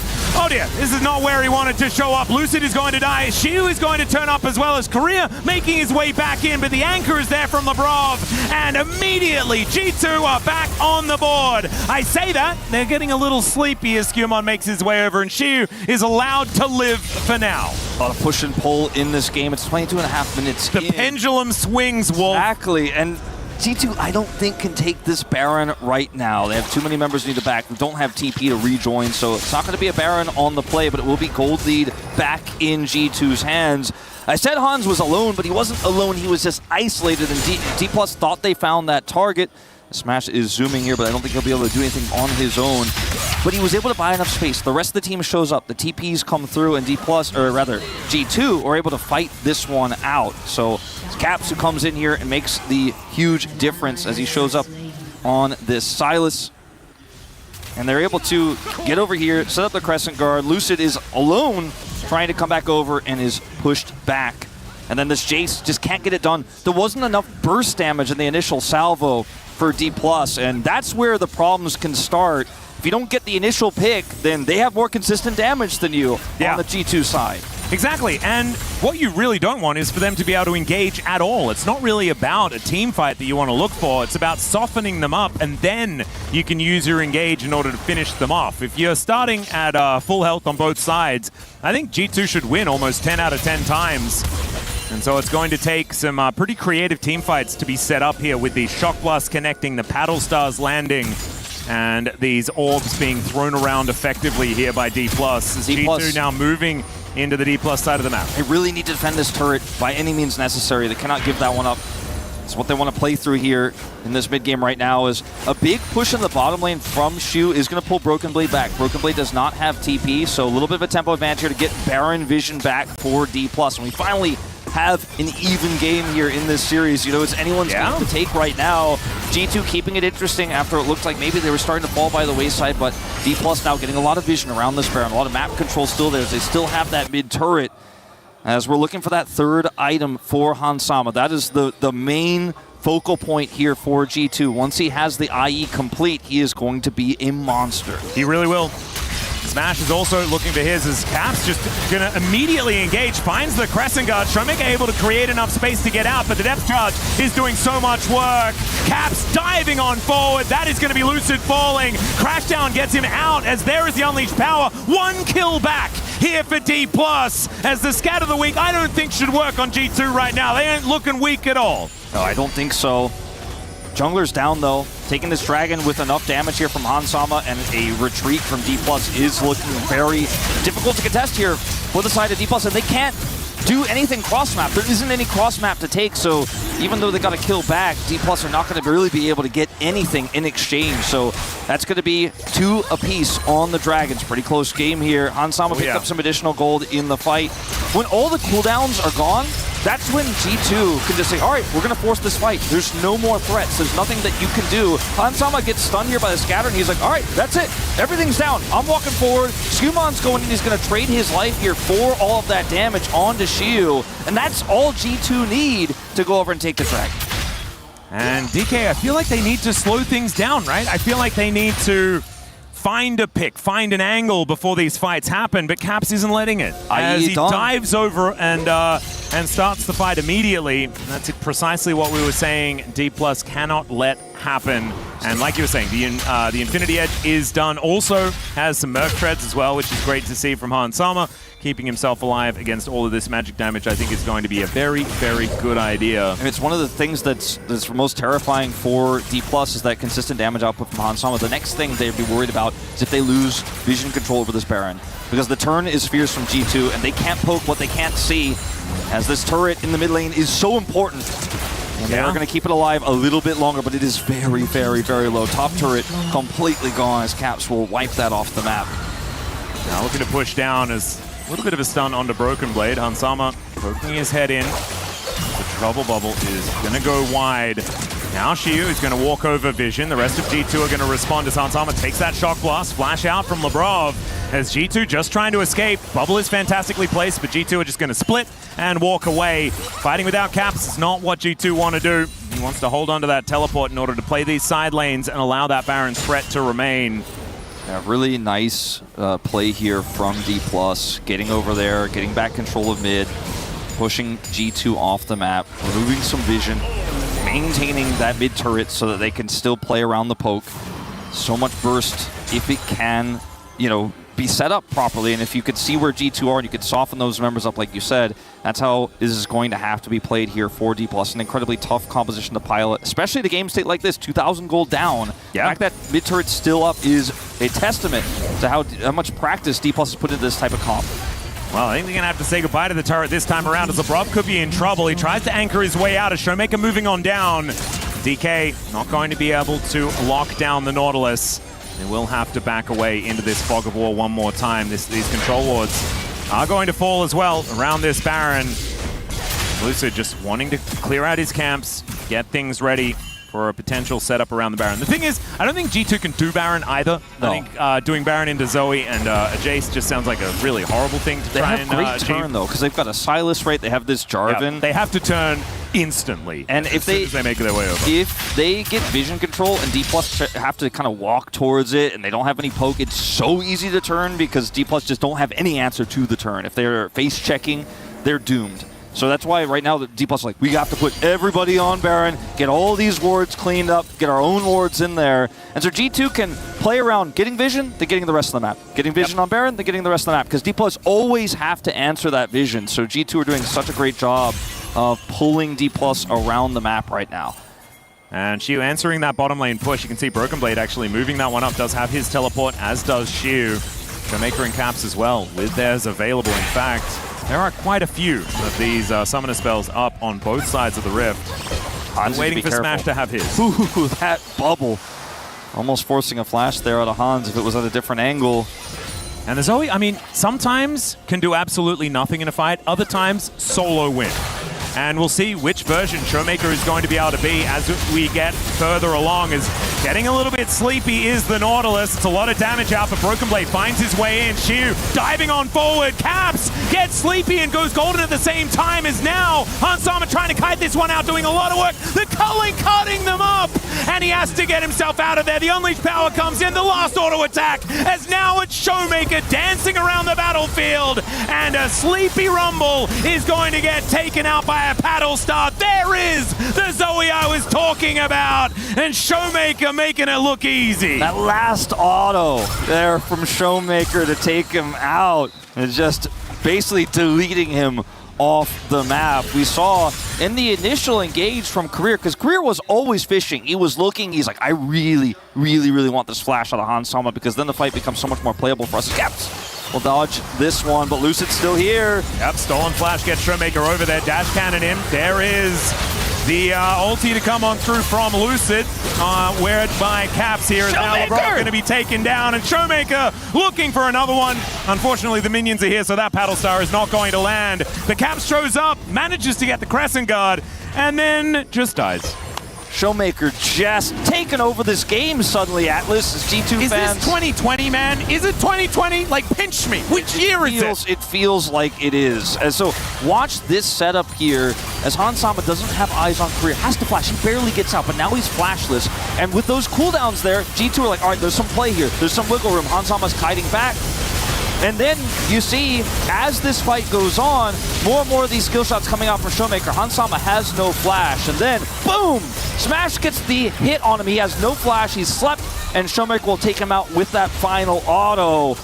And Broken Blade is just left by the wayside. It was a good turn there from G2 after the initial salvo, but Showmaker and Smash, and the double mages played it so well, and once Hansama is down, the fight is a wash. Yeah, there is nothing that they can do. I have to say, the equalizer left a little bit to be desired, right? DK never really wanted to be where it was, and Caps found himself just right in amongst it. And I like the idea, I like the plan, because they do not want to give DK time to poke them out.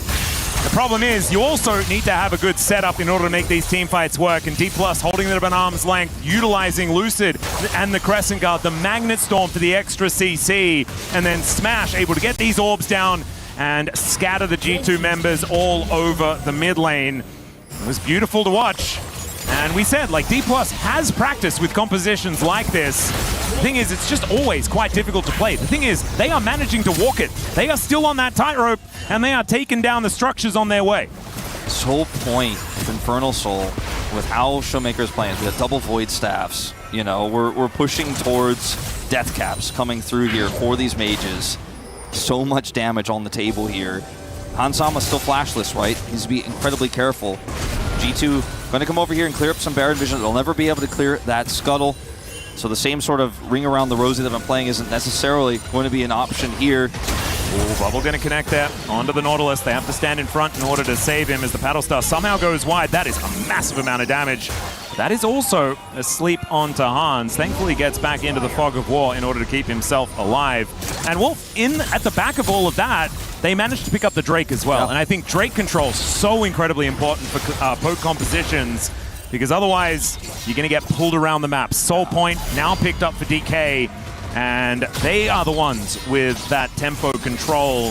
It's just the fact that they were able to get all that gold back, get that dragon, means that G2 just don't have the same chokehold control over this game, as Career is a bit too far forward trying to clear this ward. Yeah, gonna get chained up. There is the Magnet Storm as well, as he's looking to try and escape. He's relatively tanky as he flashes out of the way, but that does mean that this Cataclysm is going to hold him in position very nicely. That Equalizer, so much better! They gotta go straight to Baron. Hansama gets the laser beam out to take down the Jace. I think they just gotta go straight to Baron here. LeBron caught though. Yeah, getting a little bit sleepy. Flashes over the wall there as D+. Remember, they do have a lot of very annoying poke, especially if Showmaker is alive. If they give enough time though, those picks will not necessarily be valuable. They are gonna now put Hansama with this 4-item Lucian to work on the Baron, and I don't think D+ can contest easily. Lucian has GA, and he is heading over. Yeah. You see some zone control, but LeBron is so low. He might look for the turn, but this Baron is so incredibly low. Getting a little bit sleepy is Caps, but he goes golden.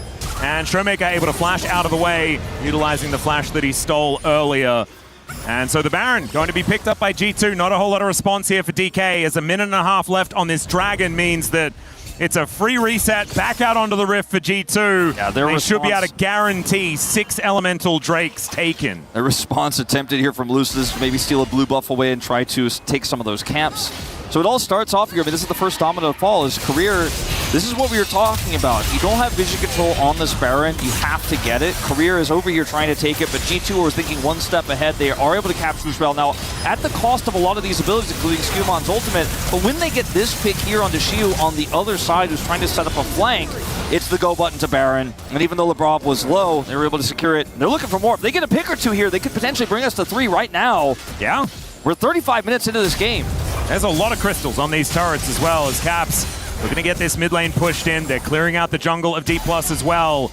And they always had the gold lead, but it had been really shrunk, right? And now it is starting to extend one more time. Skumon, though, takes about 1 billion damage, as the poke is still very scary from Showmaker and from Shiu. Yeah, this push is pretty thwarted right now. And they're just simply going to have to back away and reset. So D+, a little bit of extra wiggle room, which is huge because the Dragon, which is Infernal Soul for them, spawns in 15 seconds. So G2 need to rush over and deny D+'s take of this important Dragon. Skumon healed up and ready. The thing that I'm scared about, Wolf, is that there's a Rabadon's Death Cap on Showmaker. If he hits anyone with that Sleepy Trouble Bubble and then the Paddle Star lands, they may just die. Smash is about to buy his. He's got TP. He's going to grab that one and head straight over to this fight. This might be the last fight of the game. Yeah, the bubble is on the ground, as there is that Death Cap you were talking about. The teleport right into this mid lane. There's Caps. He's got that Crescent Guard once again. It is going to be very dangerous. Hex Flash gets Lebrov in there, but the scatter comes on down. Great Magnet Storm there from Career. Heads to the skies, he goes, and Hans is dead. Caps finds the angle as well. A 2 for 2 so far, and they do eliminate.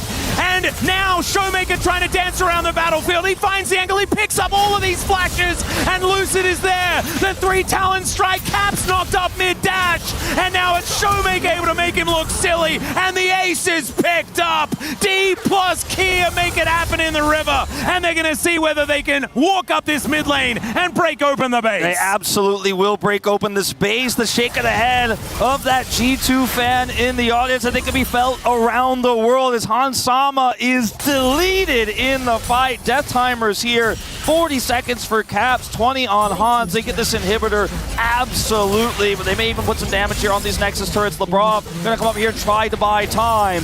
Yeah, they're going to look to try and end the game. When the Dragon is up and available, I imagine DK can just head on over towards this Infernal. Remember, like an Infernal Soul for a poke composition, that's kind of ideal. And so DK going to get on over there and see whether they can grab that one. I really thought that it was going to be a G2 freebie. And I don't even know. Like, I want to watch that fight back again, but I don't know if we have time to because we're going to go straight into this Infernal Soul potential contest here for G2. I mean, it's not an ideal situation, but they got to try something. TP in from Broken Blade as they are going to try to stop this Dragon from going over. Skewmon in good position here. That's an aggressive teleport here from Caps. Does pick up the double bubble as Lebrov is already down to about a third health and maybe nothing as the Magnustorm picks up 3. Skewmon into the backline, but he is immediately put down towards that GA as Hans is going to respawn. It's a double for the Jarvan, but the rest of DK, they'll find the angles, and look at Showmaker just skipping around the battlefield, and they will kill them once again, and now start that walk over. Yeah, they have the super minion wave here. No Infernal Soul needed. Double Mage Comp is going to work here for D+, as they will knock G2 out of the Esports World Cup in 2026 with a 2-0. What an unbelievable performance in back-to-back games. Different styles, and just made it look so incredibly good. Showmaker's Zoe, we were transported back to when he was that world champion in 2020, when he was so dominant in 2021. It was off the back of champions like this, and since then, he has had games like this spread throughout. But man, I was not expecting it here on the EWC stage. Everybody had a part to play. The scatters coming through from Smash on the Syndra, the sleeps from Showmaker, but Career getting the flash on the Hans in that critical mid-fight, constantly finding the right angles, and they got Hans Sama twice in those really important moments here to close out the game. G2 played a great game too. Obviously, game 1, not going to be their most favorite, not going to be memorable for anyone, but in game 2 they had a good showing, but D+ were just better on the day. They were. I thought the early game went nicely, right? Lebrov finding so many of these angles, but afterwards found himself getting caught out. And it is very sad to say goodbye to G2, the team that was able to take down so many of the LCK teams throughout this year. I really did think that D+ was just going to be another name ticked off their list. But as it turns out, it's not to be the case, as we have Lucid alongside with Ian. Thanks, guys. What a day for DK at EWC. I'm standing by with Lucid. Got some big fans out here, and G2, a tough opponent. You know, they took down your South Korean counterparts in T1, MSI. How did you prepare for them, knowing that they were so dangerous? 일단 루시 선수 승리 축하드리고요. 첫 번째 질문으로는 G2가 그만큼 강적이었는데 사실 MSI에서도 T1을 이제 꺾은 정적이 있는 만큼 굉장히 좀 두려운 상대였을 수도 있을 텐데 어떻게 좀 G2를 상대로 준비하셨는지 궁금합니다. 충분히 잘한다고 생각했지만 그래도 뭔가 저희가 연습하면서 저희가 잘하면 이길 수 있다라는 자신감이 좀 많았어가지고 그리고 G2가 그렇게 잘한다고 생각 안 했어서 그냥 쉽게 이겼던 것 같습니다. Yeah, knowing that they're a strong team, I mean, they have their powers, but I think if we can do what we can perform, if we have prepared a lot against them. So yeah, we were confident 100% that we could win. But that being said, I don't really feel that G2 is a very formidable opponent. Wow. Yeah, so I think we had a great shot to win if we just showed our full potential. Well, you guys are definitely formidable opponents for anybody.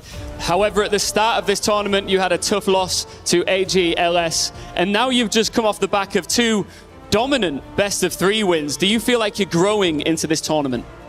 사실 첫 경기 AJL 상대로 좀 패배를 하시면서 다소 좀 불안한 출발을 보였지만 그래도 이후 이제 2 경기를 이제 승리를 거두시면서 좀 이번 대회에서 좀 성장하고 계시는 것 같은데 본인 스스로는 좀 어떻게 느끼시는지 궁금합니다. 지금 파리 와서 적응을 잘하고 있다고 생각하고 있고 그리고 개인적으로 폼이 되게 좋다고 느껴서 우승까지도 할 수 있다고 느끼는데 앞으로 경기를 더 해봐야 할 것 같습니다. yeah, coming here in Paris, I feel that we're adapting pretty well. So that being said, maybe we should have for a few matches to go. But yeah, I think we're gaining a lot of confidence that we can compete for the trophy. Well, you'll find out if you can get revenge over AGAL a little bit later on. But for now, as you can see behind us, the final key will be crushed here in Paris tonight. Would you like to come with me to crush the key? 바로 키 부수러 가시겠습니까? Let's go. Okay. We've seen some absolute banger key crushes over the last 2 days. Let's see how this one shapes up. Lucid, if you just take your position here in front of the key crusher. Paris, are we ready to crush the key? Here we go, this is it. Just come and stand right here for me as you watch the key crushed. The end of every journey at EWC sounds like this. G2's key crushed. Completely brutal. I call it beautiful brutality, to be honest. It's one of the key things, no pun intended, that makes this tournament so unique and so special. Lucid, we've got fans out here in front of you. Is there anything you'd like to say to everybody watching? 정말 많은 팬분들이 또 디플러스 기아를 응원하고 와주셨는데 팬분들께 마지막 인사를 해주신다면 좀 어떤 말씀 해주실까요? 일단 호응이 너무 약간 강해서 너무 재밌는 것 같고, 그리고 호응 덕분에 좀 뭔가 도파민도 많이 돌고 이길 수 있는 원동력이 됐다고 느껴가지고 다음 경기에 또 이기면 이런 호응 해주실 거라고 또 믿고 있기 때문에 또 이겨보도록 하겠습니다. Yeah, there's a lot of dopamine flow in my blood right now because of the roaring crowd. I feel a lot of energy from here. So yeah, I'm definitely feeling of that. So yeah, I'm expecting a lot of fans will come here and cheer for us for the next game as well. And yeah, that's going to be a confidence boost as well. So thank you so much for supporting, and we'll see you on the next game. Well, Paris, one more time, make some noise, faites du bruit for Lucid and DK. You'll be looking to find out who you'll be facing in the quarterfinals, as will everybody else. We'll be doing a live draw right here on stage very shortly. See you soon. Thank you so much, Ian Chambers, as we will see you very soon for the draw show. Why are you looking at me like that, Ox? I had to look, I had to make sure it was you and not Ian. Right That's true. That's true. I do a good Ian Chambers impression, just like Lucid was doing a fantastic impression of what a world champion can look like. A great, great game here all over the place in the jungle. I mean, he was playing his classics, the Vi and the Xin Zhao. We've had some stellar Xin Zhao performances from him domestically, but seeing him bring it out against G2 and just take over that late game fight. It was not an easy fight, to be fair, because you have to play against the classic AD carry, which is going to outscale you. But I think Lucid and Career managed to reach to the AD carry, and I think that was crucial. And the team fight synergy between the D plus Kia players is just finally it's hitting there. It took a little while, though, because this was a very close game. G2 with multiple opportunities here, and that unique dichotomy in the bot lane. It was the traditional AD carry, Lucian for Hansama, and he had multiple moments there to pull it back on in when we take a look at the damage that he did. But Smash and Showmaker and Lucid stepped up when it was needed. Man, so much damage from the Xin Zhao. It's rare you see the jungler being the most damage in the game, in Pro at least, but this is not the first time Lucid's had a performance like this, but the team really had to come together on this one. Showmaker on the Zoe having some monstrous moments and being able to help shut down Caps in those late game team fights, because he was on a tear for a good portion of this game. And even look at the gold graph, it was all over the place, and for a lot of the time not in the favor of D+. Yeah, and I loved this kind of matchup here if you are G2 going out like this, because you had two mages that were your primary damage dealers on the opposite sides, where if they stun you, you will die, but you do have a very mobile AD carry, a Lucian to move around and dance around it. If you were something that was like a Varus that was a lot more stationary, it'd feel tough. I felt like they got a pretty good look at it here with Did. Yeah, but the thing is, Lucian is, again, the short-range AD carry who can't really play against Syndra. That's why Smash kind of flexed it into the bot lane. I think nowadays it's just really hard to play the classic AD carries on the bot lane because you don't have the power spike. You can't really reach to the point where you can actually outscale because they're going to just snowball and end the game. And when you get slept and knocked on out, then the punish comes on in, which is what we have a highlight of in that mid lane at 29 minutes. A show of the power from Showmaker. And Hans Sama evades the initial engage quite well from Korea and starts to pump out a good amount of damage in this fight. Actually looks like maybe G2 going to be able to take this one when he starts putting out the damage, but unfortunately Showmaker has something to say about it. Oh yeah. And the sleep that comes through. And look at the HP bar. Like, if Hans Sama finishes us off with the calling, then I think they could win the fight, but they are all 1 HP, but they don't have enough damage to finish that off. I think the problem is Hans Sama is doing what he feels he needs to. He's being on the front line, getting the damage down because you're a short-range AD carry, but that puts you a threat. The Syndra and the Zoe are so hard to deal with, and that's why I felt like this was such a difficult game for him to navigate, and the Syndra pick worked really well for D+. Yeah, and as you said, there were multiple fights that they escaped on 1 HP, did D+, and here in the final fight, this was after a huge team fight already, basically in the same area. Yeah, again, like this is the fight where Korea finds the way with his flash engage because Hans Sama had the GA, so he could actually 1v9 this fight. But here, again, Xin Zhao and Korea looks for the target, and Hans Sama couldn't do it.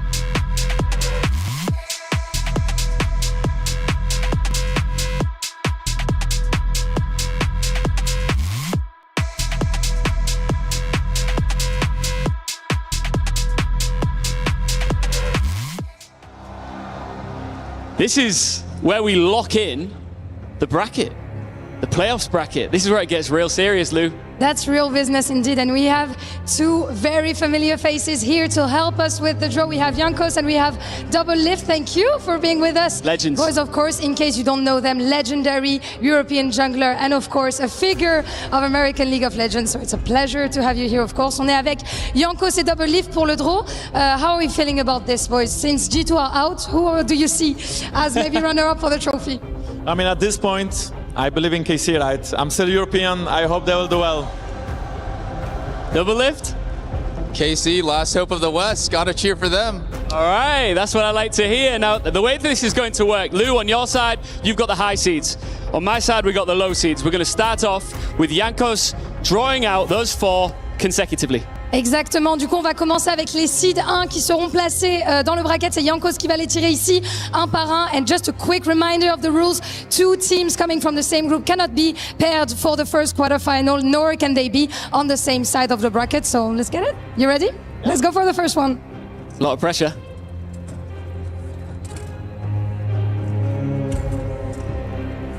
Okay, first one.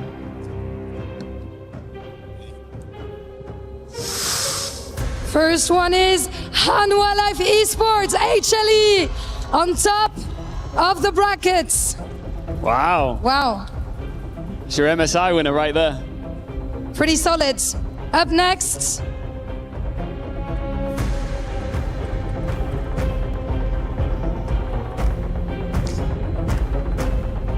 let me help you with that. Up next, AGAL, AG, qui seront du coup la deuxième équipe dans ce bracket Seed 1. They'll be feeling really confident this year. Third up, there's not much suspense left. Who is it gonna be? Is it Gen G, third position? So it's easy to guess who's the last one, but still.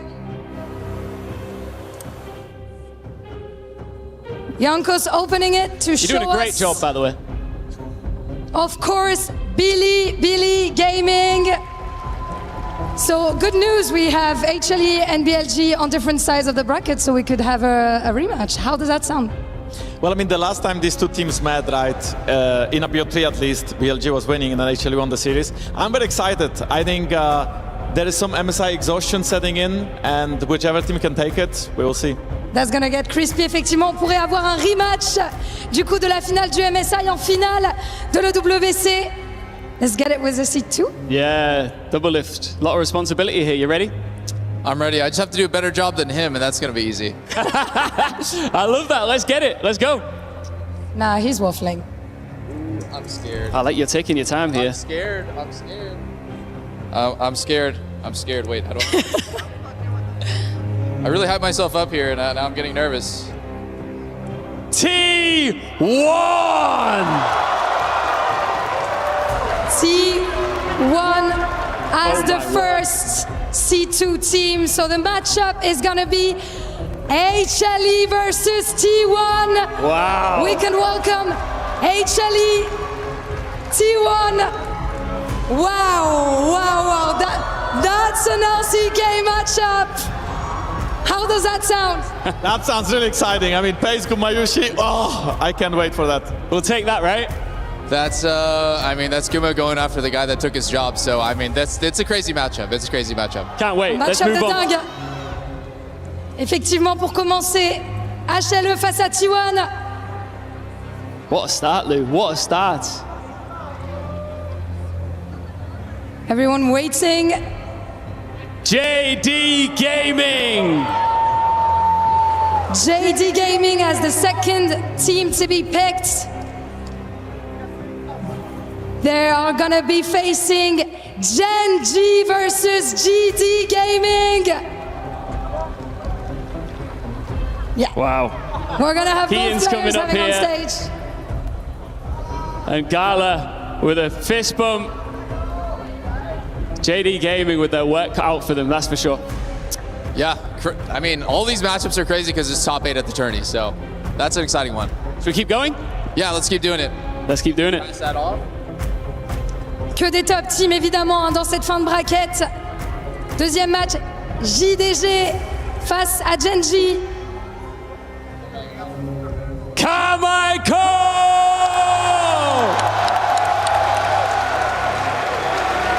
So it's gonna be AGAL versus Carmichael. Listen to the crowd in here. That is a tasty quarterfinal. I think I gave him the easiest matchup possible. Wow. I did. Do you agree I with did. him? Absolutely. I think this is doable. I think, like, you know, Casey should be happy with this. We take it. As Western team, we take it. With all due respect, obviously. Of course, yes. Well, we know who it is, but let's just do the honors anyway with the final team to be drawn out here. It's DK. So final matchup, you got it, ça sera D plus Kia versus Billy Gaming, BLG. Incredible stuff. We've got a lineup of a lifetime coming up in this quarterfinals bracket. Banger after banger after banger. Let's get some final thoughts from you guys. Firstly, I'm going to really put you on the spot. Who do you think's winning this entire thing?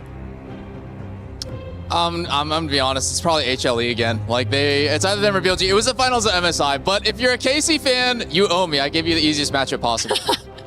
Well, do you agree with him, or do you have something a bit more crispy for me? Who's winning it? I hope KC will make it all the way to semis. It's possible. It's definitely possible. As for the whole thing, I'm gonna go with most likely HLE as well. I think they're still in shape after MSI and they are very flexible in draft, so hard to beat. Ouais, en effet, qui va gagner? Du côté, forcément, des deux, c'est un peu HLE. Les favoris reviennent du MSI, ils sont en forme. Mais on a envie de croire que Karmine Corp peuvent aller jusqu'en demi-finale et c'est tout ce qu'on leur souhaite. The best in the world continue to compete for this trophy. We'll see you tomorrow for the quarterfinals.